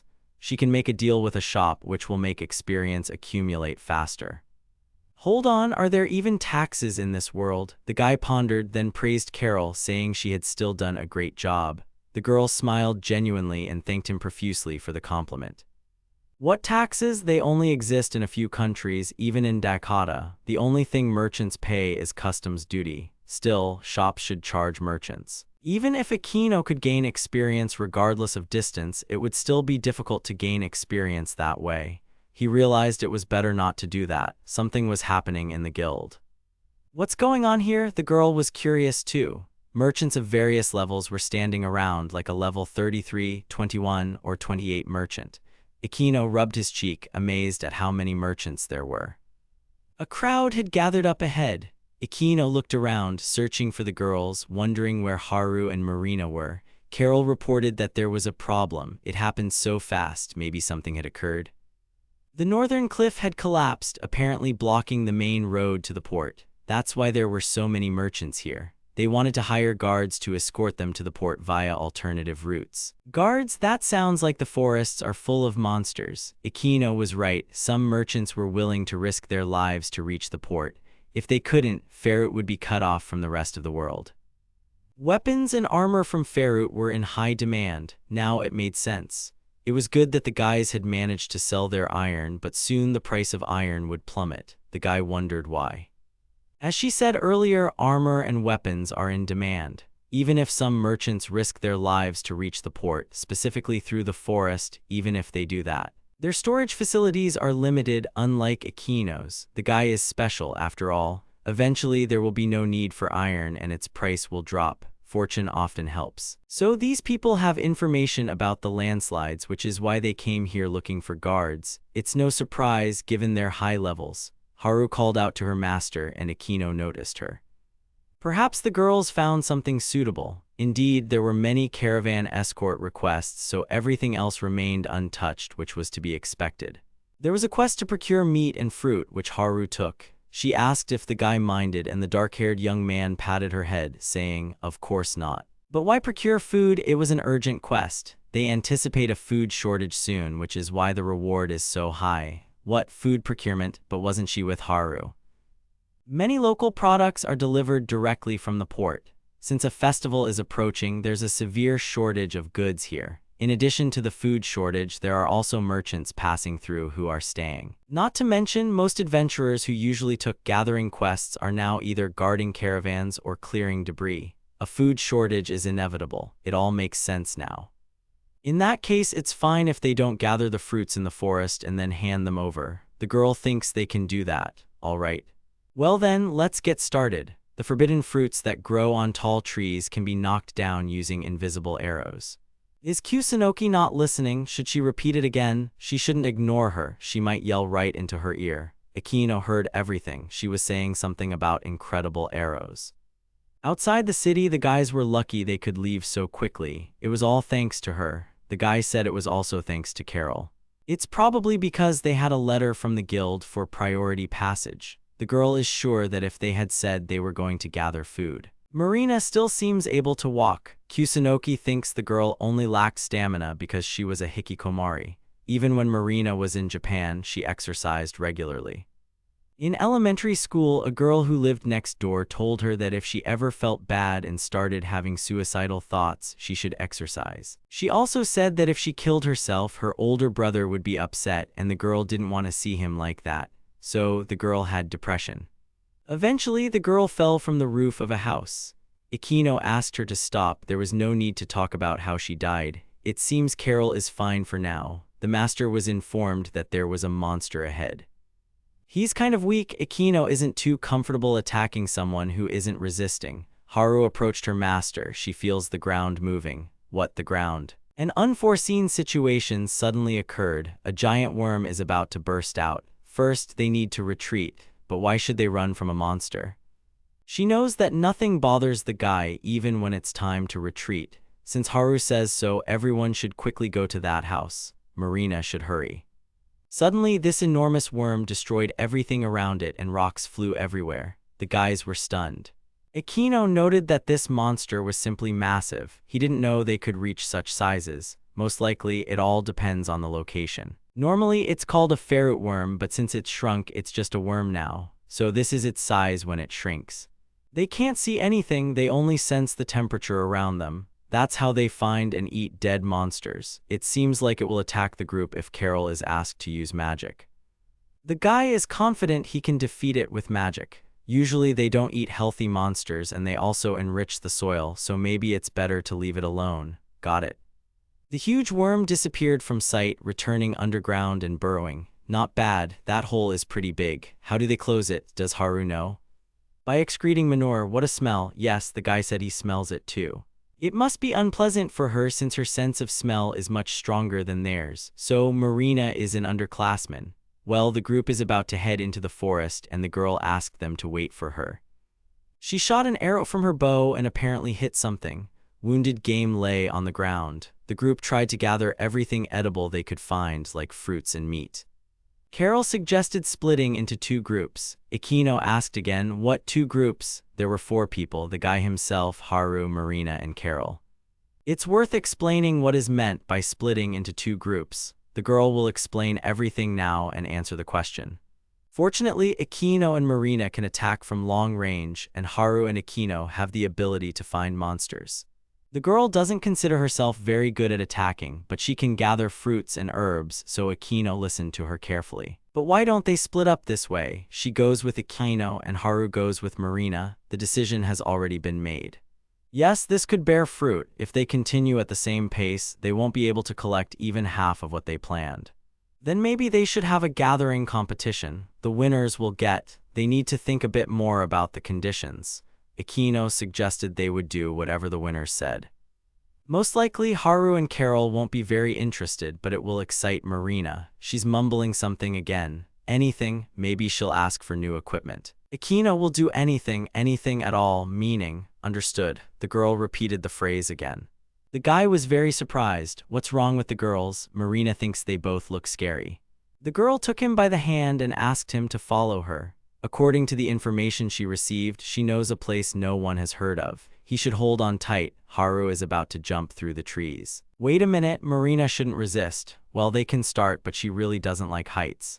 They set off, the girl screamed. Ikino wished Marina good luck. It seems Haru took this seriously and the guy smiled. Carol called out to Ikino, both of them so motivated and ready to give it their all because they have something to ask the guy. It makes you wonder what they'll want, right? As they bounced around, Ikino didn't think they'd ask for anything reckless, but they certainly had a lot of enthusiasm. The guy got worried and told Marina not to get hurt. Carol asked Ikino to pull himself together, but he didn't agree. Still, he couldn't help but worry. He shouldn't have said that. The girl took the master's hand and led him forward. Haru was trying to cut them off. He should stop doing that. Holding the girl, Ikino apologized to Marina. Why was he still holding her? She was annoyed. What were those strange sounds? The girl shouldn't push herself. She needed to understand that it was just a game, but Carol had said she'd do anything to win. What if he didn't want to? Akino rubbed the back of his head and chuckled slightly. Sometimes he was a bit slow, and the girl knew it. Still, Carol turned her back to the master and said, "All right." The girl was confident. She decided she wouldn't do it until the chance presented itself. The master put his hands on his hips and looked at Carol. That's what the girl decided. The master grunted, "Well, if Carol says so, then I'll do my best." She smiled. Since it wasn't dark yet, why didn't they practice her temptress work? Carol agreed. She even asked for it. A bird appeared which the master successfully shot down in flight. Carol praised the guy. "Way to go. Wow, he leveled up." The girl did too. She learned the charm skill. Akino smiled and asked what it was all about. Carol pondered. "Let's see." The master noticed two bird-like monsters sitting on the branches. The birds got startled and flew off the branch. This skill provokes opponents to fight their own kind. They fight voluntarily and don't become puppets. This magic suits her temptress job. Carol was going to level up her magic. She thought it would work. After the girl learned the magic, she felt as if something had spread through her body, and yet understood, so it's a brainwashing ability. Sounds creepy, but there's no need to worry. Carol smiled at her master. As his slave, the girl wasn't going to use this power on the master, but Akino hadn't even thought about it. The dark-haired man stood with his hands on his hips. Carol thought about it for a moment, then looked at Akino. He looked back at the girl. Akino hummed, then turned the girl away from him and asked her to look over there. So many fruits. The master hoped they were edible. What were they called? Were they really edible? Those are called papayas. Their fruits are very tasty and sweet. Akino saw that the girl was very knowledgeable about many things. But the fruits were so high up. The master suggested she climb onto his shoulders. Akino confirmed they could reach them. Plus, Carol should collect them to get extra experience. She understood and would try. What was that gloomy face? Akino squatted down and asked her to sit on his neck. The girl blushed but replied, "Okay," and climbed up. Akino picked her up on his shoulders. She tried to hold on to him, and he said it was fine, warning her that he was standing up. "Whoa," the guy exclaimed, asking Carol not to pull his hair or ears. The girl apologized. She tried her best to balance and not fall. Akino looked up and asked if she was okay, which she was. The two approached a tree for papayas. Carol reached for the fruit and gathered them. They worked together perfectly. The girl told her master that this was exactly what she had been talking about. Carol gasped and fell backward. They landed on the ground with Carol on top of her master. Akino asked if she was hurt. She mumbled and asked if she could stay in that position for a while. "Yeah, no problem," Akino replied, asking if she had been scared. The master apologized, saying he shouldn't have made her do something so dangerous. They remained in that position. She said she was 17, placing her hands on the dark-haired man's chest so he shouldn't treat Carol like a child. The master apologized, saying he couldn't help it. The master was taken aback. "Wait, didn't you say a few days ago that Carol was only 16? He asked. "She had her birthday 3 days ago." The girl should have told him sooner. Speaking of which, the master had never asked Haru, Carol, or Marina when their birthdays were. Akino apologized for not celebrating it. The girl asked him to stop and said she wanted to be treated like an adult. When she was asked to climb onto the master's shoulders, it was a bit embarrassing. Carol hugged the guy, which he hadn't expected. Lately, especially since they arrived in Ferut, she had stopped referring to herself by name. Maybe that was the reason. Akino kept telling her to calm down. The master noticed. The girl looked at him. Of course, they were always together. Akino tried not to think about anything unnecessary. This couldn't go unnoticed. Carol continued to hug him, but the guy preferred the old girl. What? Akino said she needed to understand that he just wanted Carol to be herself, and he apologized for treating her like a child. Next time he would treat Carol to juice. The master stroked her head. The girl was indignant that he still saw her as a child. Akino apologized again, even though the petting felt nice to her. Even though Carol said she wasn't a child, the master still saw his sister in her. Akino hoped she was doing well. Then the girl asked Akino if he had said he would do anything if she asked. "Right," the master confirmed, telling her to ask for anything she wanted. Then the dark-haired man found himself knocked over. Carol was on top and said she wanted love from her master. He was very flustered and said, "Of course." The guy cherished her just like Haru and Marina. The dark-haired man thought about them constantly. The girl wanted the master to kiss her. They were still in that position, with Carol leaning over him. Aquino smiled awkwardly. It was such an unexpected request. Aquino got up and said, "All right." He set the girl down on the ground away from him. First, she needed to calm down. She said, "Fish kiss," referring to Japanese silego. Does the girl want fish? The master should act like an adult. Carol needs to understand that things aren't that simple. As the guy spoke, he raised his index finger and squinted his eye. It was then that Aquino realized the girl was sitting on the ground, eyes closed and hands clasped, waiting for a kiss from the master.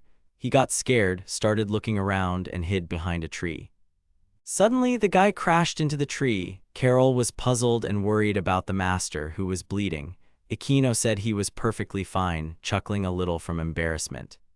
Now that he thought about it calmly, Carol was quite cute. The master repeated that he was fine, and she apologized, saying it was all because of the strange things she had told him.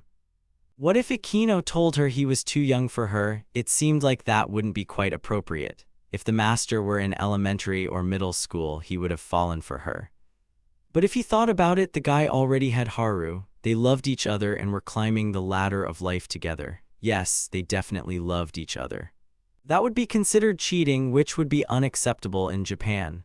Carol looked at him and asked if she wasn't good enough for the master. Aquino didn't want to give her hope. The guy was happy that Carol felt something for him, but he already had. He didn't even finish his sentence before the girl guessed it was Haru. That's right, so she already said that the girl could allow herself to be loved by Aquino. Well, if she says so, then it dawned on the master. What? Okay, if Haru said so, but then the master was very surprised. What? Haru gave the girl permission for this? Yes, because polygamous relationships are allowed among white wolves. The number of females around a male shows his position in the pack, Carol began to explain. Understood, that sounds like them and it makes sense, but the guy was still embarrassed by the situation. He asked her to stop and held his hands out in front of him. But still, Haru has a jealous nature, which is one of her attractive traits. Female wolves have a specific ranking system among themselves. The girl continued her story. She understood that she was lower in rank than Haru, so she didn't think the master would be jealous. The girl also loved Haru. Carol understood that if she crossed the line, then perhaps Haru might get upset with Carol. One should be more careful with such things. Aquino looked at her in astonishment. She said Aquino would do it carefully. This would be the girl's first time, so she apologized if she did anything wrong. The girl smiled. Haru also said that the master liked aggressive women and she would try her best. Aquino realized, so that's why she was so assertive today. It wouldn't matter to her if Carol became second to Haru, the girl said confidently. They stood facing each other and the master stood there, blushing because of the situation. Marina and Haru were in another place. She asked how the girl was feeling. Marina replied that people couldn't float through the sky, not yet. Haru said that wouldn't do and asked her to stay with her. The girl stopped. She wondered how Carol would confess to him. Did she really want to be with Marina? All right, she's still such a cutie. Haru senses monsters ahead and the girl is about to jump again. She wraps her arms around Marina, who screams from yet another surprise. Aquino and Carol were still standing there. The girl was blushing but still wanted to kiss her master, who was equally flustered. The guy apologized, saying he still couldn't do that to Haru, but the girl had said she didn't mind and even gave permission.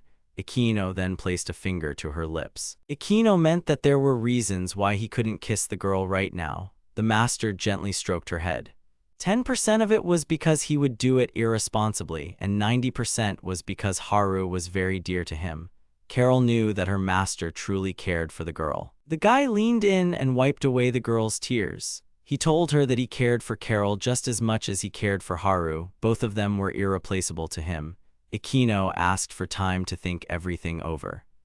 For now, he thought of the girl as a younger sister. He had a younger sister, and Carol's appearance reminded him of her, but from this moment on. Aquino raised his hand and declared that he would think of her as a woman. Then he placed his hand on her hair and ran his fingers through it. Carol gazed at her master with admiration. The guy moved her hair aside, leaned in slightly, and kissed Carol on the forehead. She was completely taken aback. This was the only thing he could do right now. Aquino hoped the girl could forgive him. Carol's face flushed and she smiled, humming in response. The girl was really happy after that, and now he needs to rethink what Aquino feels for her and keep moving forward. It feels like the master is the protagonist. If this were a game, the bad ending would involve Margaret, but she's quite a loving woman. The guy got lost in thought as the girl ran ahead and called out to Aquino. "She'll be waiting." Carol turned around and with a smile repeated that she would wait for the master forever. Aquino awkwardly scratched the back of his head and said, "All right, she really is cute. Maybe the guys should head back then." The guy completely forgot about one thing. "Whoa, is that all?" A pile of bags lay on the ground. Haru asked if the master would mind if she said their team won. "That's right," Aquino admits defeat. "Excellent." Aquino and Carol's team collected 10 birds, while Haru and Marina's team collected 120 birds. As expected from the winners, it was exhausting. They had to jump where the monsters were, and it was so scary. No matter how high they flew, the bow could always catch them. Oh my god, flying was so terrifying. I get it. Plus, Haru was highly motivated. Wow, that's so many. Marina should stop looking so sad. Aquino didn't expect the results to be like this. They gathered food for the order and increased their levels, which is not a bad result. Here's what the guy got for it. The Lancer skill learned, Double Strike, Mage Swordsman, and Charm skill level 2 increased. The winners will receive their reward when they return to town. It's best to keep his promise. Haru can't wait, but for now, the master decided it's better to butcher the birds and the girls can rest. Marina went to sleep and Carol decided to help the guy butcher the meat. He'd be grateful. Some were butchering, others were resting, and the guys finished everything up. Finally, all that was left was to put them in the bag. As expected of Aquino, he butchered so many birds in such a short amount of time. His level increased and his butchering skill leveled up to 3. Carol knows something about the skill Hawkeye. It's granted to those who reach the maximum hunter level. She heard it allows you to create an eye in the sky that can pinpoint a victim's location. The guy can sense approaching monsters, pretty big birds too. That's right, small stone, small power. He killed 2 birds with 1 blow and Aquino's level increased. Oh, another skill appeared, the master grunted. The skill unemployed, closed space. What? Closed space? Carol giggled. What even is closed space? Closed space is a basic magic obtained upon reaching level 80 as an unemployed person. It creates a space where you can build a separate world. Mana is required to create anything within it. Their gazes met. "Well, what's the matter?" "Oh, nothing much." Aquino decided to open his skill list. In this world, the level is 0, mana spent is 0. It's magic that uses no mana and has no level. The girl isn't going to watch. It's better to step back, this could be dangerous. The girl understood everything. Okay, Aquino is up to something again. Maybe she's having hypnagogia, otherwise why did she flinch? An unknown magic orb appeared near the guy's hands. This was it, then something started to grow. Aquino closed his eyes but then began to open them. He found himself in some kind of space. Where was he? It was so bright all around.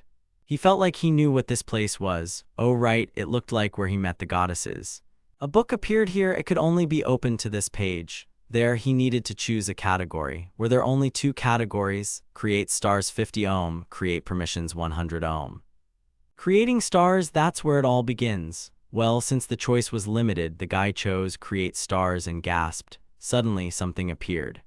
This is just plain Earth, it's bright here, even though there's no sun or moon, it's still too bright. This is just a magic world. Aquino is sure it can be made more comfortable.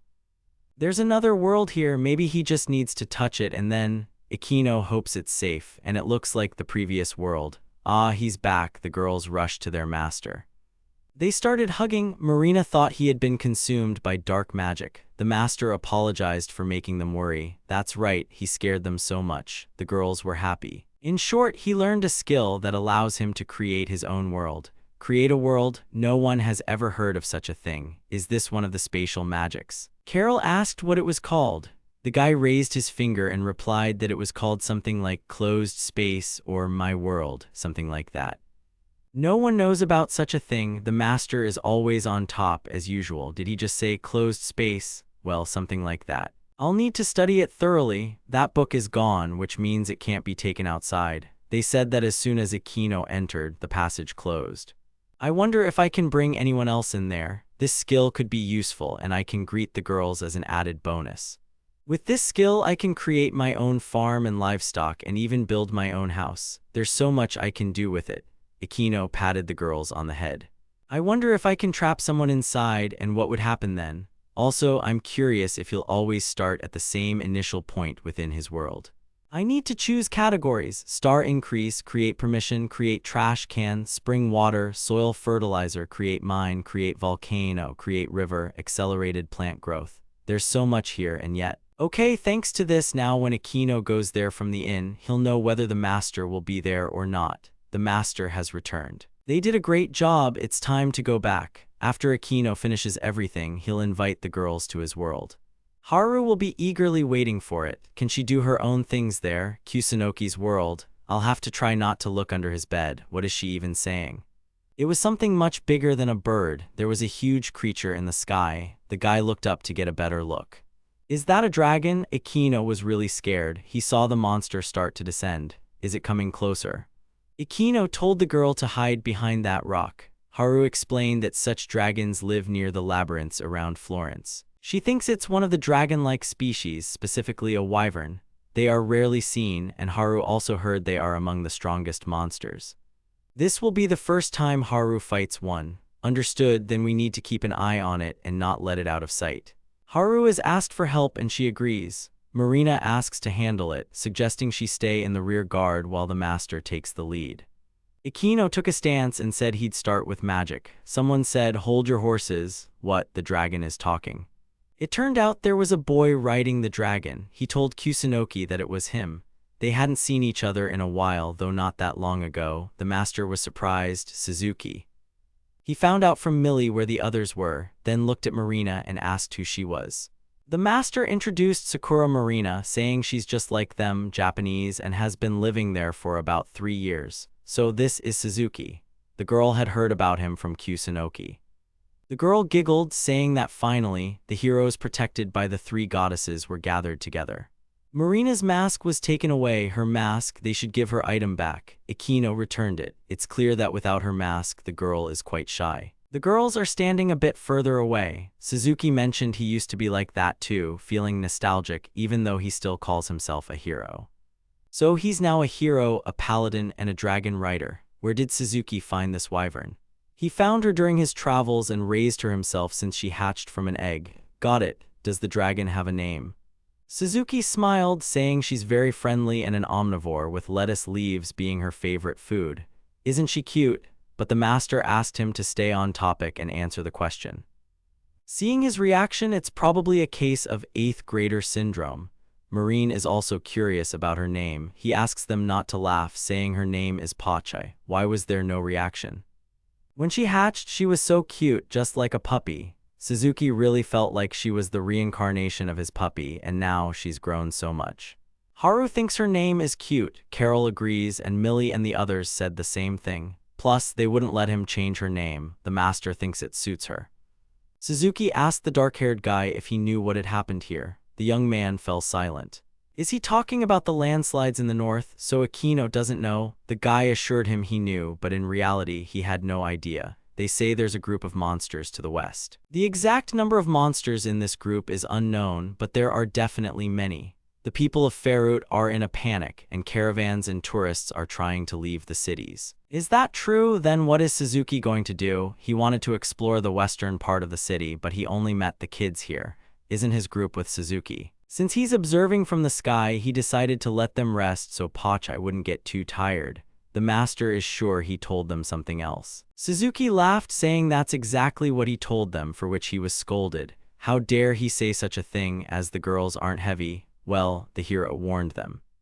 Especially since the Adventurers Guild is short-staffed. They thanked him for the warning and said goodbye. All right, now they can return to the city.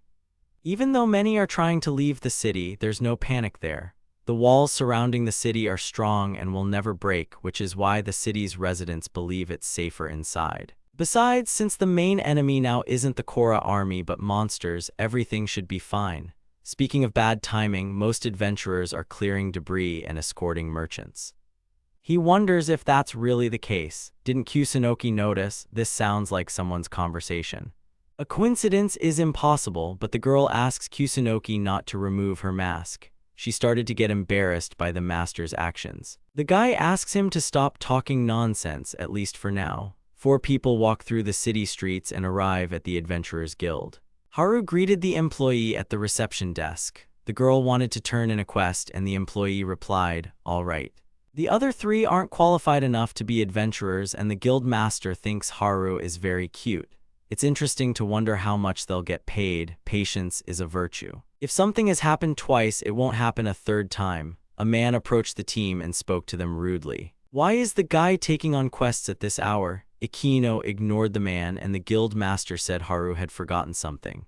"It's a good thing they can turn in the monsters they killed, right?" The employee confirmed it, telling them to place all the monsters on the table next to her.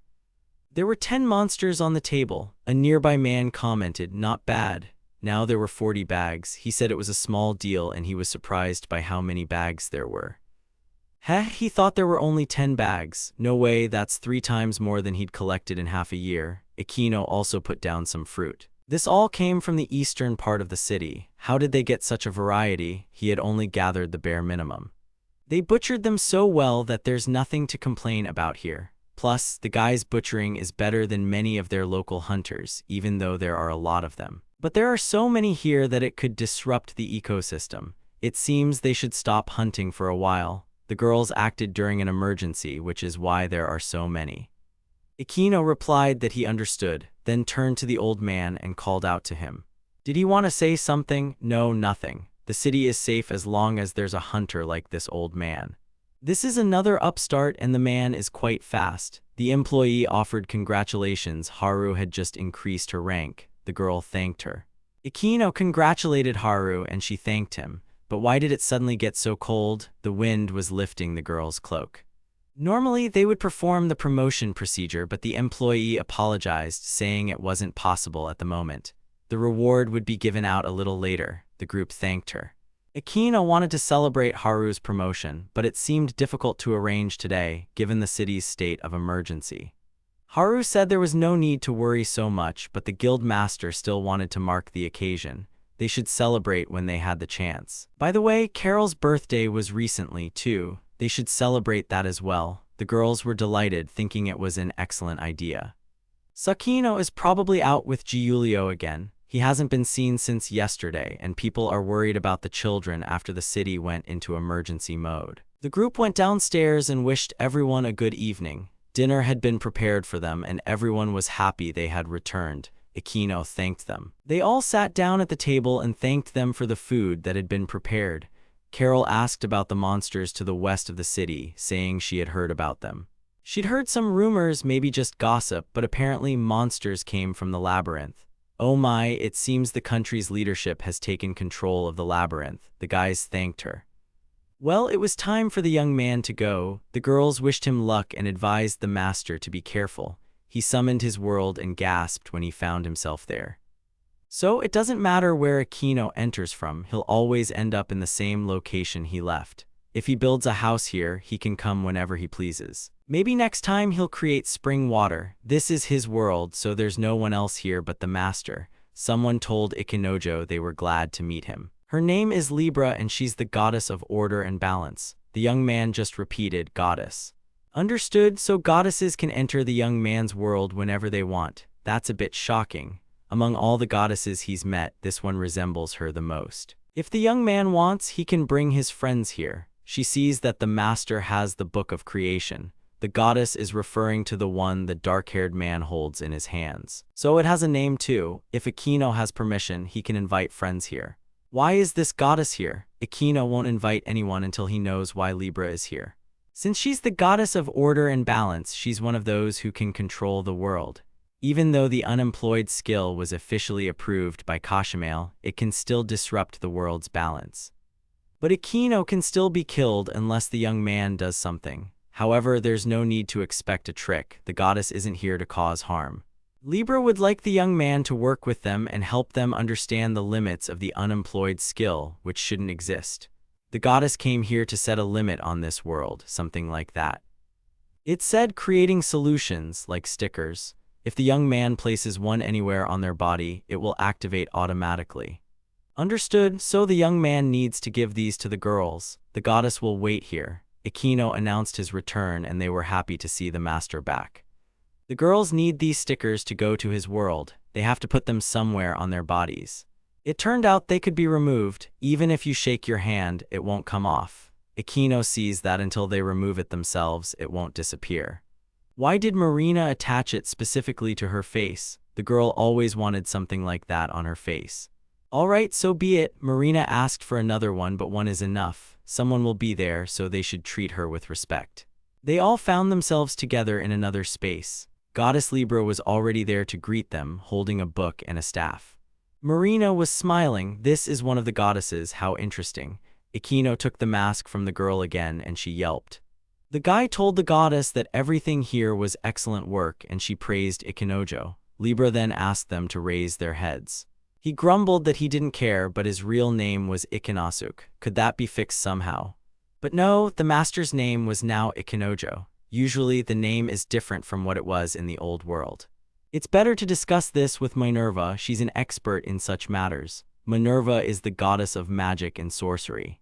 The guys exchanged surprised glances. Akino asked where he could find her. She has several labyrinths on the northern continent. The guy will mark their locations, but for now, everyone should listen up. Everything the girl was about to say was strictly confidential, and the guys listened intently. Ikinojo needed to know about this reality he created with his skill. The guy laughed, saying he was completely transparent.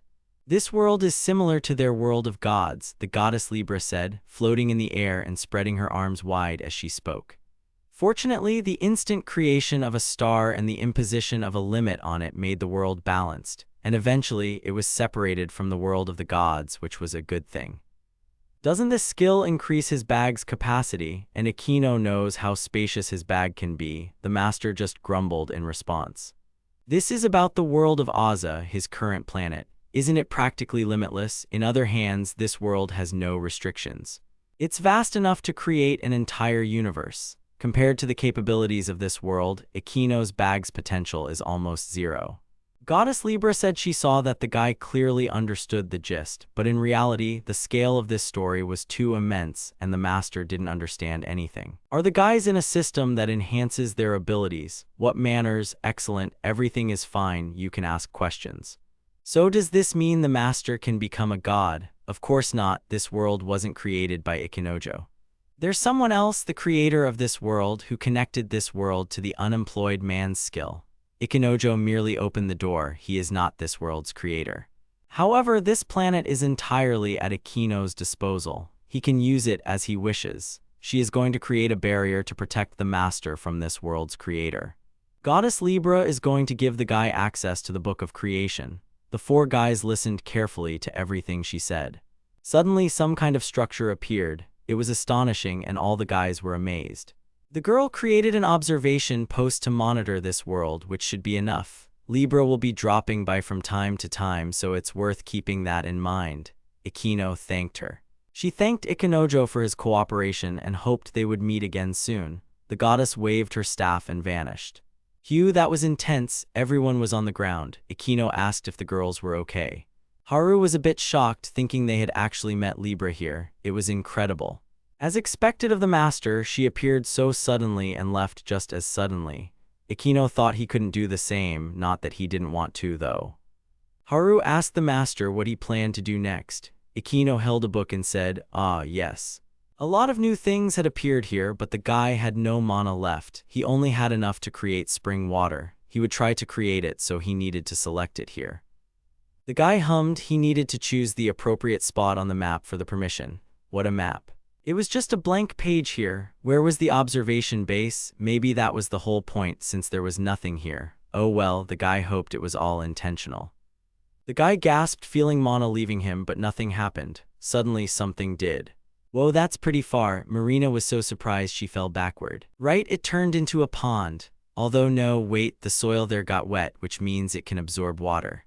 So this is the master's power. Akino is always on top of things, wow. This wasn't his power though, the guy had only borrowed it from Libra. Haru's tail wagged so much. Most likely, the mana point cost was an act of courtesy. Carol would teach them which plants sold best. The girls smiled and she replied, of course.